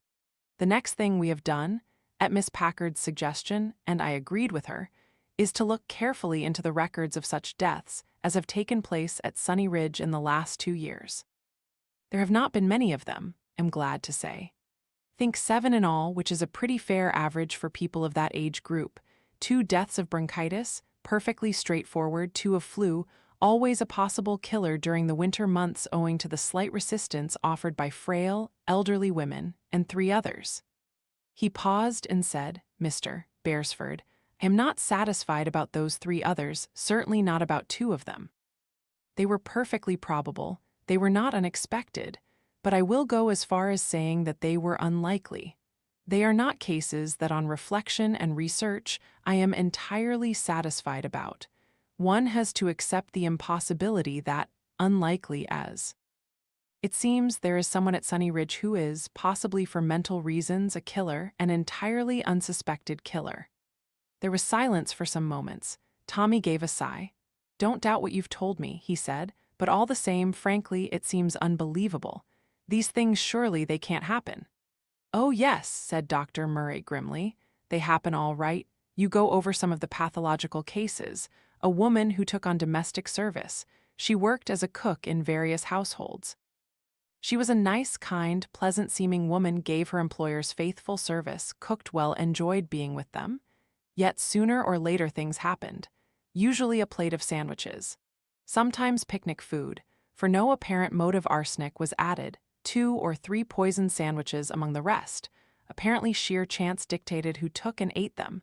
There seemed no personal venom. Sometimes no tragedy happened. The same woman was 3 or 4 months in a situation, and there was no trace of illness. Nothing. Then she left to go to another job, and in that next job, within 3 weeks, 2 of the family died after eating bacon for breakfast. The fact that these things happened in different parts of England and at irregular intervals made it some time before the police got on her track. She used a different name, of course, each time. But there are so many pleasant, capable middle-aged women who cook, it was hard to find out which particular woman it was. Why did she do it? Don't think anybody has ever really known. There have been several different theories, especially, of course, by psychologists. She was a somewhat religious woman, and it seems possible that some form of religious insanity made her feel that she had a divine command to rid the world of certain people, but it does not seem that she herself had borne them any personal animus. Then there was the French woman, Jean Gebron, who was called the Angel of Mercy. She was so upset when her neighbors had ill children she hurried to nurse those children, sat devotedly at their bedside. There again, it was some time before people discovered that the children she nursed never recovered. Instead, they all died, and why? It is true that when she was young her own child died. She appeared to be prostrated with grief. Perhaps that was the cause of her career of crime. If her child died, so should the children of other women, or it may be, as some thought, that her own child was also one of the victims. You're giving me chills down my spine, said Tommy. I'm taking the most melodramatic examples, said the doctor. It may be something much simpler than that. You remember in the case of Armstrong, anyone who had in any way offended him or insulted him, or indeed if he even thought anyone had insulted him, that person was quickly asked to tea and given arsenic sandwiches. A sort of intensified touchiness. His first crimes were obviously mere crimes for personal advantage, inheriting of money. The removal of a wife, so that he could marry another woman. Then there was Nurse Warriner, who kept a home for elderly people. They made over what means they had to her and were guaranteed a comfortable old age until death came. But death did not delay very long. There, too, it was morphine that was administered, a very kindly woman. but with no scruples she regarded herself, believe, as a benefactor. You've no idea, if your surmise about these deaths is true, who it could be? No, there seems no pointer of any kind. Taking the view that the killer is probably insane, insanity is a very difficult thing to recognize in some of its manifestations. Is it somebody, shall we say, who dislikes elderly people, who had been injured or has had her life ruined, or so she thinks, by somebody elderly, or is it possibly someone who has her own ideas of mercy killing and thinks that everyone over 60 years of age should be kindly exterminated? It could be anyone, of course, a patient, or a member of the staff, a nurse or a domestic worker. I have discussed this at great length with Millicent Packard, who runs the place. She is a highly competent woman, shrewd, businesslike, with keen supervision both of the guests there and of her own staff. She insists that she has no suspicion and no clue whatever, and I am sure that is perfectly true. But why come to me? What can I do? Your aunt, Miss Fanshawe, was a resident there for some years. She was a woman of very considerable mental capacity, though she often pretended otherwise. She had unconventional ways of amusing herself by putting on an appearance of senility. But she was actually very much all there. What I want you to try and do, Mr. Beresford, is to think hard, you and your wife, too. Is there anything you can remember that Miss Fanshawe ever said or hinted that might give us a clue? Something she had seen or noticed, something that someone had told her, something that she herself had thought peculiar.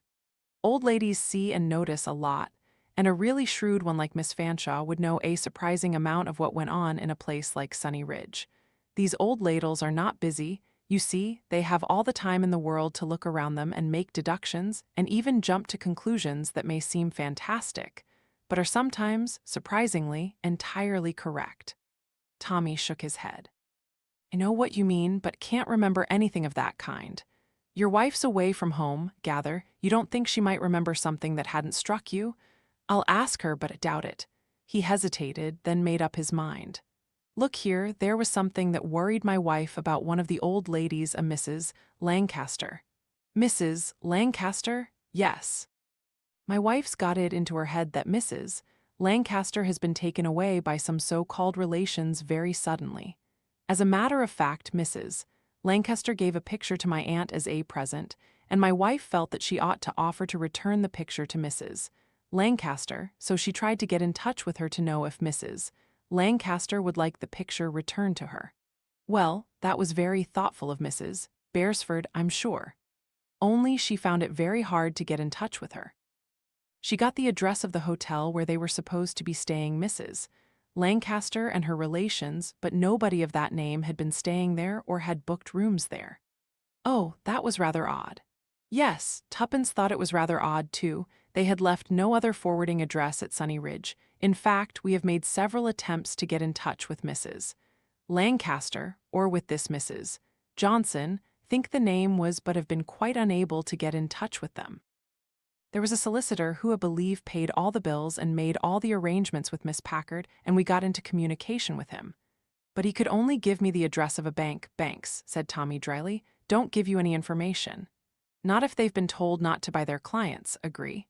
My wife wrote to Mrs. Lancaster care of the bank and also to Mrs. Johnson, but she's never had any reply. That seems a little unusual. Still, people don't always answer letters. They may have gone abroad. Quite so, it didn't worry me, but it has worried my wife. She seems convinced that something has happened to Mrs. Lancaster. In fact, during the time I was away from home, she said she was going to investigate further. I don't know what exactly she meant to do, perhaps see the hotel personally, or the bank, or try the solicitor. Anyway, she was going to try and get a little more information. Dr. Murray looked at him politely, but with a trace of patient boredom in his manner. What did she think exactly?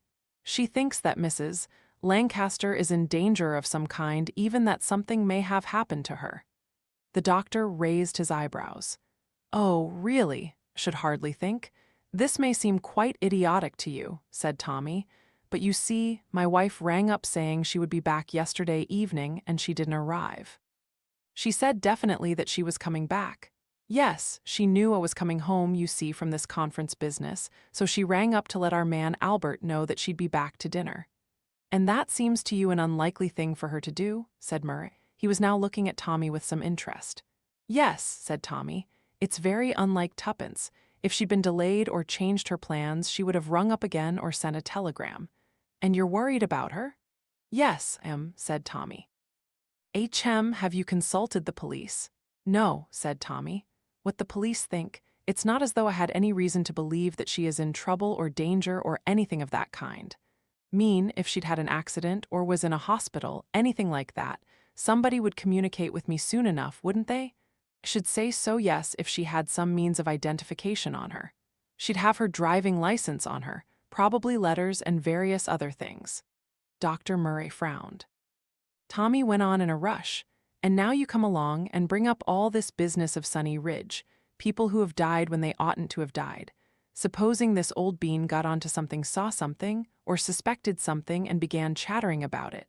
She'd have to be silenced in some way, so she was whisked out of it quickly and taken off to some place or other where she wouldn't be traced. Can't help feeling that the whole thing ties up somehow. It's odd, it's certainly odd. What do you propose to do next? I'm going to do a bit of searching myself. Try these solicitors first. They may be quite all right, but I'd like to have a look at them and draw my own conclusions. Chapter 12, Tommy meets an old friend from the opposite side of the road. Tommy surveyed the premises of Messrs. Partingdale, Harris, Lockeridge and Partingdale. They looked eminently respectable and old-fashioned. The brass plate was well worn but nicely polished. He crossed the street and passed through swing doors to be greeted by the muted note of typewriters at full speed. He addressed himself to an open mahogany window on his right, which bore the legend Informations. Inside was a small room where 3 women were typing and 2 male clerks were bending over desks copying. There was a faint, musty atmosphere of definitely juridical flavor. A woman of 35 odd, with a severe air faded blonde hair and pince-nez, rose from her typewriter and came to the window. Can I help you? I would like to see Mr. Eccles. The woman's air of severity redoubled. Have you an appointment? I'm afraid not. Just passing through London today. I'm afraid Mr. Eccles is rather busy this morning. Perhaps another member of the firm? It was Mr. Eccles I particularly wanted to see. Have already had some correspondence with him. Oh, I see. Perhaps you'll give me your name. Tommy gave his name and address, and the blonde woman retired to confer with the telephone on her desk. After a murmured conversation, she returned. The clerk will show you into the waiting room. Mr. Eccles will be able to see you in about 10 minutes' time. Tommy was ushered into a waiting room, which had a bookcase of rather ancient and ponderous-looking law tomes, and a round table covered with various financial papers. Tommy sat there and went over in his own mind his planned methods of approach. He wondered what Mr. Eccles would be like. When he was shown in at last and Mr. Eccles rose from a desk to receive him, he decided for no particular reason that he could name to himself that he did not like Mr. Eccles. He also wondered why he did not like Mr. Eccles. There seemed no valid reason for dislike. Mr. Eccles was a man of between 40 and 50, with grayish hair thinning a little at the temples. He had a long, rather sad-looking face with a particularly wooden expression, shrewd eyes, and quite a pleasant smile which, from time to time, rather unexpectedly broke up the natural melancholy of his countenance. Mr. Beresford? Yes, it is really rather a trifling matter, but my wife has been worried about it. She wrote to you, I believe, or possibly she may have rung you up to know if you could give her the address of a Mrs. Lancaster. Mrs. Lancaster, said Mr. Eccles, retaining a perfect poker face. It was not even a question. He just left the name hanging in the air. A cautious man, thought Tommy, but then it's second nature for lawyers to be cautious. In fact, if they were one's own lawyers, one would prefer them to be cautious. He went on, until lately living at a place called Sunny Ridge, an establishment and a very good one for elderly ladies. In fact, an aunt of my own was there and was extremely happy and comfortable. Oh yes, of course. Remember now, Mrs.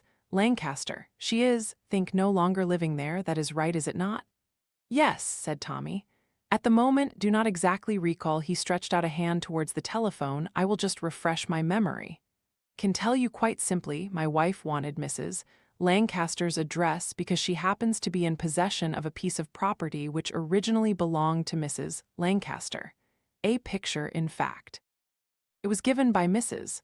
Lancaster as a present to my aunt, Miss Fanshawe. My aunt died recently, and her few possessions have come into my keeping. This included the picture which was given her by Mrs. Lancaster. My wife likes it very much, but she feels rather guilty about it. She thinks that it may be a picture Mrs. Lancaster values, and in that case she feels she ought to offer to return it to Mrs. Lancaster. "Ah, I see," said Mr. Eccles. "It is very conscientious of your wife, I'm sure." "One never knows," said Tommy, smiling pleasantly, "what elderly people may feel about their possessions. She may have been glad for my aunt to have it since my aunt admired it, as my aunt died very soon after having received this gift seems, perhaps, a little unfair that it should pass into the possession of strangers.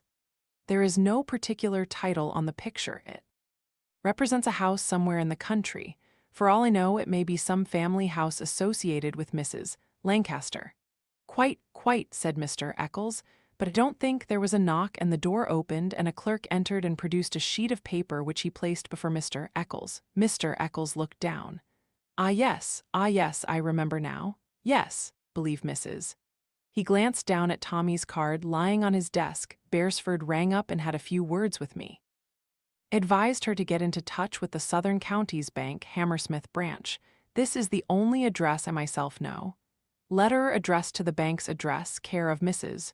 Richard Johnson, would be forwarded. Mrs. Johnson is, believe, a niece or distant cousin of Mrs.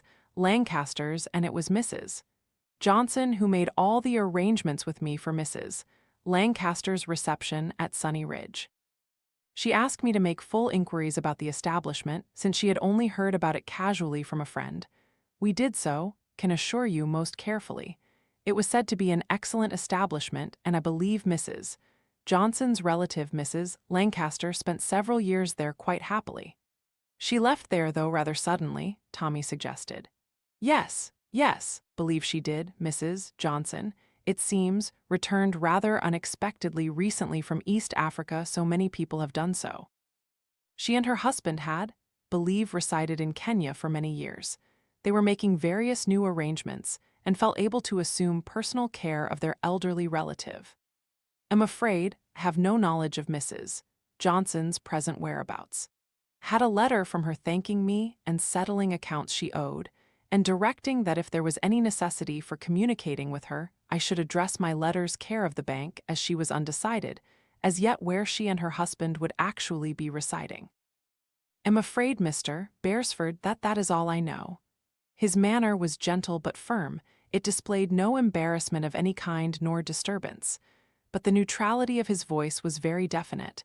Then he unbent and his manner softened a little. "Shouldn't really worry, you know, Mr. Beresford," he said reassuringly. "Or rather, I shouldn't let your wife worry. Mrs. Lancaster, believe, is quite an old lady and inclined to be forgetful. She's probably forgotten all about this picture that she gave away. She is, I believe, 75 or 76 years of age. One forgets very easily at that age, you know. Did you know her personally?" "No, I never actually met her." "But you knew Mrs. Johnson?" "Met her when she came here occasionally to consult me as to arrangements. She seemed a pleasant, businesslike woman, quite competent in the arrangements she was making." He rose and said, "I am so sorry I can't help you, Mr. Beresford." It was a gentle but firm dismissal. Tommy came out onto the Bloomsbury Street and looked about him for a taxi. The parcel he was carrying, though not heavy, was of a fairly awkward size. He looked up for a moment at the building he had just left. Eminently respectable, long established. Nothing you could fault there, nothing apparently wrong with Messrs. Partingdale, Harris, Lockeridge and Partingdale, nothing wrong with Mr. Eccles, no signs of alarm or despondency, no shiftiness or uneasiness. In books, Tommy thought gloomily, a mention of Mrs. Lancaster or Mrs. Johnson should have brought a guilty start or a shifty glance. Something to show that the names registered that all was not well. Things didn't seem to happen like that in real life. All Mr. Eccles had looked like was a man who was too polite to resent having his time wasted by such an inquiry as Tommy had just made. But all the same, thought Tommy to himself. Don't like Mr. Eccles. He recalled to himself vague memories of the past, of other people that he had for some reason not liked. Very often those hunches for hunches is all they were had been right. But perhaps it was simpler than that. If you had had a good many dealings in your time with personalities, you had a sort of feeling about them, just as an expert antique dealer knows instinctively the taste and look and feel of a forgery before getting down to expert tests and examinations. The thing just is wrong, the same with pictures, the same presumably with a cashier in a bank who is offered a first-class spurious banknote. He sounds all right, thought Tommy. He looks all right, he speaks all right, but all the same he waved frantically at a taxi which gave him a direct and cold look, increased its speed and drove on. Swine, thought Tommy. His eyes roved up and down the street seeking for a more obliging vehicle. A fair amount of people were walking on the pavement. A few hurrying, some strolling, one man gazing at a brass plate just across the road from him. After a close scrutiny, he turned round and Tommy's eyes opened a little wider. He knew that face. He watched the man walk to the end of the street, pause, turn, and walk back again. Somebody came out of the building behind Tommy, and at that moment the man opposite increased his pace a little, still walking on the other side of the road but keeping pace with the man who had come out of the door. The man who had come out of Messrs. Partingdale, Harris, Lockeridge and Partingdale's doorway was, Tommy thought, looking after his retreating figure, almost certainly Mr. Eccles. At the same moment a taxi, lingering in a pleasant tempting manner, came along. Tommy raised his hand. The taxi drew up, he opened the door and got in. Where to? Tommy hesitated for a moment, looking at his parcel. About to give an address, he changed his mind and said, 14 Lyon Street. A quarter of an hour later he had reached his destination. He rang the bell after paying off the taxi and asked for Mr. Ivor Smith. When he entered a second-floor room, a man sitting at a table facing the window swung round and said with faint surprise, "Hullo, Tommy, fancy seeing you. It's a long time. What are you doing here, just fooling round looking up your old friends?" "Not quite as good as that, Ivor. Suppose you're on your way home after the conference." "Yes." "All a lot of the usual talky-talky, I suppose. No conclusions drawn and nothing helpful said." "Quite right, all a sheer waste of time." "Mostly listening to old Bogie Taddock shooting his mouth off. Expect, crashing bore. Gets worse every year." "Oh." Well, Tommy sat down in the chair that was pushed towards him, accepted a cigarette, and said, "Just wondered it's a very long shot whether you know anything of a derogatory nature about one Eccles, solicitor of the firm of Messrs. Partingdale, Harris, Lockeridge and Partingdale." "Well, well, well," said the man called Ivor Smith. He raised his eyebrows. They were very convenient eyebrows for raising. The end of them near the nose went up, and the opposite end of the cheek went down for an almost astonishing extent. They made him on very little provocation look like a man who had had a severe shock, but actually it was quite a common gesture with him. "Run up against Eccles somewhere, have you?" "The trouble is," said Tommy, "that I know nothing about him." "And you want to know something about him?" "Yes." What made you come to see me?" "I saw Anderson outside." It was a long time since I'd seen him, but I recognized him. He was keeping someone or other under observation. Whoever it was someone in the building from which I had just emerged. 2 firms of lawyers practiced there, and 1 firm of chartered accountants. Of course it may be any one of them or any member of any one of them, but a man walking away down the street looked to me like Eccles, and just wondered if by a lucky chance it could have been my Mr. Eccles that Anderson was giving his attention to. Said Ivor Smith. "Well, Tommy, you always were a pretty good guesser." "Who is Eccles? Don't you know? Haven't you any idea?" "I've no idea whatever," said Tommy. Without going into a long history, went to him for some information about an old lady who has recently left an old ladies' home. The solicitor employed to make arrangements for her was Mr. Eccles. He appears to have done it with perfect decorum and efficiency. Wanted her present address. He says he hasn't got it. Quite possibly he hasn't, but I wondered. He's the only clue to her whereabouts I've got.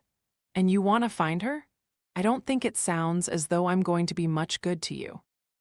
Eccles is a very respectable, sound solicitor who makes a large income, has a good many highly respectable clients, works for the landed gentry, professional classes and retired soldiers and sailors, generals and admirals and all that sort of thing. He's the apis of respectability. Should imagine from what you're talking about that he was strictly within his lawful activities. But you're interested in him, suggested Tommy. Yes, we're very interested in Mr. James Eccles. He sighed. We've been interested in him for at least 6 years. We haven't progressed very far. Very interesting, said Tommy. I'll ask you again, who exactly is Mr. Eccles? You mean what do we suspect Eccles of? Well, to put it in a sentence, we suspect him of being one of the best brains in organized criminal activity in this country. Criminal activity? Tommy looked surprised. Oh yes, yes, no cloak and dagger, no espionage, no counter-espionage, no plain criminal activity.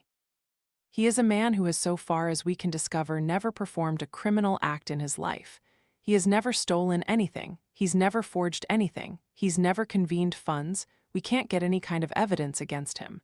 But all the same, whenever there's a big planned organized robbery, there we find, somewhere in the background, Mr. Eccles leading a blameless life. 6 years, said Tommy thoughtfully. Possibly even longer than that. It took a little time to get on to the pattern of things. Bank hold-ups, robberies of private jewels, all kind of things where the big money was. They are all jobs that followed a certain pattern. You couldn't help feeling that the same mind had planned them. The people who directed them and who carried them out never had to do any planning at all. They went where they were told, they did what they were ordered, they never had to think. Somebody else was doing the thinking. And what made you hit on Eccles? Ivor Smith shook his head thoughtfully. It would take too long to tell you. He's a man who has a lot of acquaintances, a lot of friends. There are people he plays golf with, there are people who service his car, there are scores of stockbrokers who act for him. There are companies doing a blameless business in which he is interested. The plan is getting him, but his part in it hasn't got much clearer, except that he's very conspicuously absent on certain occasions. A big bank robbery cleverly planned, and no expense spared, mind you, consolidating the getaway and all the rest of it. And where's Mr. Eccles when it happens? Monte Carlo or Zurich or possibly even fishing for salmon in Norway. You can be quite sure Mr. Eccles is never within 100 miles of where criminal activities are happening. Yet you suspect him? Oh yes, I'm quite sure in my own mind, but whether we'll ever catch him, I don't know.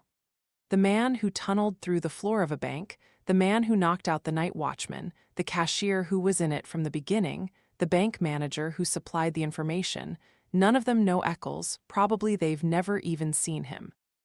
There's a long chain leading away and no one seems to know more than just one link beyond themselves.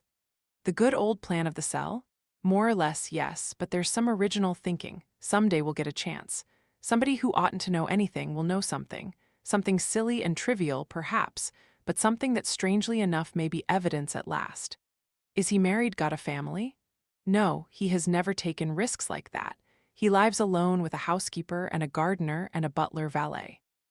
He entertains in a mild and pleasant way, and I dare swear that every single person who's entered his house as his guest is beyond suspicion. And nobody's getting rich? That's a good point you've put your finger on, Thomas. Somebody ought to be getting rich. Somebody ought to be seen to be getting rich.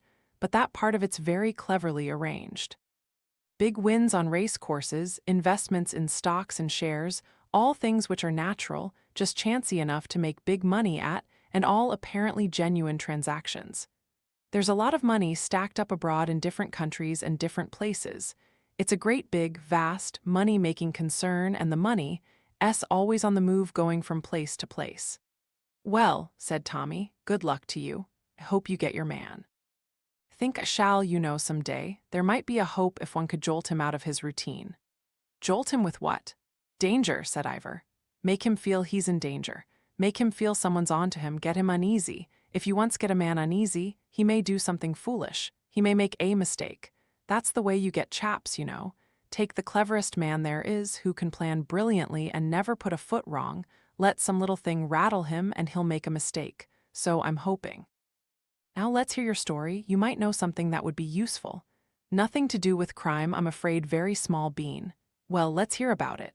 Tommy told his story without undue apologies for the triviality of it. Ivor, he knew, was not a man to despise triviality. Ivor, indeed, went straight to the point which had brought Tommy on his errand. And your wife's disappeared, you say? It's not like her. That's serious. Serious to me, all right. So, can imagine, only met your missus once. She's sharp. If she goes after things, she's like a terrier on a trail, said Thomas. You've not been to the police? No. Why not?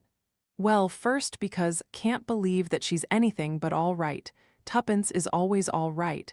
She just goes all out after any hair that shows itself. She mayn't have had time to communicate. I don't like it very much. She's looking for a house, you say. That just might be interesting because among various odds and ends that we followed, which incidentally have not led too much, are a kind of trail of house agents. House agents? Tommy looked surprised. Yes, nice, ordinary, rather mediocre house agents in small provincial towns in different parts of England, but none of them so very far from London. Mr. Eccles's firm does a lot of business with and for house agents. Sometimes he's the solicitor for the buyers and sometimes for the sellers, and he employs various house agencies on behalf of clients. Sometimes we rather wondered why. None of it seems very profitable, you see. But you think it might mean something or lead to something. Well, if you remember the big London Southern Bank robbery some years ago, there was a house in the country, a lonely house. That was the thieves' rendezvous. They weren't very noticeable there, but that's where the stuff was brought and cached away. People in the neighborhood began to have a few stories about them, and wonder what these people were who came and went at rather unusual hours, different kinds of cars arriving in the middle of the night and going away again.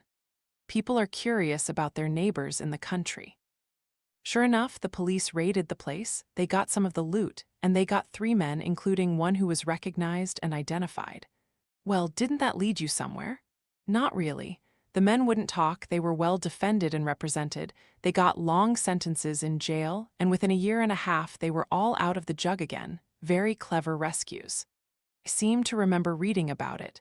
One man disappeared from a criminal court where he was brought up by 2 warders. That's right. All very cleverly arranged, and an enormous amount of money spent on the escape. But we think that whoever was responsible for the staff work realized he made a mistake in having one house for too long a time, so that the local people got interested. Somebody, perhaps, thought it would be a better idea to get subsidiaries living in, say, as many as 30 houses in different places. People come and take a house, mother and daughter, say, a widow, or a retired army man and his wife. Nice, quiet people. They have a few repairs done to the house, get a local builder in and improve the plumbing, and perhaps some other firm down from London to decorate. And then after a year or a year and a half circumstances arise, and the occupiers sell the house and go off abroad to live. Something like that, all very natural and pleasant. During their tenancy, that house has been used perhaps for rather unusual purposes. But no one suspects such a thing. Friends come to see them, not very often. Just occasionally. One night, perhaps, a kind of anniversary party for a middle-aged or elderly couple or a coming-of-age party. A lot of cars coming and going. Say there are 5 major robberies done within 6 months, but each time the loot passes through or is cashed in not just one of these houses, but 5 different houses in 5 different parts of the countryside. It's only a supposition as yet, my dear Tommy, but we're working on it. Let's say your old lady lets a picture of a certain house go out of her possession, and supposing that's a significant house, and supposing that that's the house that your missus has recognized somewhere and has gone dashing off to investigate. And supposing someone doesn't want that particular house investigated, it might tie up, you know. It's very far-fetched. Oh yes, agree, but these times we live in are far-fetched times. In our particular world, incredible things happen. Aye, somewhat wearily Tommy alighted from his 4th taxi of the day and looked appraisingly at his surroundings. The taxi had deposited him in a small cul-de-sac which tucked itself coyly under one of the protuberances of Hampstead Heath. The cul-de-sac seemed to have been some artistic development. Each house was wildly different from the house next to it. This particular one seemed to consist of a large studio with skylights in it, and attached to it, rather like a gumble, On one side was what seemed to be a little cluster of 3 rooms. A ladder staircase painted bright green ran up the outside of the house. Tommy opened the small gate, went up a path, and not seeing a bell, applied himself to the knocker. Getting no response, he paused for a few moments and then started again with the knocker, a little louder this time. The door opened so suddenly that he nearly fell backwards. A woman stood on the doorstep. At first sight, Tommy's first impression was that this was one of the plainest women he had ever seen. She had a large expanse of flat, pancake-like face, 2 enormous eyes which seemed of impossibly different colors, one green and one brown, a noble forehead with a quantity of wild hair rising up from it in a kind of thicket. She wore a purple overall with blotches of clay on it, and Tommy noticed that the hand that held the door open was one of exceeding beauty of structure. "Oh," she said. Her voice was deep and rather attractive. "What is it? I'm busy." "Mrs. Boscawen?" "Yes, what do you want?" "My name's Beresford. Wondered if I might speak to you for a few moments." "I don't know, really, must you? What is it, something about a picture?" Her eye had gone to what he held under his arm. "Yes, it's something to do with one of your husband's pictures. Do you want to sell it? Got plenty of his pictures. Don't want to buy any more of them, take it to one of these galleries or something. They're beginning to buy him now. You don't look as though you needed to sell pictures." "Oh no, don't want to sell anything." Tommy felt extraordinary difficulty in talking to this particular woman. Her eyes, unmatching though they were very fine eyes, and they were looking now over his shoulder down the street with an air of some peculiar interest at something in the far distance. "Please," said Tommy. "Wish you would let me come in, it's so difficult to explain." "If you're a painter, don't want to talk to you," said Mrs. Boscawen. "Find painters very boring always." "I'm not a painter." "Well, you don't look like one, certainly." Her eyes raked him up and down. "You look more like a civil servant," she said disapprovingly. "Can I come in, Mrs. Boscawen? I'm not sure. Wait." She shut the door rather abruptly. Tommy waited. After about 4 minutes had passed, the door opened again. "All right," she said. "You can come in." She led him through the doorway, up a narrow staircase, and into the large studio. In a corner of it there was a figure and various implements standing by it, hammers and chisels. There was also a clay head. The whole place looked as though it had recently been savaged by a gang of hooligans. "There's never any room to sit up here," said Mrs. Boscawen.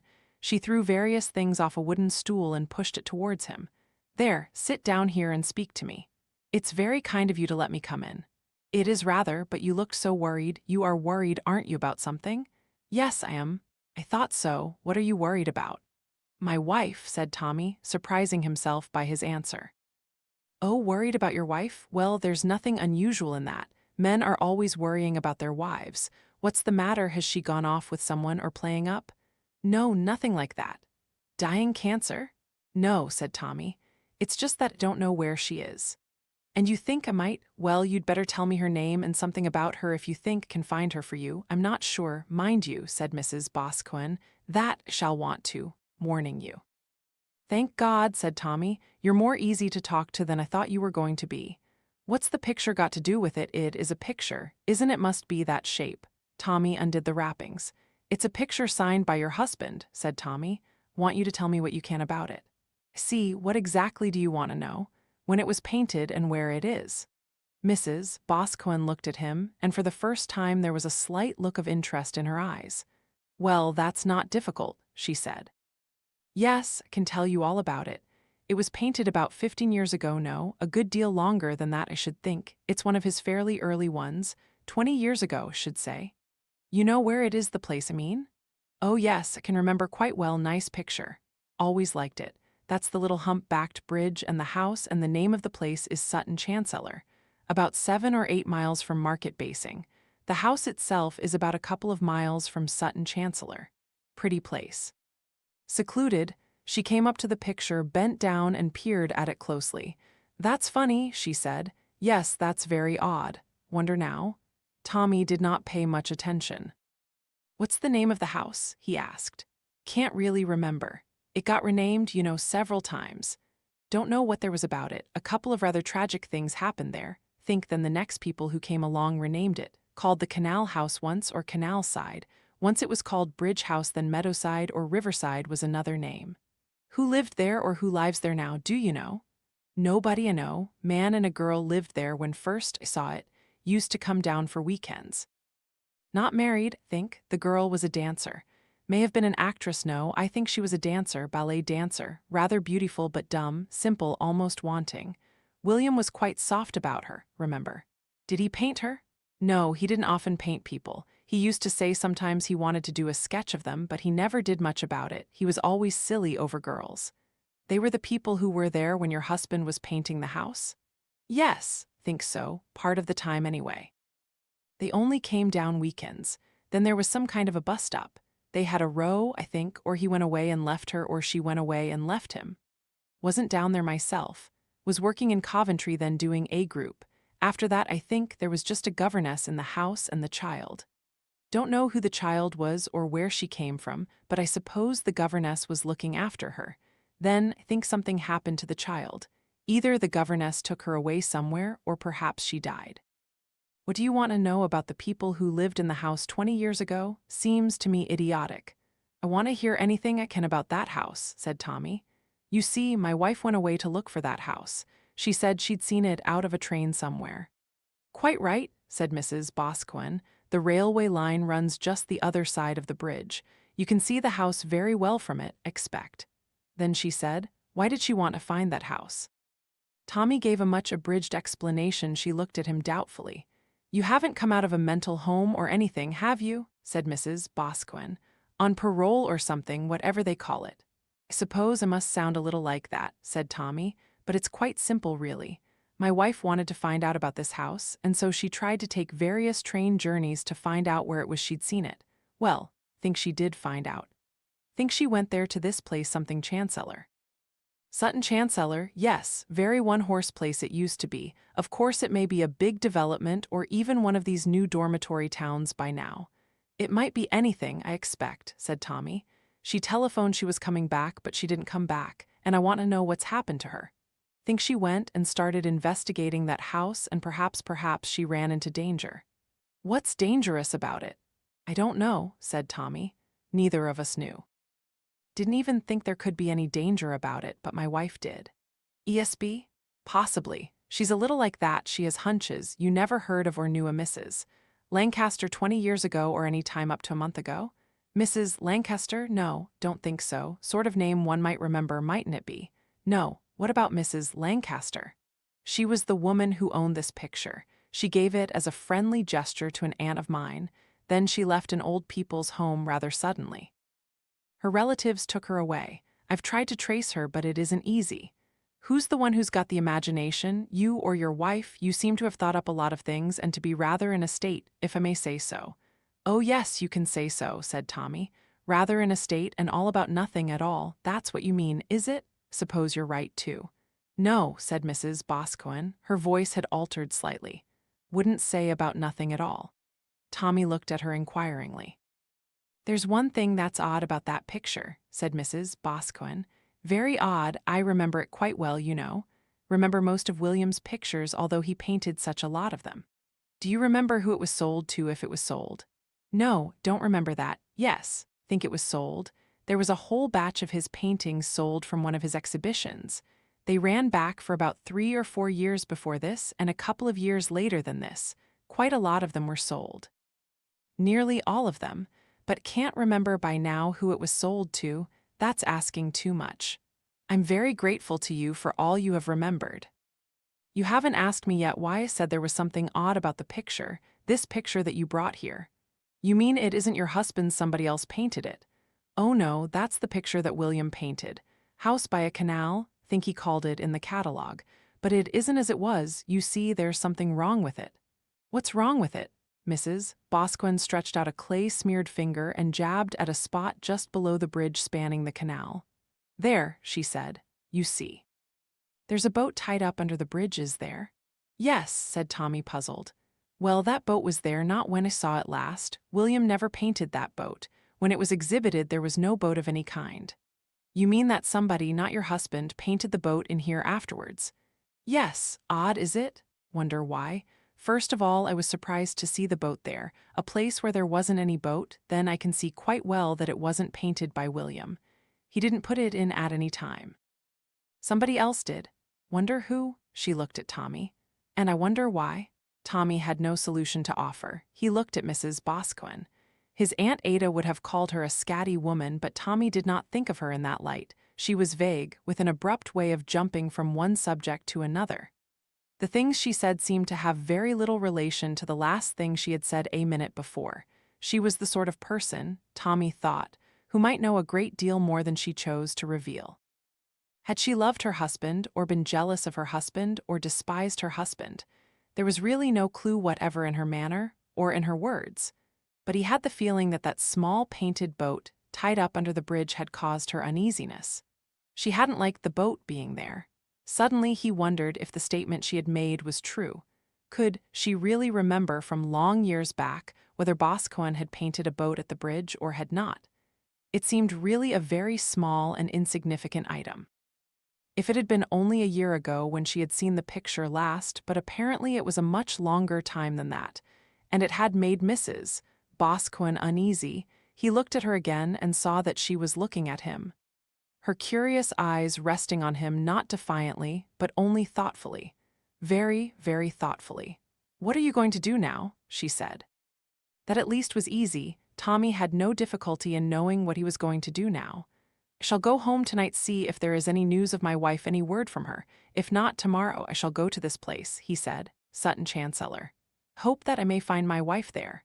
"It would depend," said Mrs. Boscawen. "Depend on what?" said Tommy sharply. Mrs. Boscawen frowned, then she murmured, seemingly to herself, "Wonder where she is?" "You wonder where who is?"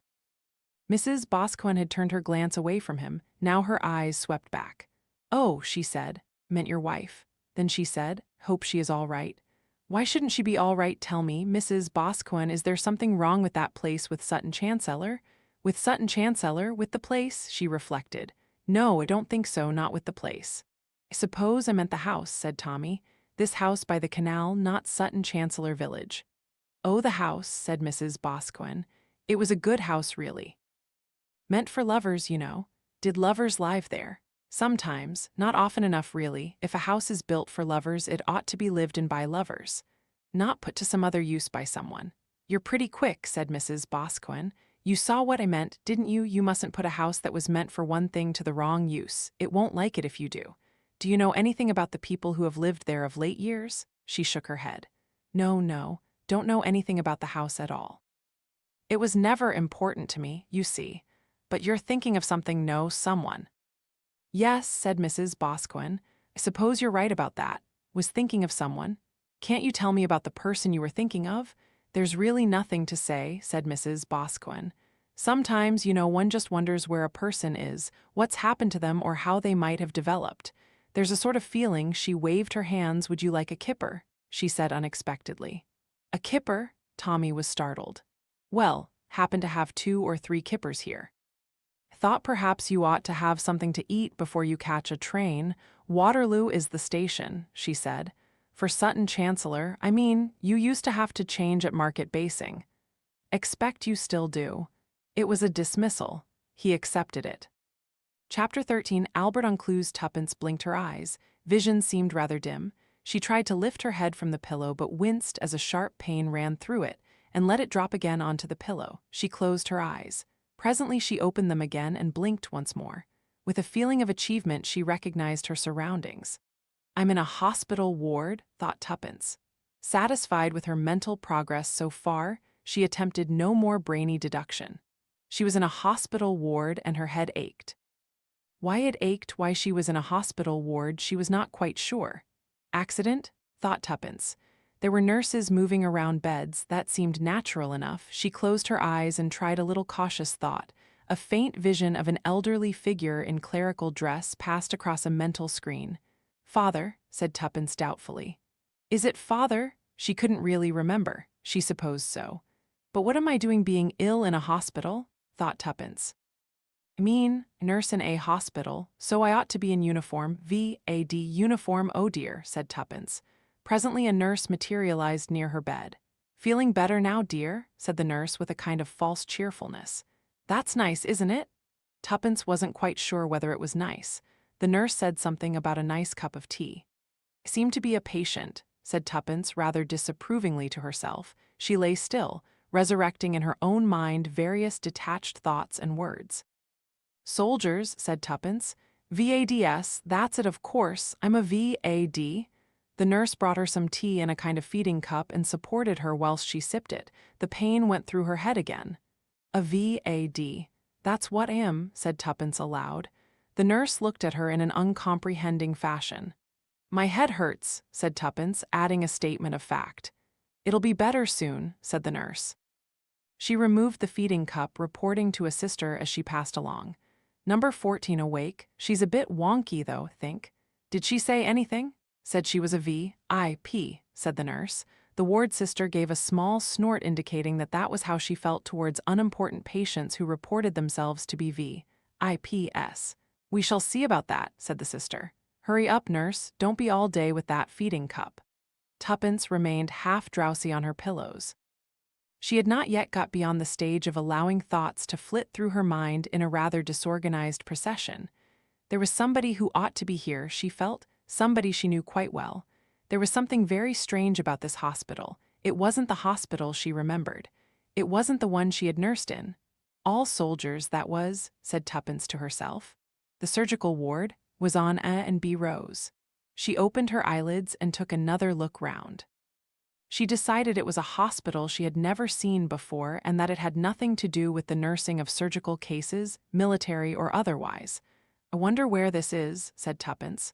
What place? She tried to think of the name of some place. The only places she could think of were London and Southampton. The ward sister now made her appearance at the bedside. Feeling a little better, Hope, she said. I'm all right, said Tuppence. What's the matter with me? You hurt your head. Expect you find it rather painful, don't you? It aches, said Tuppence. Where am I? Market Basing Royal Hospital. Tuppence considered this information. It meant nothing to her at all. An old clergyman, she said. I beg your pardon? Nothing particular. We haven't been able to write your name on your diet sheet yet, said the ward sister. She held her biro pen at the ready and looked inquiringly at Tuppence. My name? Yes, said the sister. For the records, she added helpfully. Tuppence was silent, considering. Her name? What was her name? How silly, said Tuppence to herself. I seemed to have forgotten it. And yet I must have a name. Suddenly, a faint feeling of relief came to her. The elderly clergyman's face flashed suddenly across her mind, and she said with decision, of course, Prudence. Prudence? That's right, said Tuppence. That's your Christian name, the surname? Cowley, Cowley. Glad to get that straight, said the sister, and moved away again with the air of one whose records were no longer worrying her. Tuppence felt faintly pleased with herself. Prudence Cowley. Prudence Cowley in the V.A.D., and her father was a clergyman at something vicarage, and it was wartime and— Funny, said Tuppence to herself. Seem to be getting this all wrong. It seems to me it all happened a long time ago. She murmured to herself, was it your poor child? She wondered. Was it she who had just said that, or was it somebody else said it to her? The sister was back again. Your address, she said, Miss Cowley, or is it Mrs. Cowley? Did you ask about a child? Was it your poor child? Did somebody say that to me, or I saying it to them? I think I should sleep a little if I were you now, dear, said the sister. She went away and took the information she had obtained to the proper place. She seems to have come to herself, doctor, she remarked, and she says her name is Prudence Cowley, but she doesn't seem to remember her address. She said something about a child. Oh well, said the doctor with his usual casual air, we'll give her another 24 hours or so. She's coming round from the concussion quite nicely. Aye, Tommy fumbled with his latchkey. Before he could use it, the door came open and Albert stood in the open aperture. Well, said Tommy, is she back? Albert slowly shook his head. No word from her, no telephone message, no letters waiting, no telegrams. Nothing, I tell you, sir, nothing whatever, and nothing from anyone else either. They are lying low, but they've got her. That's what think they've got her. What the devil do you mean they've got her? Said Tommy. The things you read, who have got her? Well, you know what I mean, the gang. What gang? One of those gangs with flick knives, maybe, or an international one. Stop talking rubbish, said Tommy. Do you know what think? Albert looked inquiringly at him. I think it's extremely inconsiderate of her not to send us word of some kind, said Tommy. Oh, said Albert, Well, see what you mean? Suppose you could put it that way, if it makes you happier, he added. He removed the parcel from Tommy's arms. See, you brought that picture back, he said. Yes, I've brought the bloody picture back, small fat lot of use it's been. You haven't learnt anything from it. That's not quite true, said Tommy. I have learnt something from it, but whether what I've learned is going to be any use to me, I don't know. He added, Dr. Murray didn't ring up, I suppose, or Miss Packard from Sunny Ridge Nursing Home, nothing like that. Nobody's rung up except the greengrocer to say he's got some nice aubergines. He knows the missus is fond of aubergines. He always lets her know, but told him she wasn't available just now. He added, I've got a chicken for your lunch. It's extraordinary that you can never think of anything but chickens, said Tommy unkindly. It's what they call a pousin this time, said Albert. Skinny, he added. It'll do, said Tommy. The telephone rang, Tommy was out of his seat and had rushed to it in a moment. Hallo. Hallo, a faint and faraway voice spoke. Mr. Thomas Beresford, can you accept a personal call from Invergeshley? Yes. Hold the line, please. Tommy waited. His excitement was calming down. He had to wait some time. Then a voice he knew, crisp and capable, sounded, the voice of his daughter. Hallo, is that you, Pop? Deborah, yes. Why are you sounding so breathless? Have you been running? Daughters, Tommy thought, were always critical. A wheeze a bit in my old age, he said. How are you, Deborah? Oh, I'm all right. Look here, Dad. Saw something in the paper. Perhaps you've seen it too. Wondered about it. Something about someone who had had an accident and was in hospital. Well, don't think saw anything of that kind. Mean not to notice it in any way, why? Well, it didn't sound too bad. Supposed it was a car accident or something like that. It mentioned that the woman, whoever it was, an elderly woman, gave her name as Prudence Cowley, but they were unable to find her address. Prudence Cowley, you mean? Well, yes. Only wondered. That is Mother's name, is it? Mean it was her name. Of course. Always forget about the Prudence. I mean, we've never thought of her as Prudence, you and I, or Derek either. No, said Tommy. No, it's not the kind of Christian name one would associate much with your mother. No, it is. Just thought it was rather odd. You don't think it might be some relation of hers? I suppose it might be. Where was this? Hospital at Market Basing, think it said. They wanted to know more about her, gather. I just wondered, well, no, it's awfully silly. There must be quantities of people called Cowley and quantities of people called Prudence. But I thought I'd just ring up and find out, make sure, mean that Mother was at home and all right and all that. See, said Tommy. Yes, see. Well, go on, Pop, is she at home? No, said Tommy, she isn't at home, and I don't know either whether she is all right or not. What do you mean? Said Deborah. What's Mother been doing? Suppose you've been up in London with that hush-hush, utterly secret, idiotic survival from past days, joying with all the old boys. You're quite right, said Tommy. Got back from that yesterday evening. And you found Mother away, or did you know she was away? Come on, Pop, tell me about it, you're worried. Know when you're worried well enough. What's Mother been doing? She's been up to something, hasn't she? Wish at her age she'd learn to sit quiet and not do things. She's been worried, said Tommy. Worried about something that happened in connection with your great-aunt Ada's death. What sort of thing? Well, something that one of the patients at the nursing home said to her. She got worried about this old lady. She started talking a good deal, and your mother was worried about some of the things she said. And so, when we went to look through Aunt Ada's things, we suggested talking to this old lady, and it seems she'd left rather suddenly. Well, that seems quite natural, doesn't it? Some of her relatives came and fetched her away. It still seems quite natural, said Deborah. Why did Mother get the wind up? She got it into her head, said Tommy, that something might have happened to this old lady. See, not to put too fine a point on it, as the saying goes, she seems to have disappeared, all in quite a natural way, mean, vouched for by lawyers and banks and all that, only we haven't been able to find out where she is. You mean Mother's gone off to look for her somewhere? Yes, and she didn't come back when she said she was coming back 2 days ago. And haven't you heard from her? No. I wish to goodness you could look after Mother properly, said Deborah severely. None of us have ever been able to look after her properly, said Tommy. Not you either, Deborah, if it comes to that. It's the same way she went off in the war and did a lot of things that she'd no business to be doing. But it's different now. Mean she's quite old, she ought to sit at home and take care of herself. Suppose she's been getting bored, that's at the bottom of it all. Market Basing Hospital, did you say? Said Tommy. Melfordshire, it's about an hour or an hour and a half from London, think by train. That's it, said Tommy, and there's a village near Market Basing called Sutton Chancellor. What's that got to do with it? Said Deborah. It's too long to go into now, said Tommy.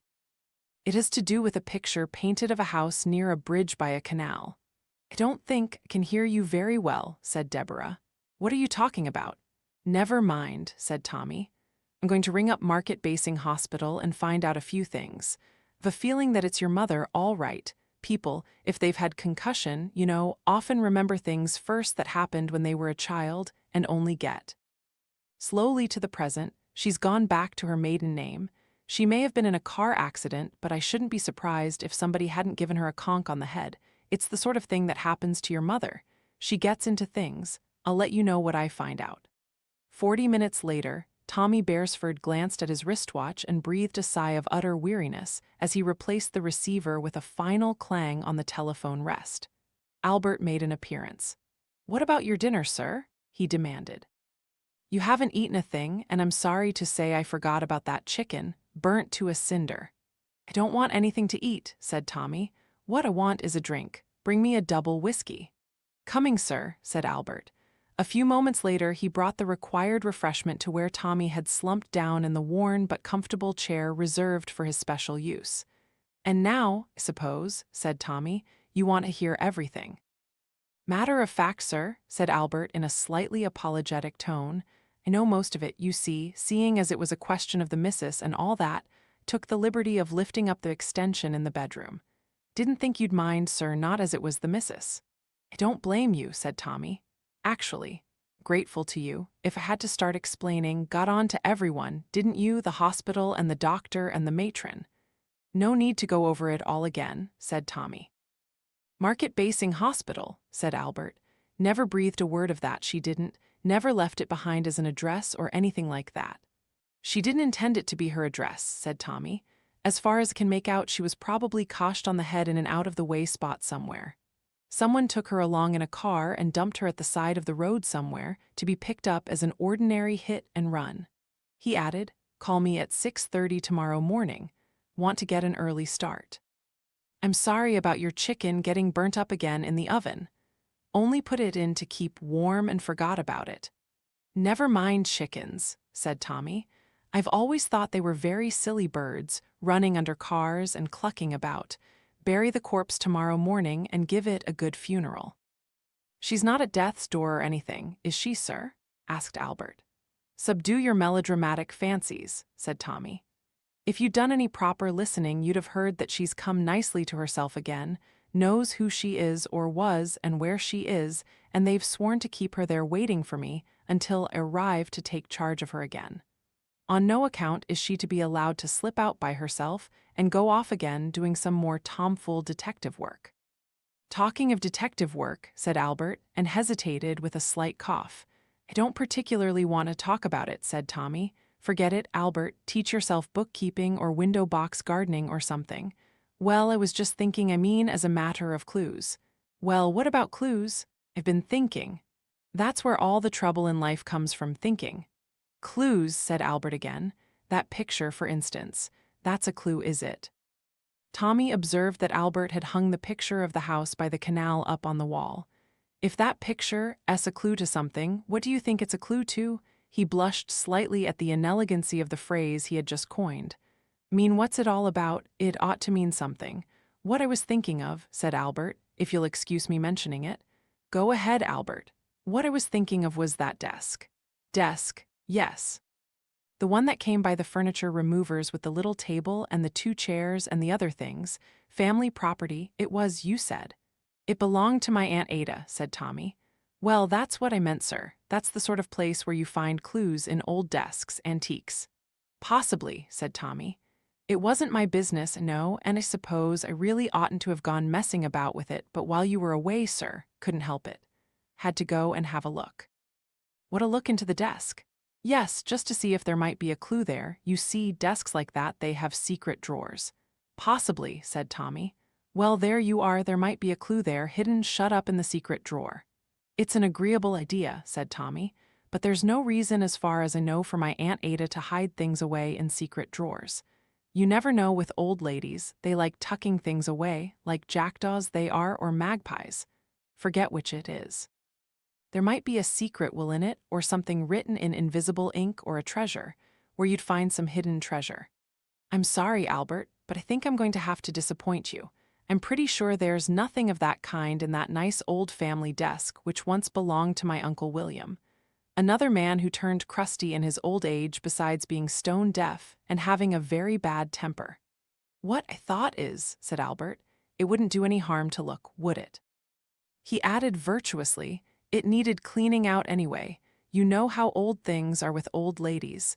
They don't turn them out much, not when they're rheumatic and find it hard to get about. Tommy paused for a moment or two. He remembered that Tuppence and he had looked quickly through the drawers of the desk, had put their contents such as they were in 2 large envelopes, and removed a few skeins of wool, 2 cardigans, a black velvet stole, and 3 fine pillowcases from the lower drawers, which they had placed with other clothing and odds and ends for disposal.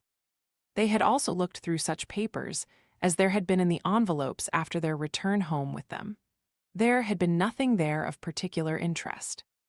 We looked through the contents, Albert, he said. Spent a couple of evenings, really.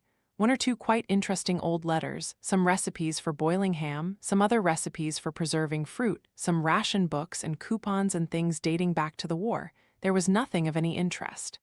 Oh, that, said Albert. But that's just papers and things, as you might say, just ordinary go and come what everybody gets holed up in desks and drawers and things. Mean real secret stuff. When I was a boy, you know, did 6 months with an antique dealer helping him fake up things as often as not, but got to know about secret drawers that way. They usually run to the same pattern, 3 or 4 well-known kinds, and they vary it now and then. Don't you think, sir, you ought to have a look? Mean, didn't like to do it myself with you not here. Would have been presuming. He looked at Tommy with the air of a pleading dog. Come on, Albert, said Tommy, giving in. Let's go and presume. A very nice piece of furniture, thought Tommy as he stood by Albert's side surveying this specimen of his inheritance from Aunt Ada. Nicely kept, beautiful old polish on it, showing the good workmanship and craftsmanship of days gone by. Well, Albert, he said, go ahead, this is your bit of fun, but don't go and strain it. Oh, was ever so careful. Didn't crack it or slip knives into it or anything like that. First of all, we let down the flap and put it on these 2 slab things that pull out. That's right, you see, the flap comes down this way, and that's where the old lady used to sit. Nice little mother of pearl blotting case your Aunt Ada had. It was in the left-hand drawer. There are these 2 things, said Tommy. He drew out 2 delicate, pilastered, shallow, vertical drawers. Oh, them, sir. You can push papers in them, but there's nothing really secret about them. The most usual place is to open the little middle cupboard, and then at the bottom of it usually there's a little depression, and you slide the bottom out and there's a space. But there's other ways and places. This desk is the kind that has a kind of well underneath. That's not very secret either, is it? You just slide back a panel. The point is, it looks as though you'd found all there was to find. You push back the panel, there's the cavity, and you can put a good many things in there that you want to keep a bit from being pawed over and all that. But that's not all, as you might say, because you see, here there's a little piece of wood in front like a little ledge, and you can pull that up, you see. Yes, said Tommy, yes, can see that, you pull that up. And you've got a secret cavity here just behind the middle lock. But there's nothing in it. No, said Albert, it looks disappointing. But if you slip your hand into that cavity, and you wiggle it along either to the left or the right, there are 2 little thin drawers, 1 each side. There's a little semicircle cut out of the top, and you can hook your finger over that and pull gently towards you. During these remarks, Albert seemed to be getting his wrist in what was almost a contortionist position. Sometimes they stick a little. Wait, wait, here she comes. Albert's hooked forefinger drew something towards him from inside. He clawed it gently forward until the narrow, small drawer showed in the opening. He hooked it out and laid it before Tommy, with the air of a dog bringing his bone to his master. Now wait a minute, sir. There's something in here, something wrapped up in a long, thin envelope. Now we'll do the other side. He changed hands and resumed his contortionist clawings. Presently a second drawer was brought to light and was laid beside the first one. There's something in here too, said Albert. Another sealed-up envelope that someone's hidden here one time or another. I've not tried to open either of them, wouldn't do such a thing. His voice was virtuous in the extreme.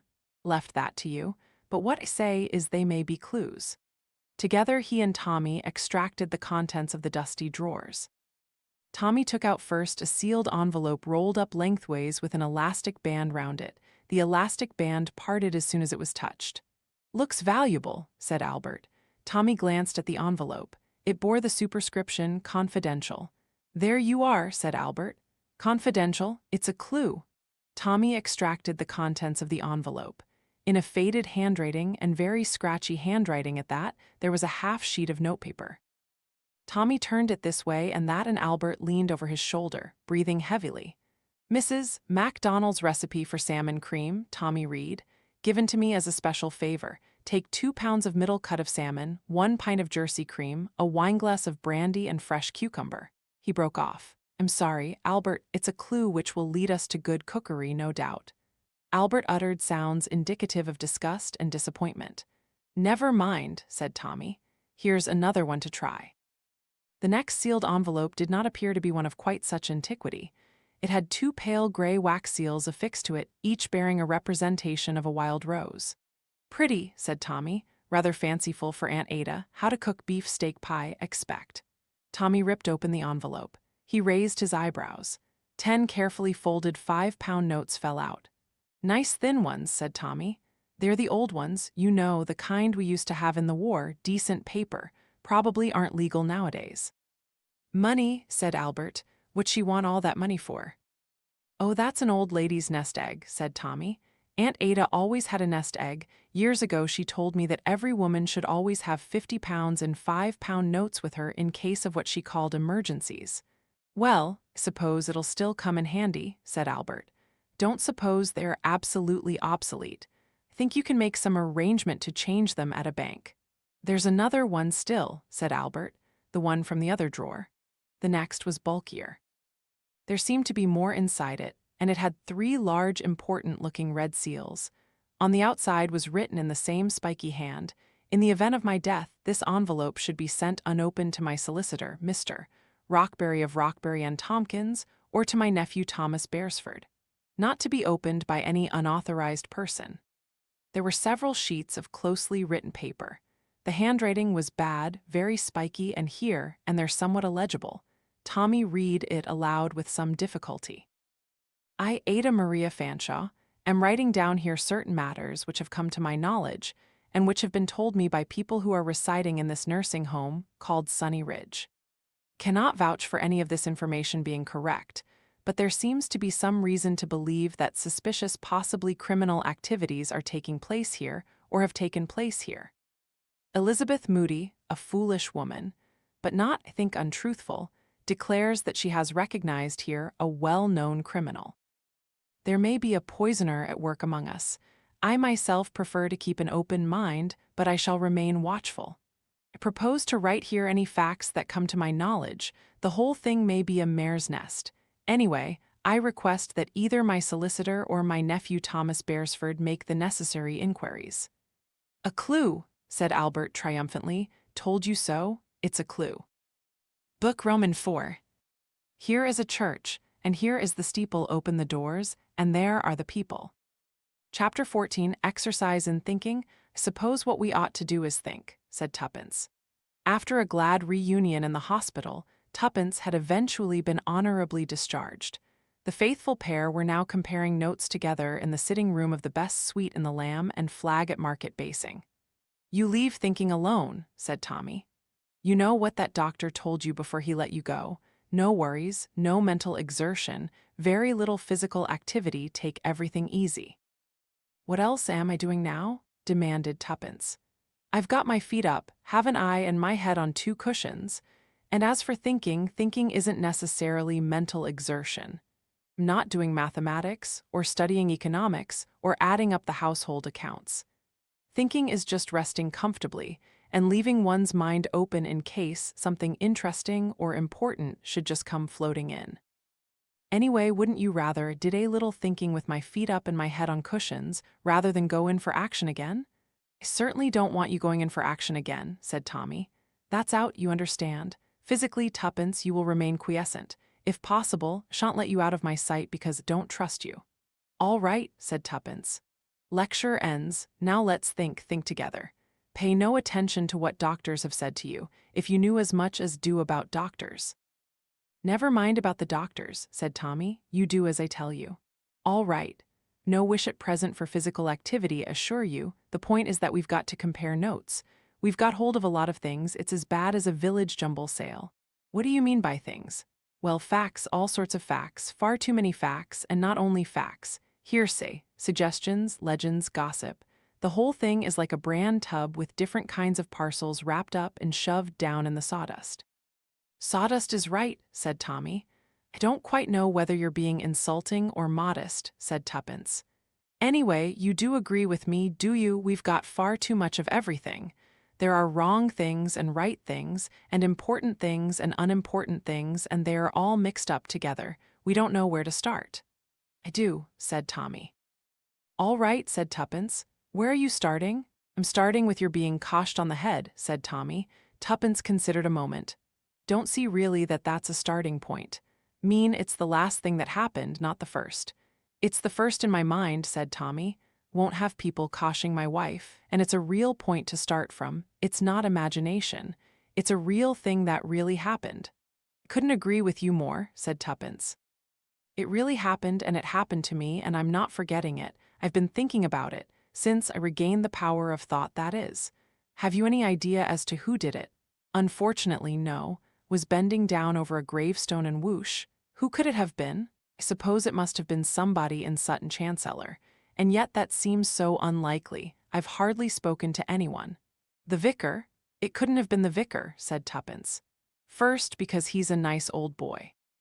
And secondly, because he wouldn't have been nearly strong enough. And thirdly, because he's got very asthmatic breathing. He couldn't possibly have crept up behind me without my hearing him. Then, if you count the vicar out, don't you? Well, said Tommy, yes, do, as you know, been to see him and talk to him. He's been a vicar here for years and everyone knows him. Suppose a fiend incarnate could put on a show of being a kindly vicar, but not for more than about a week or so at the outside, I'd say. Not for about 10 or 12 years. Well then, said Tuppence, the next suspect would be Miss Bligg, Nellie Bligg, though heaven knows why. She can't have thought I was trying to steal a tombstone. Do you feel it might have been her? Well, don't really. Of course, she's competent. If she wanted to follow me and see what I was doing and conk me, she'd make a success of it, and like the vicar she was there on the spot.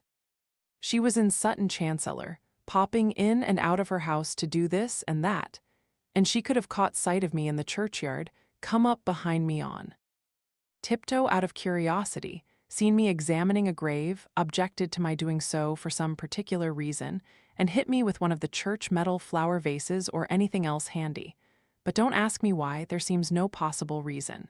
Who next, Tuppence? Mrs. Cockerell, if that's her name? Mrs. Copley, said Tuppence. No, it wouldn't be Mrs. Copley. Now why are you so sure of that? She lives in Sutton Chancellor. She could have seen you go out of the house and she could have followed you. Oh yes, yes, but she talks too much, said Tuppence. I don't see where talking too much comes into it. If you'd listened to her a whole evening as I did, said Tuppence, you'd realize that anyone who talks as much as she does non-stop in a constant flow could not possibly be a woman of action as well. She couldn't have come up anywhere near me without talking at the top of her voice as she came. Tommy considered this. All right, he said. You have good judgment in that kind of thing, Tuppence. Wash out Mrs. Copley, who else is there? Amos Perry, said Tuppence. That's the man who lives at the Canal House. Have to call it the Canal House because it's got so many other odd names, and it was called that way. The husband of the friendly witch, there's something a bit queer about him. He's a bit simple-minded, and he's a big, powerful man. And he could cosh anyone on the head if he wanted to, and I even think it's possible in certain circumstances. He might want to, though. I don't exactly know why he should want to cosh me. He's a better possibility, really, than Miss Bligg, who seems to me just one of those tiresome, efficient women who go about running parishes and poking their noses into things. Not at all the type who would get up to the point of physical attack except for some wildly emotional reason. She added with a slight shiver, felt frightened of Amos Perry the first time I saw him. He was showing me his garden. Felt suddenly that that wouldn't like to get on the wrong side of him or meet him in a dark road at night.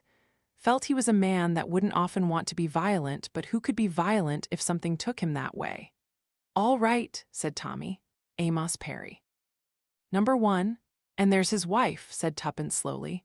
The friendly witch, she was nice and I liked her. Don't want it to be her. Don't think it was her, but she's mixed up in things. Things that have to do with that house. That's another point, you see. Tommy, I don't know what the important thing is in all this. I've begun to wonder whether everything doesn't circulate round that house, whether the house isn't the central point. The picture. That picture does mean something, doesn't it, Tommy? It must. Think. Yes, said Tommy. Think it must. Came here trying to find Mrs. Lancaster, but nobody here seems to have heard of her. I've been wondering whether it got things the wrong way round that Mrs. Lancaster was in danger, because I'm still sure of that, because she owned that picture. Don't think she was ever in Sutton Chancellor, but she was either given, or she bought, a picture of a house here. And that picture means something, is in some way a menace to someone. Mrs. Moody told Aunt Ada that she recognized someone at Sunny Ridge, someone connected with criminal activities.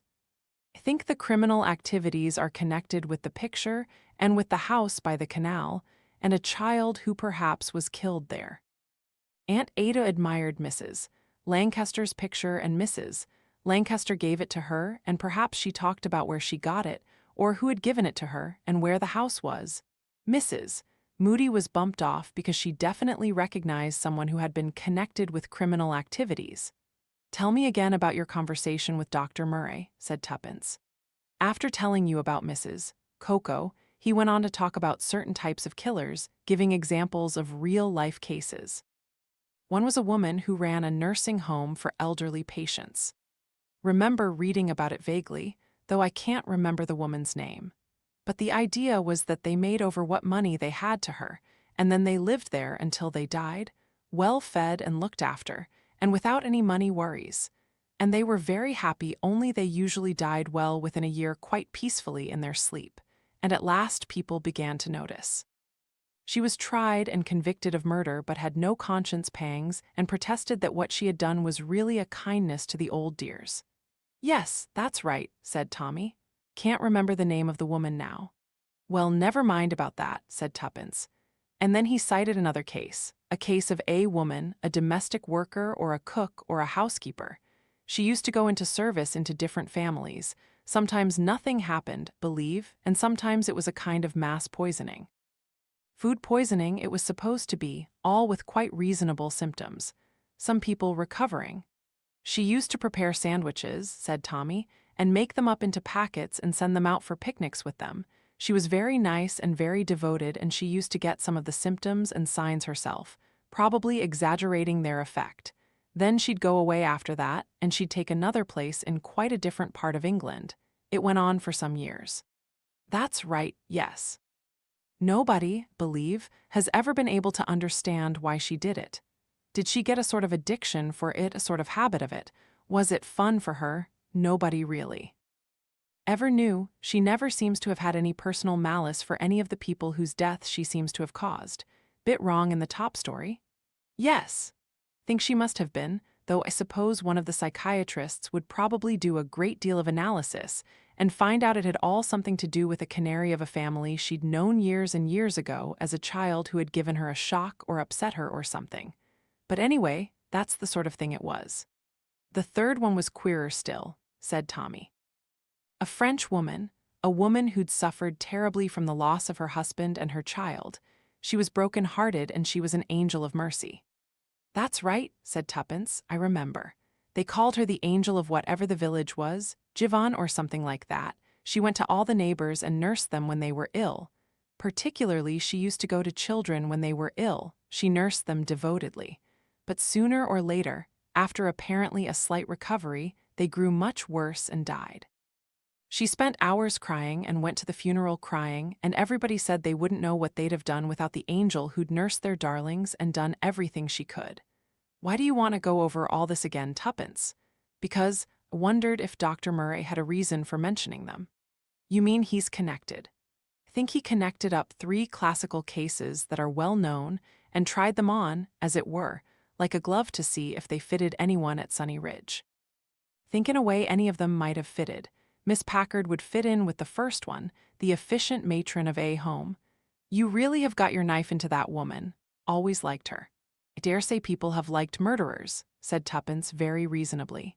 It's like swindlers and confidence tricksmen who always look so honest and seem so honest. Dare say murderers all seem very nice and particularly soft-hearted, that sort of thing. Anyway, Miss Packard is very efficient, and she has all the means to hand whereby she could produce a nice natural death without suspicion. And only someone like Mrs. Coco would be likely to suspect her. Mrs. Coco might suspect her because she's a bit batty herself and can understand batty people, or she might have come across her somewhere before. I don't think Miss Packard would profit financially by any of her elderly inmates' deaths. You don't know, said Tuppence. It would be a clever way to do it not to benefit from all of them. Just get 1 or 2 of them, perhaps rich ones, to leave you a lot of money, but to always have some deaths that were quite natural as well, and where you didn't get anything. So you see, I think that Dr. Murray might, just might, have cast a glance at Miss Packard and said to himself, "Nonsense, I'm imagining things." But all the same the thought stuck in his mind. The second case he mentioned would fit with a domestic worker or cook or even some kind of hospital nurse, somebody employed in the place, a middle-aged, reliable woman, but who was batty in that particular way, perhaps used to have little grudges, dislikes for some of the patients there. We can't go guessing at that because I don't think we know anyone well enough. And the third one? The third one's more difficult, Tuppence admitted. Someone devoted, dedicated. Perhaps he just added that for good measure, said Tommy. He added, "Wonder about that Irish nurse." The nice one we gave the first stole to? Yes, the nice one Aunt Ada liked, the very sympathetic one. She seemed so fond of everyone, so sorry if they died. She was very worried when she spoke to us, was she? You said so she was leaving, and she didn't really tell us why. I suppose she might have been a rather neurotic type. Nurses aren't supposed to be too sympathetic. It's bad for patients. They are told to be cool and efficient and inspire confidence. Nurse Beresford speaking, said Tommy and grinned. But to come back to the picture, said Tuppence, if we just concentrate on the picture, because I think it's very interesting what you told me about Mrs. Boscawen when you went to see her. She sounds interesting. She was interesting, said Tommy. Quite the most interesting person I think we've come across in this unusual business. The sort of person who seems to know things, but not by thinking about them. It was as though she knew something about this place that I didn't, and that perhaps you don't, but she knows something. It was odd what she said about the boat, said Tuppence, that the picture hadn't had a boat originally. Why do you think it's got a boat now? Oh, said Tommy, don't know. Was there any name painted on the boat? Don't remember seeing one, but then I never looked at it very closely. It's got Water Lily on it. A very appropriate name for a boat. What does that remind me? I've no idea. And she was quite positive that her husband didn't paint that boat. He could have put it in afterwards. She says not. She was very definite. Of course, said Tuppence, there's another possibility we haven't gone into. About my coshing. Mean the outsider, somebody perhaps who followed me here from market basing that day to see what I was up to, because I'd been there asking all those questions, going into all those house agents. Blodgett and Burgess and all the rest of them. They put me off about the house. They were evasive, more evasive than would be natural. It was the same sort of evasion as we had when we were trying to find out where Mrs. Lancaster had gone, lawyers and banks, an owner who can't be communicated with because he lives abroad, the same sort of pattern. They send someone to follow my car, they want to see what I am doing, and in due course I am coshed. Which brings us, said Tuppence, to the gravestone in the churchyard. Why didn't anyone want me to look at old gravestones?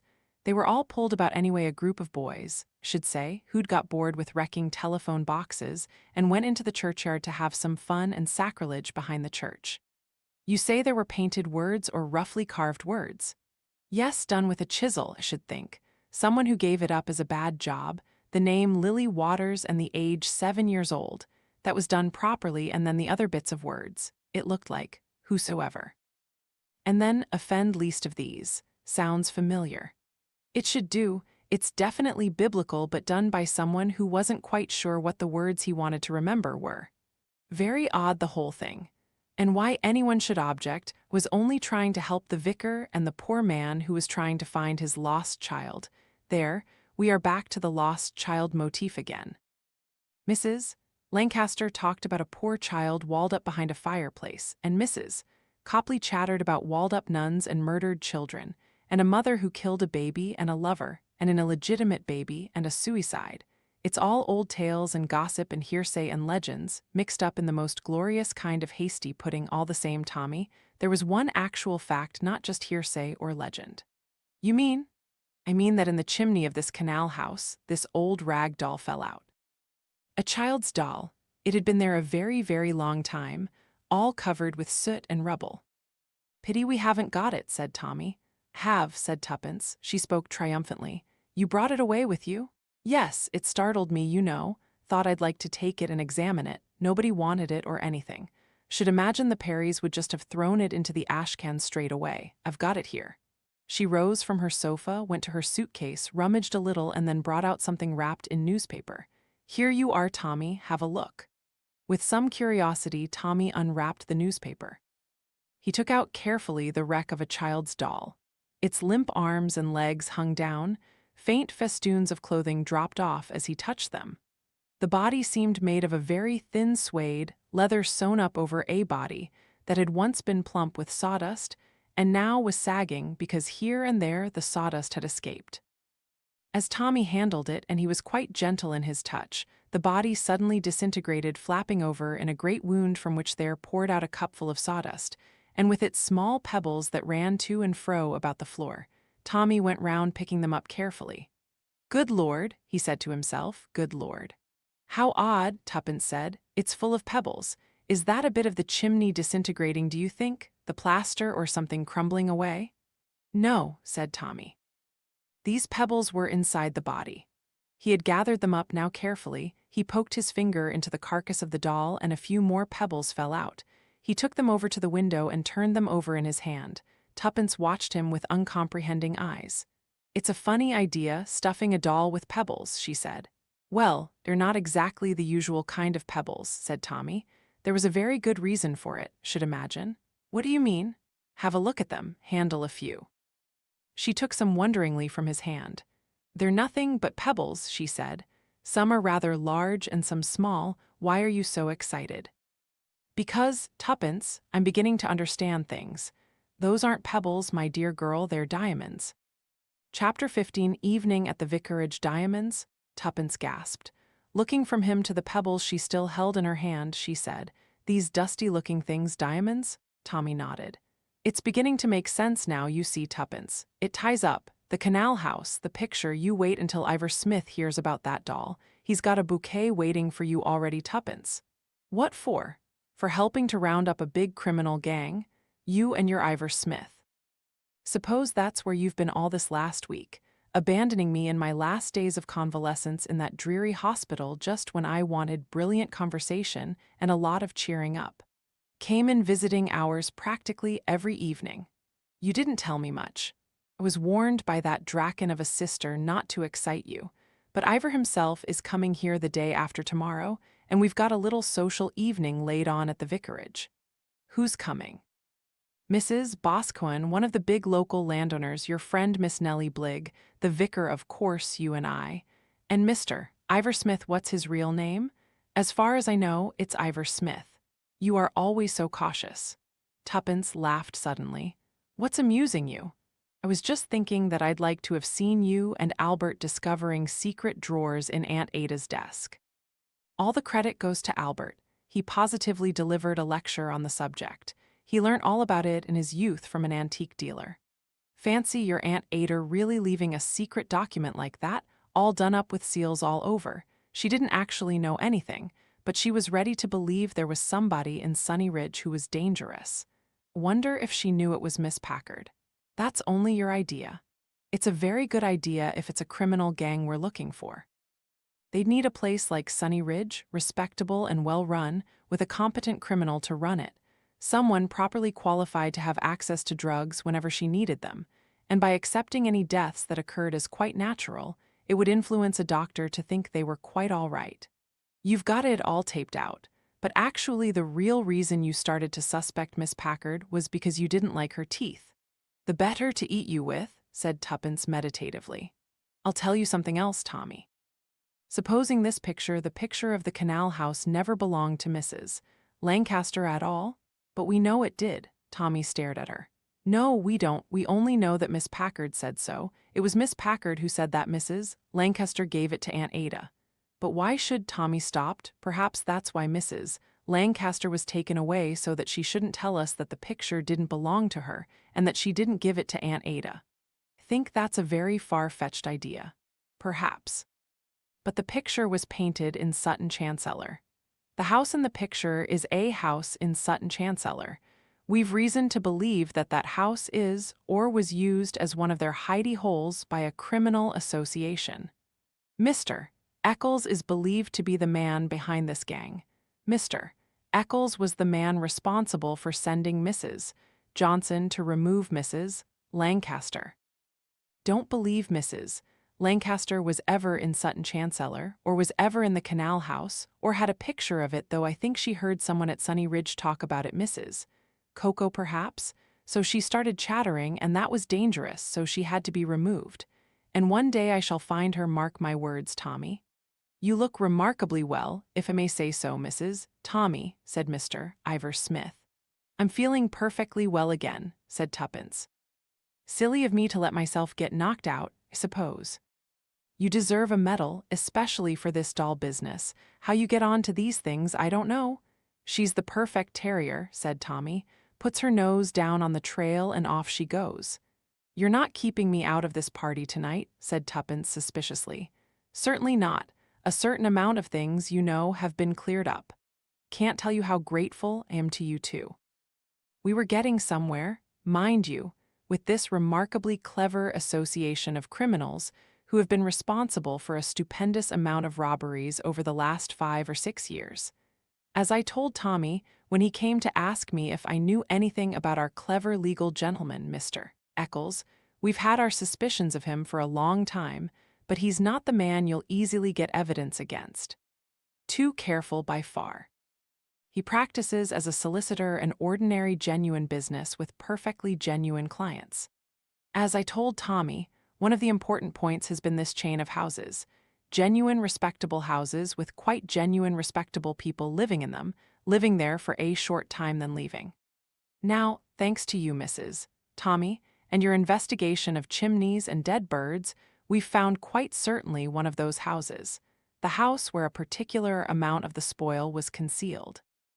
It's been quite a clever system, you know, getting jewels or various things of that kind changed into packets of rough diamonds, hiding them, and then when the time comes they are flown abroad or taken abroad in fishing boats, when all the hue and cry about one particular robbery has died down. What about the Perrys? Are they? I hope they're not mixed up in it. One can't be sure, said Mr. Smith. No, one can't be sure. It seems likely to me that Mrs. Perry at least knows something, or certainly knew something once. Do you mean she really is one of the criminals? It mightn't be that. It might be, you know, that they had a hold on her. What sort of hold? Well, you'll keep this confidential. I know you can hold your tongue in these things, but the local police have always had the idea that the husband, Amos Perry, might just possibly have been the man who was responsible for a wave of child murders a good many years ago. He is not fully competent mentally. The medical opinion was that he might quite easily have had a compulsion to do away with children. There was never any direct evidence, but his wife was perhaps over-anxious to provide him always with adequate alibis. If so, you see, that might give a gang of unscrupulous people a hold on her, and they may have put her in as tenant of part of a house where they knew she'd keep her mouth shut. They may really have had some form of damaging evidence against her husband. You met them. What do you feel about them both, Mrs. Tommy? Liked her, said Tuppence. I think she was, well, as I say, summed her up as a friendly witch, given to white magic but not black. What about him? I was frightened of him, said Tuppence. Not all the time, just once or twice. He seemed suddenly to go big and terrifying, just for a minute or two. Couldn't think what I was frightened of, but I was frightened. I suppose, as you say, felt that he wasn't quite right in his head. A lot of people are like that, said Mr. Smith. And very often they're not dangerous at all. But you can't tell and you can't be sure. What are we going to do at the vicarage tonight? Ask some questions, see a few people, find out things that may give us a little more of the information we need. Will Major Waters be there, the man who wrote to the vicar about his child?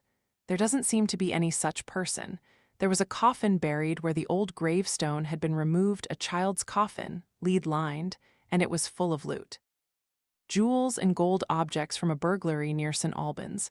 The letter to the vicar was with the object of finding out what had happened to the grave.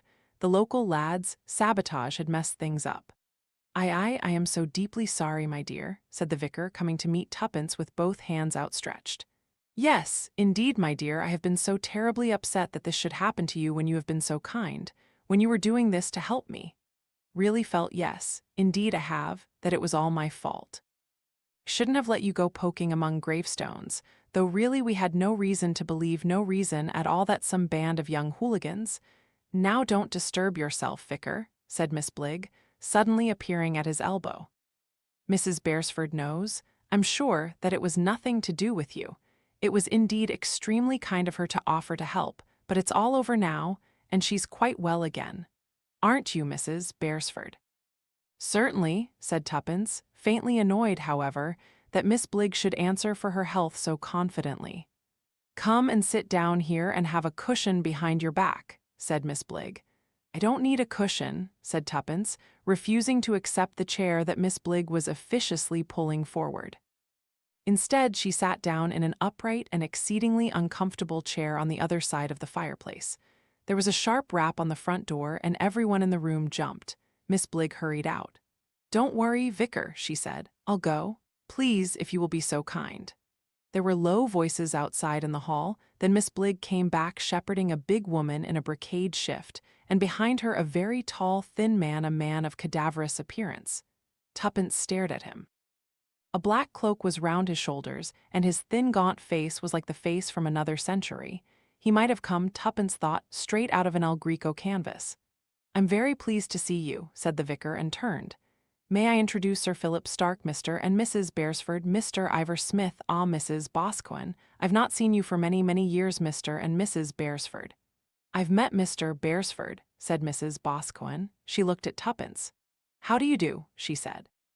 I'm glad to meet you. Heard you'd had an accident. Yes, I'm all right again now. The introductions completed, Tuppence sat back in her chair. Tiredness swept over her, as it seemed to do rather more frequently than formerly, which she said to herself was possibly a result of concussion. Sitting quietly, her eyes half closed, she was nevertheless scrutinizing everyone in the room with close attention. She was not listening to the conversation, she was only looking.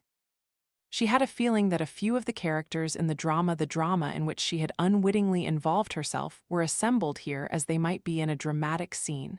Things were drawing together, forming themselves into a compact nucleus. With the coming of Sir Philip Stark and Mrs. Boscawen, it was as though two hitherto unrevealed characters were suddenly presenting themselves. They had been there all along, as it were, outside the circle, but now they had come inside. They were somehow concerned, implicated. They had come here this evening, why, she wondered? Had someone summoned them, Ivor Smith? Had he commanded their presence, or only gently demanded it? Or were they perhaps as strange to him as they were to her, she thought to herself. It all began in Sunny Ridge, but Sunny Ridge isn't the real heart of the matter. That had always been here in Sutton Chancellor. Things had happened here, not very lately, almost certainly not lately. Long ago. Things which had nothing to do with Mrs. Lancaster, but Mrs. Lancaster had become unknowingly involved. So where was Mrs. Lancaster now? A little cold shiver passed over Tuppence. I think, thought Tuppence, I think perhaps she's dead. If so, Tuppence felt, she herself had failed. She had set out on her quest worried about Mrs. Lancaster, feeling that Mrs. Lancaster was threatened with some danger, and she had resolved to find Mrs. Lancaster, protect her. And if she isn't dead, thought Tuppence, I'll still do it. Sutton Chancellor. That was where the beginning of something meaningful and dangerous had happened. The house with the canal was part of it. Perhaps it was the center of it all, or was it Sutton Chancellor itself? A place where people had lived, had come to, had left, had run away, had vanished, had disappeared and reappeared. Like Sir Philip Stark. Without turning her head, Tuppence's eyes went to Sir Philip Stark. She knew nothing about him except what Mrs. Copley had poured out in the course of her monologue on the general inhabitants. A quiet man, a learned man, a botanist, an industrialist, or at least one who owned a big stake in industry. Therefore a rich man and a man who loved children. There she was, back at it, children again, the house by the canal and the bird in the chimney, and out of the chimney had fallen a child's doll shoved up there by someone. A child's doll that held within its skin a handful of diamonds, the proceeds of crime. This was one of the headquarters of a big criminal undertaking. But there had been crimes more sinister than robberies. Mrs. Copley had said, always fancied myself as he might have done it. Sir Philip Stark, a murderer. Behind her half-closed eyelids, Tuppence studied him with the knowledge clearly in her mind that she was studying him to find out if he fitted in any way with her conception of a murderer, and a child murderer at that. How old was he, she wondered. 70 at least, perhaps older, a worn ascetic face. Yes, definitely ascetic, very definitely a tortured face, those large dark eyes, El Greco eyes, the emaciated body. He had come here this evening, why, she wondered? Her eyes went on to Miss Bligg. Sitting a little restlessly in her chair, occasionally moving to push a table nearer someone, to offer a cushion to move the position of the cigarette box or matches. Restless, ill at ease, she was looking at Philip Stark. Every time she relaxed, her eyes went to him. Dog-like devotion, thought Tuppence. I think she must have been in love with him once. I think in a way perhaps she still is. You don't stop being in love with anyone because you get old. People like Derek and Deborah think you do. They can't imagine anyone who isn't young being in love. But I think she is still in love with him, hopelessly, devotedly in love. Didn't someone say, was it Mrs. Copley or the vicar, who had said that Miss Bligg had been his secretary as a young woman, that she still looked after his affairs here? Well, thought Tuppence, it's natural enough. Secretaries often fall in love with their bosses. So say Gertrude Bligg had loved Philip Stark. Was that a useful fact at all? Had Miss Bligg known or suspected that behind Philip Stark's calm ascetic personality there ran a horrifying thread of madness, so fond of children always? Too fond of children, thought Mrs. Copley had said. Things did take you like that. Perhaps that was a reason for his looking so tortured. Unless one is a pathologist or a psychiatrist or something, one doesn't know anything about mad murderers, thought Tuppence. Why do they want to kill children? What gives them that urge? Are they sorry about it afterwards? Are they disgusted? Are they desperately unhappy? Are they terrified? At that moment she noticed that his gaze had fallen on her. His eyes met hers and seemed to leave some message. You are thinking about me, those eyes said. Yes, it's true what you're thinking. Am a haunted man. Yes, that described him exactly. He was a haunted man. She wrenched her eyes away. Her gaze went to the vicar. She liked the vicar. He was a dear. Did he know anything? He might, Tuppence thought, or he might be living in the middle of some evil tangle that he never even suspected. Things happened all round him, perhaps, but he wouldn't know about them because he had that rather disturbing quality of innocence. Mrs. Boscawen? But Mrs. Boscawen was difficult to know anything about. A middle-aged woman, a personality, as Tommy had said, but that didn't express enough. As though Tuppence had summoned her, Mrs. Boscawen rose suddenly to her feet. Do you mind if I go upstairs and have a wash? She said. Oh, of course. Miss Bligg jumped to her feet. I'll take you up, shall I, Vicar? I know my way perfectly, said Mrs. Boscawen. Don't bother, Mrs. Beresford. Tuppence jumped slightly. I'll show you, said Mrs. Boscawen, where things are. Come with me. Tuppence got up as obediently as a child. She did not describe it so to herself, but she knew that she had been summoned, and when Mrs. Boscawen summoned, you obeyed. By then Mrs. Boscawen was through the door to the hall and Tuppence had followed her. Mrs. Boscawen started up the stairs. Tuppence came up behind her. The spare room is at the top of the stairs, said Mrs. Boscawen. It's always kept ready. It has a bathroom leading out of it. She opened the door at the top of the stairs, went through, switched on the light, and Tuppence followed her in. I'm very glad to have found you here, said Mrs. Boscawen. I hoped I should. Was worried about you. Did your husband tell you? I gathered you'd said something, said Tuppence. Yes, was worried. She closed the door behind them, shutting them, as it were, into a private place of private consultation. Have you felt at all, said Emma Boscawen, that Sutton Chancellor is a dangerous place? It's been dangerous for me, said Tuppence. Yes, I know, it's lucky it wasn't worse, but then yes, think I can understand that. You know something, said Tuppence. You know something about all this, do you? In a way, said Emma Boscawen, in a way I do, and in a way I don't.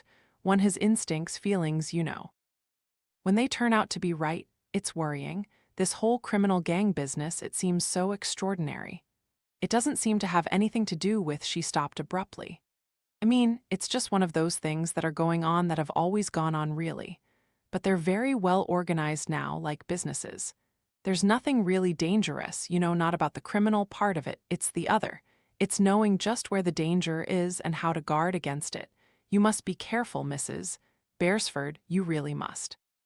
You're one of those people who rush into things and it wouldn't be safe to do that. Not here. Tuppence said slowly. My old aunt, or rather Tommy's old aunt, she wasn't mine, someone told her in the nursing home where she died that there was a killer. Emma nodded her head slowly. There were 2 deaths in that nursing home, said Tuppence, and the doctor isn't satisfied about them. Is that what started you off? No, said Tuppence, it was before that. If you have time, said Emma Boscawen, will you tell me very quickly as you can, because someone may interrupt us, just what happened at that nursing home or old ladies' home or whatever it was, to start you off. Yes, I can tell you very quickly, said Tuppence. She proceeded to do so. See, said Emma Boscawen, and you don't know where this old lady, this Mrs. Lancaster, is now? No, I don't. Do you think she's dead? I think she might be. Because she knew something? Yes, she knew about something, some murder, some child perhaps who was killed. I think you've gone wrong there, said Mrs. Boscawen. I think the child got mixed up in it, and perhaps she got it mixed up. Your old lady, mean. She got the child mixed up with something else, some other kind of killing. I suppose it's possible. Old people do get mixed up, but there was a child murderer loose here, was there, or so the woman I lodged with here said. There were several child murders in this part of the country, yes, but that was a good long time ago, you know. Not sure, the vicar wouldn't know, he was there then, but Miss Bligg was, yes, she must have been here, she must have been a fairly young girl then. I suppose so, Tuppence said. She always been in love with Sir Philip Stark. You saw that, did you? Yes, think so, completely devoted beyond idolatry. We noticed it when we first came here, William and I. What made you come here? Did you live in the canal house? No, we never lived there. He liked to paint it. He painted it several times. What happened to the picture your husband showed me? He brought it home again, said Tuppence. He told me what you said about the boat, that your husband didn't paint it, the boat called Waterlily. Yes, it wasn't painted by my husband. When I last saw the picture, there was no boat there. Somebody painted it in and called it Waterlily. And a man who didn't exist, Major Waters, wrote about a child's grave, a child called Lillian, but there was no child buried in that grave, only a child's coffin, full of the proceeds of a big robbery. The painting of the boat must have been a message to say where the loot was hidden. It all seems to tie up with crime. It seems to, yes, but one can't be sure what. Emma Boscawen broke off abruptly. She said quickly, she's coming up to find us, go into the bathroom. Who? Nellie Bligg, pop into the bathroom, bolt the door. She's just a busybody, said Tuppence, disappearing into the bathroom. Something a little more than that, said Mrs. Boscawen. Miss Bligg opened the door and came in brisk and helpful. Oh, I hope you found everything you wanted, she said. There were fresh towels and soap. Hope. Mrs. Copley comes in to look after the vicar, but I really have to see she does things properly. Mrs. Boscawen and Miss Bligg went downstairs together. Tuppence joined them just as they reached the drawing-room door. Sir Philip Stark rose as she came into the room, rearranged her chair, and sat down beside her. Is that the way you like it, Mrs. Beresford? Yes, thank you, said Tuppence. It's very comfortable. Sorry to hear. His voice had a vague charm to it, though it had some elements of a ghost-like voice, far away, lacking in resonance, yet with a curious depth. About your accident, he said. It's so sad nowadays, all the accidents there are. His eyes were wandering over her face, and she thought to herself, he's making just as much a study of me as I made of him. She gave a sharp half-glance at Tommy, but Tommy was talking to Emma Boscawen. "What made you come to Sutton Chancellor in the first place, Mrs. Beresford?" "Oh, we're looking for a house in the country in a vague sort of way," said Tuppence. "My husband was away from home attending some congress or other, and I thought I'd have a tour round a likely part of the countryside just to see what there was going, and the kind of price one would have to pay, you know." "I hear you went and looked at the house by the canal bridge." "Yes, did. Believe I'd once noticed it from the train. It's a very attractive-looking house from the outside." "Yes. I should imagine, though, that even the outside needs a great deal doing to it, to the roof and things like that. Not so attractive on the wrong side, is it?" "No, it seems to me a curious way to divide up a house." "Oh well," said Philip Stark, "people have different ideas, do they?" "You never lived in it, did you?" asked Tuppence. "No, no, indeed. My house was burnt down many years ago. There's part of it left still. I expect you've seen it or had it pointed out to you. It's above this vicarage, you know, a bit up the hill. At least what they call a hill in this part of the world. It was never much to boast of. My father built it way back in 1890 or so. A proud mansion. Gothic overlays, a touch of Balmoral. Our architects nowadays rather admire that kind of thing again, though actually 40 years ago it was shuddered at. It had everything a so-called gentleman's house ought to have." His voice was gently ironic. "A billiard room, a morning room, ladies' parlor, colossal dining room, a ballroom, about 14 bedrooms, and once had or so, should imagine a staff of 14 servants to look after it. You sound as though you never liked it much yourself." "I never did. I was a disappointment to my father. He was a very successful industrialist. He hoped I would follow in his footsteps. Didn't. He treated me very well. He gave me a large income, or allowance as it used to be called, and let me go my own way." "Heard you were a botanist." "Well, that was one of my great relaxations. Used to go looking for wildflowers, especially in the Balkans. Have you ever been to the Balkans looking for wildflowers? It's a wonderful place for them." "It sounds very attractive. Then you used to come back and live here?" "Haven't lived here for a great many years now. In fact, I've never been back to live here since my wife died." "Oh," said Tuppence, slightly embarrassed. "Oh, I'm sorry. It's quite a long time ago now." "She died before the war, in 1938. She was a very beautiful woman," he said. "Do you have pictures of her in your house here still?" "Oh no, the house is empty. All the furniture, pictures and things were sent away to be stored. There's just a bedroom and an office and a sitting room where my agent comes, or come if I have to come down here and see to any estate business." "It's never been sold." "No, there's some talk of having a development of the land there." "Don't know." "Not that I have any feeling for it. My father hoped that he was starting a kind of feudal domain." "Was. To succeed him, and my children were to succeed me, and so on and so on and so on." He paused a minute and said then, "But Julia and I never had any children." "Oh," said Tuppence softly, "see? So there's nothing to come here for. In fact, hardly ever do. Anything that needs to be done here Nellie Bligg does for me." He smiled over at her. "She's been the most wonderful secretary. She still attends to my business affairs or anything of that kind." "You never come here, and yet you don't want to sell it," said Tuppence. "There's a very good reason why not," said Philip Stark. A faint smile passed over the austere features. "Perhaps after all I do inherit some of my father's business sense. The land, you know, is improving enormously in value. It's a better investment than money would be, if I sold it. Appreciates every day. Some day, who knows, we'll have a grand new dormitory town built on that land. Then you'll be rich." "Then I'll be an even richer man than I am at present," said Sir Philip, "and I'm quite rich enough. What do you do most of the time?" "Travel, and I have interests in London. Have a picture gallery there, and by way of being an art dealer, all those things are interesting. They occupy one's time till the moment when the hand is laid on your shoulder which says, 'Depart.'" "Don't," said Tuppence. "That sounds it gives me the shivers." "It needn't give you the shivers."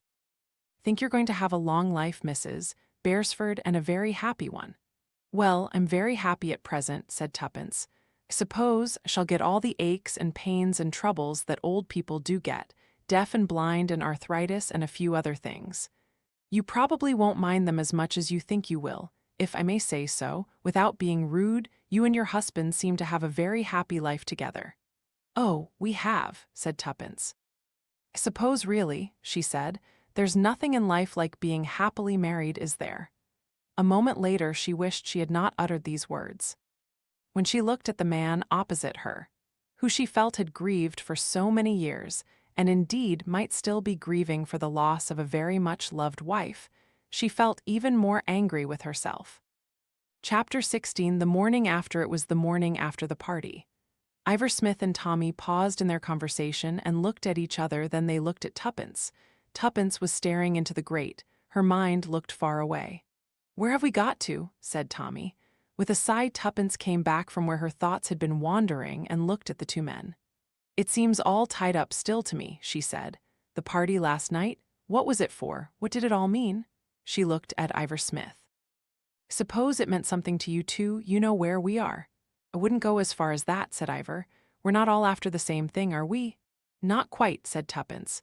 The men both looked at her inquiringly. "All right," said Tuppence. "I'm a woman with an obsession. I want to find Mrs. Lancaster. I want to be sure that she's all right." "You want to find Mrs. Johnson first," said Tommy. "You'll never find Mrs. Lancaster till you find Mrs. Johnson." "Mrs. Johnson," said Tuppence. "Yes, wonder, but I suppose none of that part of it interests you," she said to Ivor Smith.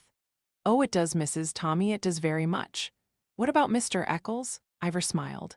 "Think," he said, "that retribution might be overtaking Mr. Eccles shortly. Still, I wouldn't bank on it. He's a man who covers his tracks with incredible ingenuity. So much so that one imagines that there aren't really any tracks at all." He added thoughtfully under his breath, "A great administrator. A great planner." "Last night," began Tuppence, and hesitated. "Can I ask questions?" "You can ask them," Tommy told her. "But don't bank on getting any satisfactory answers from old Ivor here." "Sir Philip Stark," said Tuppence. "Where does he come in? He doesn't seem to fit as a likely criminal unless he was the kind that—" She stopped, hastily biting off a reference to Mrs. Copley's wilder suppositions as to child murderers. "Sir Philip Stark comes in as a very valuable source of information," said Ivor Smith. "He's the biggest landowner in these parts and in other parts of England as well." "In Cumberland?" Ivor Smith looked at Tuppence sharply. "Cumberland. Why do you mention Cumberland? What do you know about Cumberland, Mrs. Tommy?" "Nothing," said Tuppence. "For some reason or other, it just came into my head." She frowned and looked perplexed. "And a red and white striped rose on the side of a house, one of those old-fashioned roses." She shook her head. "Does Sir Philip Stark own the Canal House?" "He owns the land. He owns most of the land hereabouts." "Yes, he said so last night." "Through him, we've learned a good deal about leases and tenancies that have been cleverly obscured through legal complexities. Those house agents went to see in the market square. Is there something phony about them, or did I imagine it?" "You didn't imagine it. We're going to pay them a visit this morning. We are going to ask some rather awkward questions." "Good," said Tuppence. "We're doing quite nicely. We've cleared up the big post office robbery of 1965, and the Albury Cross robberies, and the Irish mail train bus mess. We've found some of the loot. Clever places they manufactured in these houses.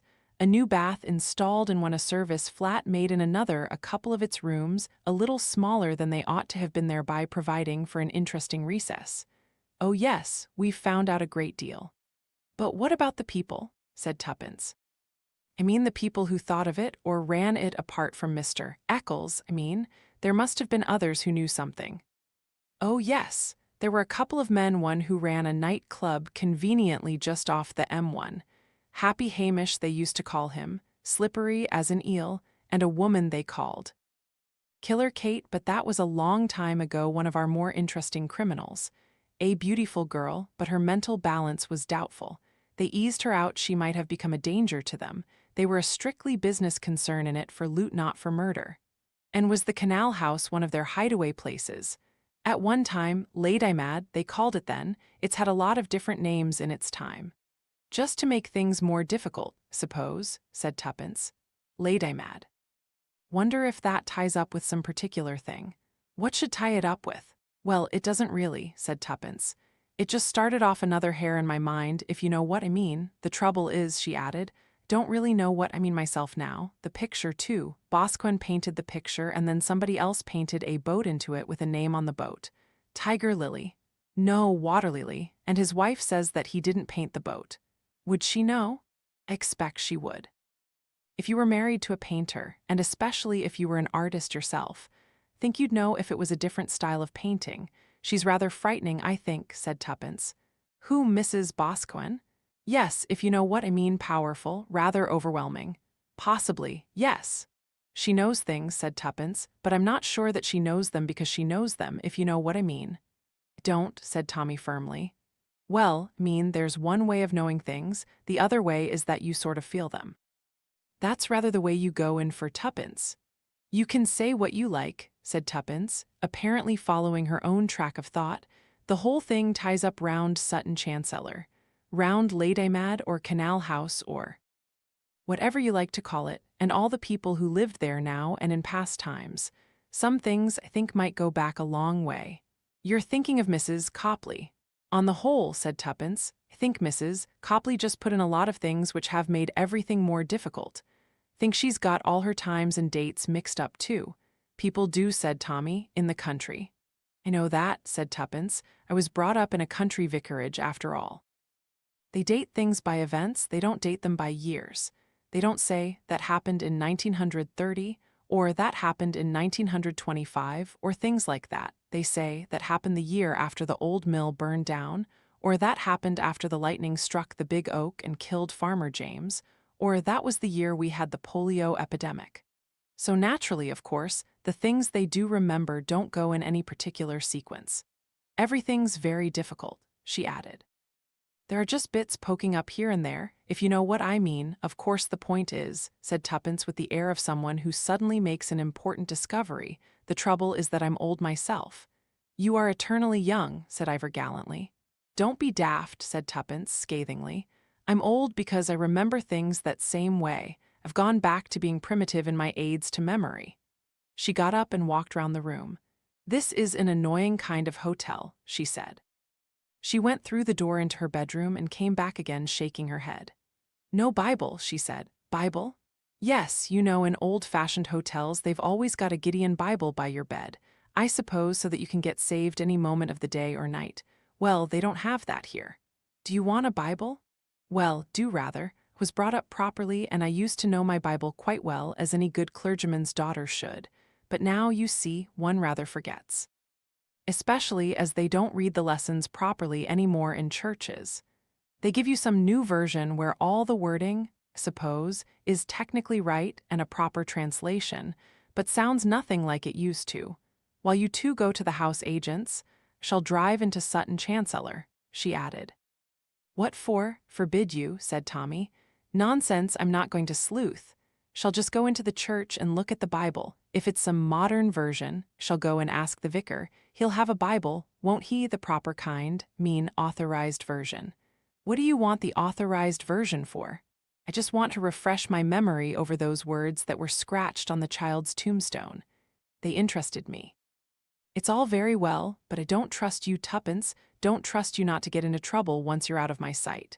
I give you my word, I'm not going to prowl about in graveyards anymore. The church on a sunny morning and the vicar's study, that's all what could be more harmless. Tommy looked at his wife doubtfully and gave in. I having left her car by the lich gate at Sutton Chancellor, Tuppence looked round her carefully before entering the church precincts. She had the natural distrust of one who has suffered grievous bodily harm in a certain geographical spot. There did not on this occasion seem to be any possible assailants lurking behind the tombstones. She went into the church, where an elderly woman was on her knees polishing some brasses. Tuppence tiptoed up to the lectern and made a tentative examination of the volume that rested there. The woman cleaning the brasses looked up with a disapproving glance. I'm not going to steal it, said Tuppence reassuringly, and carefully closing it again she tiptoed out of the church. She would have liked to examine the spot where the recent excavations had taken place, but that she had undertaken on no account to do. Whosoever shall offend, she murmured to herself. It might mean that, but if so it would have to be someone. She drove the car the short distance to the vicarage, got out, and went up the path to the front door. She rang, but could hear no tinkle from inside. Bells broken, expect, said Tuppence, knowing the habits of vicarage bells. She pushed the door and it responded to her touch. She stood inside in the hall. On the hall table, a large envelope with a foreign stamp took up a good deal of space. It bore the printed legend of a missionary society in Africa. I'm glad I'm not a missionary, thought Tuppence. Behind that vague thought there lay something else, something connected with some hall table somewhere, something that she ought to remember. Flowers, leaves, some letter or parcel. At that moment the vicar came out from the door on the left. "Oh," he said, "do you want me?" "Oh, it's Mrs. Beresford, is it?" "Quite right," said Tuppence. "What I really came to ask you is whether by any chance you had a Bible." "Bible," said the vicar, looking rather unexpectedly doubtful. "A Bible? I thought it likely that you might have," said Tuppence. Of course," said the vicar. "As a matter of fact, suppose I've got several. I've got a Greek Testament," he said hopefully. "That's not what you want, suppose?" "No," said Tuppence. "Want," she said firmly, "the authorized version." "Oh dear," said the vicar. "Of course there must be several in the house. Yes, several. We don't use that version in the church now, sorry to say. One has to fall in with the bishop's ideas, and the bishop is very keen on modernization, for young people and all that. A pity, think. Have so many books in my library here that some of them, get pushed behind the others, but I think can find you what you want. Think so. If not, we'll ask Miss Bligg. She's here somewhere looking out the vases for the children who arrange their wild flowers for the children's corner in the church." He left Tuppence in the hall and went back into the room where he had come from. Tuppence did not follow him. She remained in the hall, frowning and thinking. She looked up suddenly as the door at the end of the hall opened, and Miss Bligg came through it. She was holding up a very heavy metal vase. Several things ticked together in Tuppence's head. "Of course," said Tuppence, "of course." "Oh, can I help you? It's Mrs. Beresford." "Yes," said Tuppence, and added, "and it's Mrs. Johnson, is it?" The heavy vase fell to the floor. Tuppence stooped and picked it up. She stood weighing it in her hand. "Quite a handy weapon," she said. She put it down. "Just the thing to cosh anyone with from behind," she said. "That's what you did to me, didn't you, Mrs. Johnson?" "What did you say?" "I never," but Tuppence had no need to stay longer. She had seen the effect of her words. At the second mention of Mrs. Johnson, Miss Bligg had given herself away in an unmistakable fashion. She was shaking and panic-stricken. "There was a letter on your hall table the other day," said Tuppence, "addressed to a Mrs. York at an address in Cumberland. That's where you took her, isn't it, Mrs. Johnson? When you took her away from Sunny Ridge, that's where she is now. Mrs. York or Mrs. Lancaster, you used either name, York and Lancaster, like the striped red and white rose in the Perry's garden." She turned swiftly and went out of the house, leaving Miss Bligg in the hall, still supporting herself on the stair rail, her mouth open, staring after her. Tuppence ran down the path to the gate, jumped into her car, and drove away. She looked back towards the front door, but no one emerged.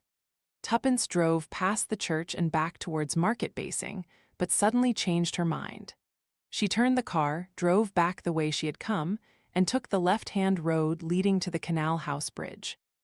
She abandoned the car, looked over the gate to see if either of the Perrys were in the garden, but there was no sign of them. She went through the gate and up the path to the back door. That was closed too, and the windows were shut. Tuppence felt annoyed. Perhaps Alice Perry had gone to Market Basing to shop. She particularly wanted to see Alice Perry. Tuppence knocked at the door, rapping first gently, then loudly. Nobody answered. She turned the handle, but the door did not give. It was locked. She stood there, undecided. There were some questions she wanted badly to ask Alice Perry. Possibly Mrs. Perry might be in Sutton Chancellor. She might go back there. The difficulty of Canal House was that there never seemed to be anyone in sight, and hardly any traffic came over the bridge. There was no one to ask where the Perrys might be this morning. Chapter 17. Mrs. Lancaster. Tuppence stood there frowning, and then suddenly, quite unexpectedly, the door opened. Tuppence drew back a step and gasped. The person confronting her was the last person in the world she expected to see. In the doorway, dressed exactly the same as she had been at Sunny Ridge, and smiling the same way with that air of vague amiability, was Mrs. Lancaster in person. "Oh," said Tuppence. "Good morning. Were you wanting Mrs. Perry?" said Mrs. Lancaster. "It's market day, so lucky I was able to let you in. Couldn't find the key for some time. Think it must be a duplicate anyway, don't you? But do come in. Perhaps you'd like a cup of tea or something." Like one in a dream, Tuppence crossed the threshold. Mrs. Lancaster, still retaining the gracious air of a hostess, led Tuppence along into the sitting room. "Do sit down," she said. "I'm afraid I don't know where all the cups and things are. Only been here a day or two, now let me see." "But surely I've met you before, haven't I?" "Yes," said Tuppence, "when you were at Sunny Ridge." "Sunny Ridge, now Sunny Ridge? That seems to remind me of something. Oh, of course, dear Miss Packard, yes, a very nice place." "You left it in rather a hurry, didn't you?" said Tuppence. "People are so very bossy," said Mrs. Lancaster. "They hurry you so. They don't give you time to arrange things or pack properly or anything. Kindly meant, I'm sure. Of course, I'm very fond of dear Nellie Bligg, but she's a very masterful kind of woman. Sometimes think," Mrs. Lancaster added, bending forward to Tuppence, "I sometimes think, that she is not quite," she tapped her forehead significantly. "Of course it does happen, especially to spinsters. Unmarried women, very given to good works and all that, but they take very odd fancies sometimes. Curates suffer a great deal. They seem to think sometimes, these women, that the curate has made them an offer of marriage, but really he never thought of doing anything of the kind. Oh yes, poor Nellie, so sensible in some ways. She's been wonderful in the parish here, and she was always a first-class secretary, I believe. But all the same, she has some very curious ideas at times, like taking me away at a moment's notice from dear Sunny Ridge, and then up to Cumberland, a very bleak house, and again quite suddenly bringing me here." "Are you living here?" said Tuppence. "Well, if you can call it that, it's a very peculiar arrangement altogether. I've only been here 2 days. Before that you were at Rostrelly's Court in Cumberland." "Yes, believe that was the name of it. Not such a pretty name as Sunny Ridge, do you think? In fact, I never really settled down, if you know what I mean. And it wasn't nearly as well run. The service wasn't as good, and they had a very inferior brand of coffee. Still, I was getting used to things, and I had found 1 or 2 interesting acquaintances there. One of them who knew an aunt of mine quite well years ago in India. It's so nice, when you find connections." "It must be," said Tuppence. Mrs. Lancaster continued cheerfully. "Now let me see, you came to Sunny Ridge, but not to stay, think you came to see one of the guests there." "My husband's aunt," said Tuppence, "Miss Fanshawe." "Oh, yes, yes, of course. Remember now, and was there something about a child of yours behind the chimney-piece?" "No," said Tuppence, "no, it wasn't my child." "But that's why you've come here, isn't it? They've had trouble with a chimney here. A bird got into it, understand. This place wants repairing. Don't like being here at all, no, not at all, and I shall tell Nellie so as soon as I see her." "You're lodging with Mrs. Perry?"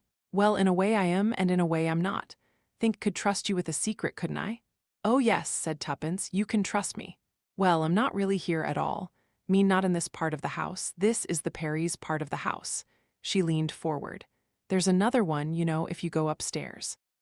"Come with me, I'll take you." Tuppence rose. She felt that she was in rather a crazy kind of dream. "I'll just lock the door first, it's safer," said Mrs. Lancaster. She led Tuppence up a rather narrow staircase to the first floor. She took her through a double bedroom with signs of occupation, presumably the Perrys' room, and through a door leading out of that into another room next door. It contained a washstand and a tall wardrobe of maple wood. Nothing else. Mrs. Lancaster went to the maple wardrobe, fumbled at the back of it, then with sudden ease pushed it aside. There seemed to be casters on the wardrobe, and it rolled out from the wall easily enough. Behind the wardrobe there was, rather strangely, Tuppence thought, a grate. Over the mantelpiece there was a mirror with a small shelf under the mirror on which were china figures of birds. To Tuppence's astonishment, Mrs. Lancaster seized the bird in the middle of the mantel shelf and gave it a sharp pull. Apparently the bird was stuck to the mantelpiece.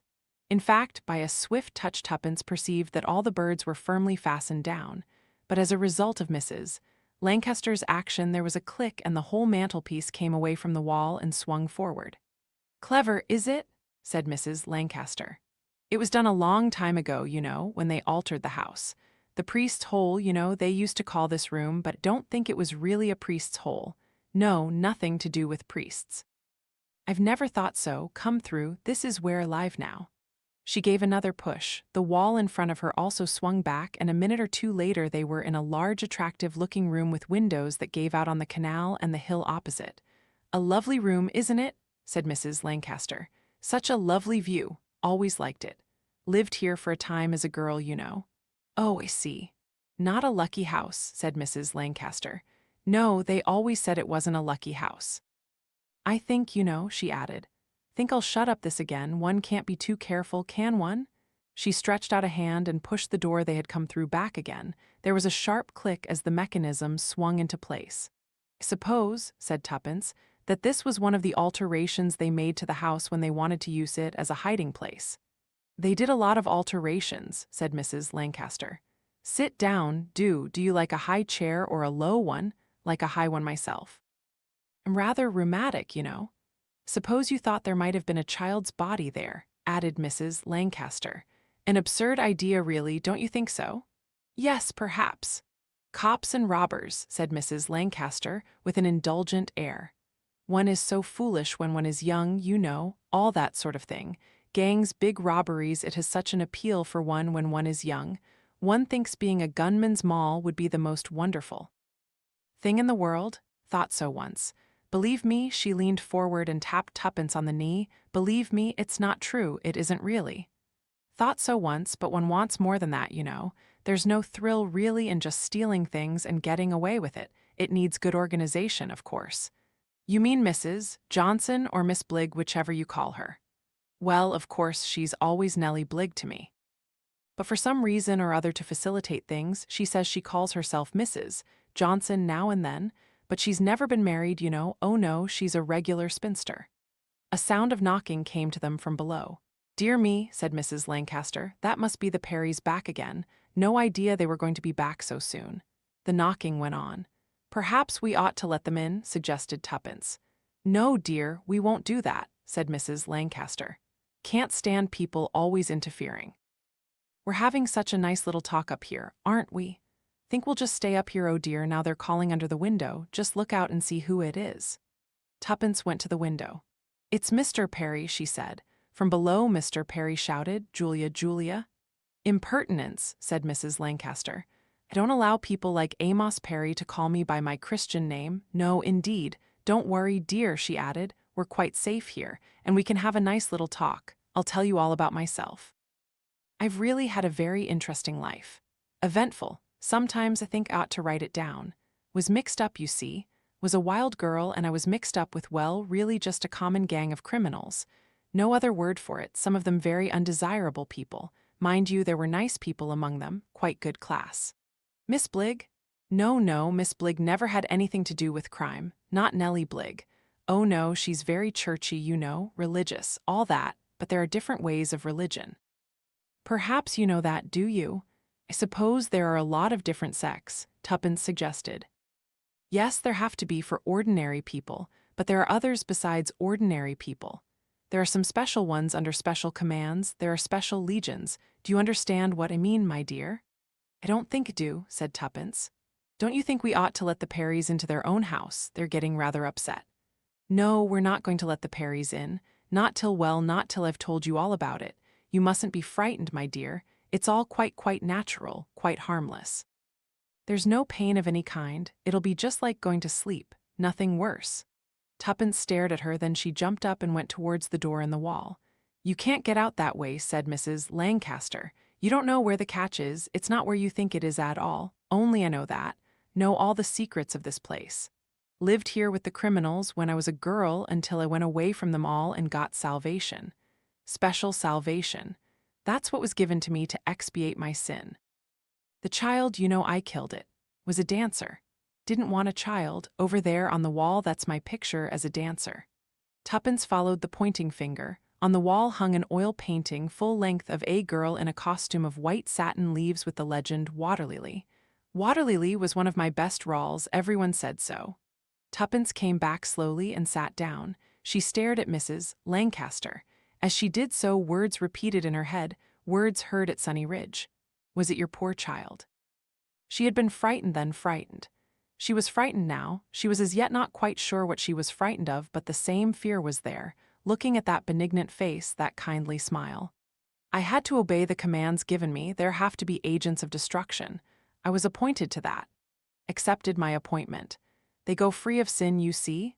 Mean, the children went free of sin, they were not old enough to sin, so I sent them to glory as I was appointed to do, still innocent, still not knowing evil. You can see what a great honor it was to be chosen, to be one of the specially chosen. Always loved children. Had none of my own, that was very cruel, was it? Or it seemed cruel, but it was retribution really for what I'd done. You know perhaps what I'd done. No, said Tuppence. Oh, you seem to know so much. Thought perhaps you'd know that too. There was a doctor. Went to him. Was only 17 then, and I was frightened. He said it would be all right to have the child taken away so that nobody would ever know. But it was all right, you see. Began to have dreams. Had dreams that the child was always there, asking me why it had never had life. The child told me it wanted companions. It was a girl, you know, yes. I'm sure it was a girl. She came and she wanted other children. Then I got the command. Couldn't have any children. I'd married and I thought I'd have children. Then my husband wanted children passionately, but the children never came because I was cursed. You see, you understand that, do you? But there was a way to atone for what I'd done. What I'd done was murder, wasn't it? And you could only atone for murder with other murders because the other murders wouldn't be really murders, they would be sacrifices. They would be offered up. You do see the difference, don't you? The children went to keep my child company. Children of different ages but young. The command would come and then, she leaned forward and touched Tuppence. It was such a happy thing to do, you understand that, do you? It was so happy to release them so that they'd never know sin like I knew sin. Couldn't tell anyone, of course, nobody was ever to know. That was the thing I had to be sure about. But there were people sometimes who got to know or to suspect. Then of course, mean it had to be death for them too, so that I should be safe. So I've always been quite safe. You understand, do you? Not quite. But you do know, that's why you came here, is it? You knew the day I asked you at Sunny Ridge. Saw by your face. Said was it your poor child? Thought you'd come perhaps because you were a mother, one of those whose children I'd killed. I hoped you'd come back another time and then we'd have a glass of milk together. It was usually milk, sometimes cocoa, anyone who knew about me. She moved slowly across the room and opened a cupboard in a corner of the room. Mrs. Moody, said Tuppence, was she one? Oh, you know about her, she wasn't a mother, she'd been a dresser at the theater. She recognized me, so she had to go. Turning suddenly, she came towards Tuppence holding a glass of milk and smiling persuasively. Drink it up, she said, just drink it up. Tuppence sat silent for a moment, then she leapt to her feet and rushed to the window. Catching up a chair, she crashed the glass, she leaned her head out and screamed, "Help, help!" Mrs. Lancaster laughed. She put the glass of milk down on a table and leant back in her chair and laughed. How stupid you are! Who do you think will come? Who do you think can come? They'd have to break down doors, they'd have to get through that wall, and by that time there are other things, you know. It needn't be milk. Milk is the easy way, milk and cocoa and even tea, for little Mrs. Moody put it in cocoa, she loved cocoa. The morphine, how did you get it? Oh, that was easy. A man I lived with years ago, he had cancer, the doctor gave me supplies for him to keep in my charge, other drugs too. Said later that they'd all been thrown away but kept them and other drugs and sedatives too. Thought they might come in useful someday and they did. I've still got a supply. I never take anything of the kind myself. Don't believe in it. She pushed the glass of milk towards Tuppence, drink it up, it's much the easiest way. The other way the trouble is, can't be sure just where I put, she got up from her chair and began walking round the room. Where did it put, where did I? Forget everything now that I'm getting old. Tuppence yelled again, help, but the canal bank was empty still. Mrs. Lancaster was still wandering round the room. I certainly thought, oh, of course, in my knitting bag. Tuppence turned from the window. Mrs. Lancaster was coming towards her. What a silly woman you are, said Mrs. Lancaster, to want it this way. Her left arm shot out and she caught Tuppence's shoulder. Her right hand came from behind her back, and it was a long, thin stiletto blade. Tuppence struggled, she thought. Can stop her easily. She's an old woman, feeble, she can't. Suddenly, in a cold tide of fear, she thought, but I'm an old woman too. I'm not as strong as I think myself. I'm not as strong as she is, her hands, her grasp, her fingers. Suppose because she's mad, and mad people, I've always heard, are strong. The gleaming blade was approaching near her. Tuppence screamed. Down below she heard shouts and blows now on the doors as though someone were trying to force the doors or windows. But they'll never get through, thought Tuppence. They'll never get through this trick doorway here, not unless they know the mechanism. She struggled fiercely. She was still managing to hold Mrs. Lancaster away from her, but the other was the bigger woman. A big, strong woman.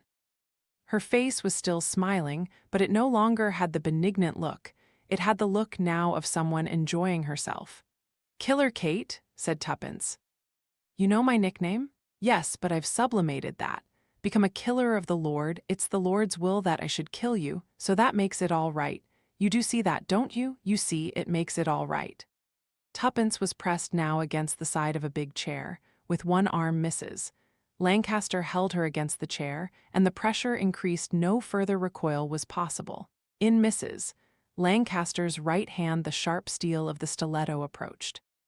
Tuppence thought, I mustn't panic, but following that came with sharp insistence. But what can I do? To struggle was unavailing. Fear came then, the same sharp fear of which she had the first indication in Sunny Ridge. Is it your poor child? That had been the first warning, but she had misunderstood it. She had not known it was a warning. Her eyes watched the approaching steel, but strangely enough it was not the gleaming metal and its menace that frightened her into a state of paralysis. It was the face above it. It was the smiling, benignant face of Mrs. Lancaster, smiling happily, contentedly, a woman pursuing her appointed task with gentle reasonableness. She doesn't look mad, thought Tuppence. That's what's so awful. Of course she doesn't, because in her own mind she's sane. She's a perfectly normal, reasonable human being, that's what she thinks. Oh, Tommy, what have I got myself into this time? Dizziness and limpness submerged her. Her muscles relaxed somewhere. There was a great crash of broken glass. It swept her away into darkness and unconsciousness. That's better, you're coming round. Drink this, Mrs. Beresford. A glass pressed against her lips. She resisted fiercely. Poisoned milk. Who had said that once? Something about poisoned milk. She wouldn't drink poisoned milk. No, not milk, quite a different smell. She relaxed, her lips opened. She sipped. Brandy, said Tuppence with recognition. Quite right, go on, drink some more.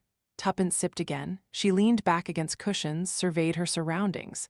The top of a ladder showed through the window. In front of the window there was a mass of broken glass on the floor. Heard the glass break. She pushed away the brandy glass, and her eyes followed up the hand and arm to the face of the man who had been holding it. El Greco, said Tuppence. Beg your pardon? It doesn't matter. She looked round the room. Where is she, Mrs. Lancaster, I mean? She's resting in the next room. See. But she wasn't sure that she did see. She would see better presently. Just now only one idea would come at a time. Sir Philip Stark. She said it slowly and doubtfully. That's right. Yes, why did you say El Greco? Suffering. Beg your pardon. The picture in Toledo. Or in the Prado. I thought so a long time ago. No, not very long ago she thought about it and made a discovery last night. A party at the vicarage. You're doing fine, he said encouragingly. It seemed very natural, somehow, to be sitting here in this room with broken glass on the floor, talking to this man with the dark, agonized face. Made a mistake at Sunny Ridge. Was all wrong about her. Was afraid, then wave of fear. But got it wrong. I wasn't afraid of her, I was afraid for her. Thought something was going to happen to her. I wanted to protect her, to save her. She looked doubtfully at him. Do you understand, or does it sound silly? Nobody understands better than I do nobody in this world. Tuppence stared at him, frowning. Who was she? Mean Mrs. Lancaster, Mrs. York, that's not real, that's just taken from a rose tree. Who was she herself? Philip Stark said harshly. Who was she herself, the real one, the true one? Who was she with God's sign upon her face? Did you ever read Peer Gynt, Mrs. Beresford? He went to the window. He stood there a moment, looking out, then he turned abruptly. She was my wife, God help me. Your wife, but she died, the tablet in the church. She died abroad, that was the story I circulated, and I put up a tablet to her memory in the church. People don't like to ask too many questions of a bereaved widower. Didn't go on living here. Some people said she had left you. That made an acceptable story too. You took her away when you found out about the children, so you know about the children? She told me. It seemed unbelievable. Most of the time she was quite normal, no one would have guessed, but the police were beginning to suspect. Had to act, had to save her, to protect her. You understand? Can you understand in the very least? Yes, said Tuppence, can understand quite well. She was so lovely once. His voice broke a little. You see her there, he pointed to the painting on the wall. Waterlily. She was a wild girl always. Her mother was the last of the Warrenders, an old family inbred. Helen Warrender ran away from home. She took up with a bad lot, a jailbird. Her daughter went on the stage she trained as a dancer. Waterlily was her most popular role, then she took up with a criminal gang for excitement purely to get a kick out of it. She was always being disappointed. When she married me, she had finished with all that she wanted to settle down to live quietly. A family life with children. Was rich, I could give her all the things she wanted. But we had no children. It was a sorrow to both of us. She began to have obsessions of guilt. Perhaps she had always been slightly unbalanced, don't know. What do causes matter she was, he made a despairing gesture. I loved her, always loved her no matter what she was, what she did. Wanted her safe to keep her safe, not shut up a prisoner for life, eating her heart out. And we did keep her safe for many, many years. Nellie, my dear faithful Nellie Bligg, my dear Nellie Bligg, she was wonderful, planned and arranged it all, the homes for the elderly, every comfort and luxury. And no temptations, no children. Keep children out of her way, it seemed to work. These homes were in faraway places, Cumberland, North Wales. No one was likely to recognize her, or so we thought. It was on Mr. Eccles's advice, a very shrewd lawyer. His charges were high, but I relied on him. Blackmail, suggested Tuppence. I never thought of it like that. He was a friend and an advisor. Who painted the boat in the picture, the boat called Waterlily? I did, it pleased her. She remembered her triumph on the stage. It was one of Boscawen's pictures. She liked his pictures. Then one day she wrote a name in black pigment on the bridge, the name of a dead child. So I painted a boat to hide it and labeled the boat Waterlily. The door in the wall swung open. The friendly witch came through it. She looked at Tuppence and from Tuppence to Philip Stark. All right again, she said in a matter-of-fact way. Yes, said Tuppence. The nice thing about the friendly witch she saw was that there wasn't going to be any fuss. Your husband's down below waiting in the car. Said I'd bring you down to him if that's the way you want it. That's the way I want it, said Tuppence. I thought you would. She looked towards the door into the bedroom. Is she in there? Yes, said Philip Stark. Mrs. Perry went to the bedroom. She came out again. See, she looked at him inquiringly. She offered Mrs. Beresford a glass of milk. Mrs. Beresford didn't want it. And so, suppose she drank it herself? He hesitated. Yes. Dr. Mortimer will be along later, said Mrs. Perry. She came to help Tuppence to her feet, but Tuppence rose unaided. I'm not hurt, she said. It was just shock. I'm quite all right now. She stood facing Philip Stark. Neither of them seemed to have anything to say. Mrs. Perry stood by the door in the wall. Tuppence spoke at last. There is nothing I can do, is there? She said, but it was hardly a question. Only one thing, it was Nellie Bligg who struck you down in the churchyard that day. Tuppence nodded. I've realized it must have been. She lost her head. She thought you were on the track of her, of our secret. She am bitterly remorseful for the terrible strain of subjected her to all these long years. It's been more than any woman ought to be asked to bear. She loved you very much, suppose, said Tuppence. But I don't think we'll go on looking for any Mrs. Johnson, if that is what you want to ask us not to do. Thank you, I'm very grateful. There was another silence. Mrs. Perry waited patiently. Tuppence looked round her. She went to the broken window and looked at the peaceful canal down below.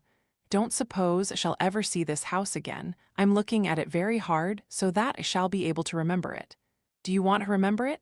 Yes, do. Someone said to me that it was a house that had been put to the wrong use. I know what they meant now. He looked at her questioningly, but did not speak. Who sent you here to find me? Asked Tuppence.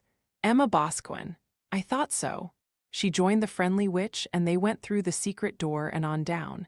A house for lovers, Emma Boscawen had said to Tuppence. Well, that was how she was leaving it in the possession of two lovers, one dead and one who suffered and lived. She went out through the door to where Tommy and the car were waiting.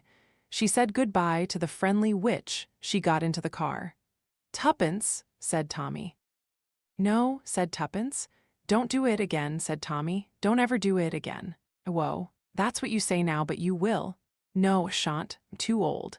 Tommy pressed the starter. They drove off. Poor Nellie Bligg, said Tuppence. Why do you say that? So terribly in love with Philip Stark, doing all those things for him all those years, such a lot of wasted dog-like devotion. Nonsense, said Tommy. Expect she's enjoyed every minute of it, some women do. Heartless brute, said Tuppence. Where do you want to go? The Lamb and Flag at Market Basing.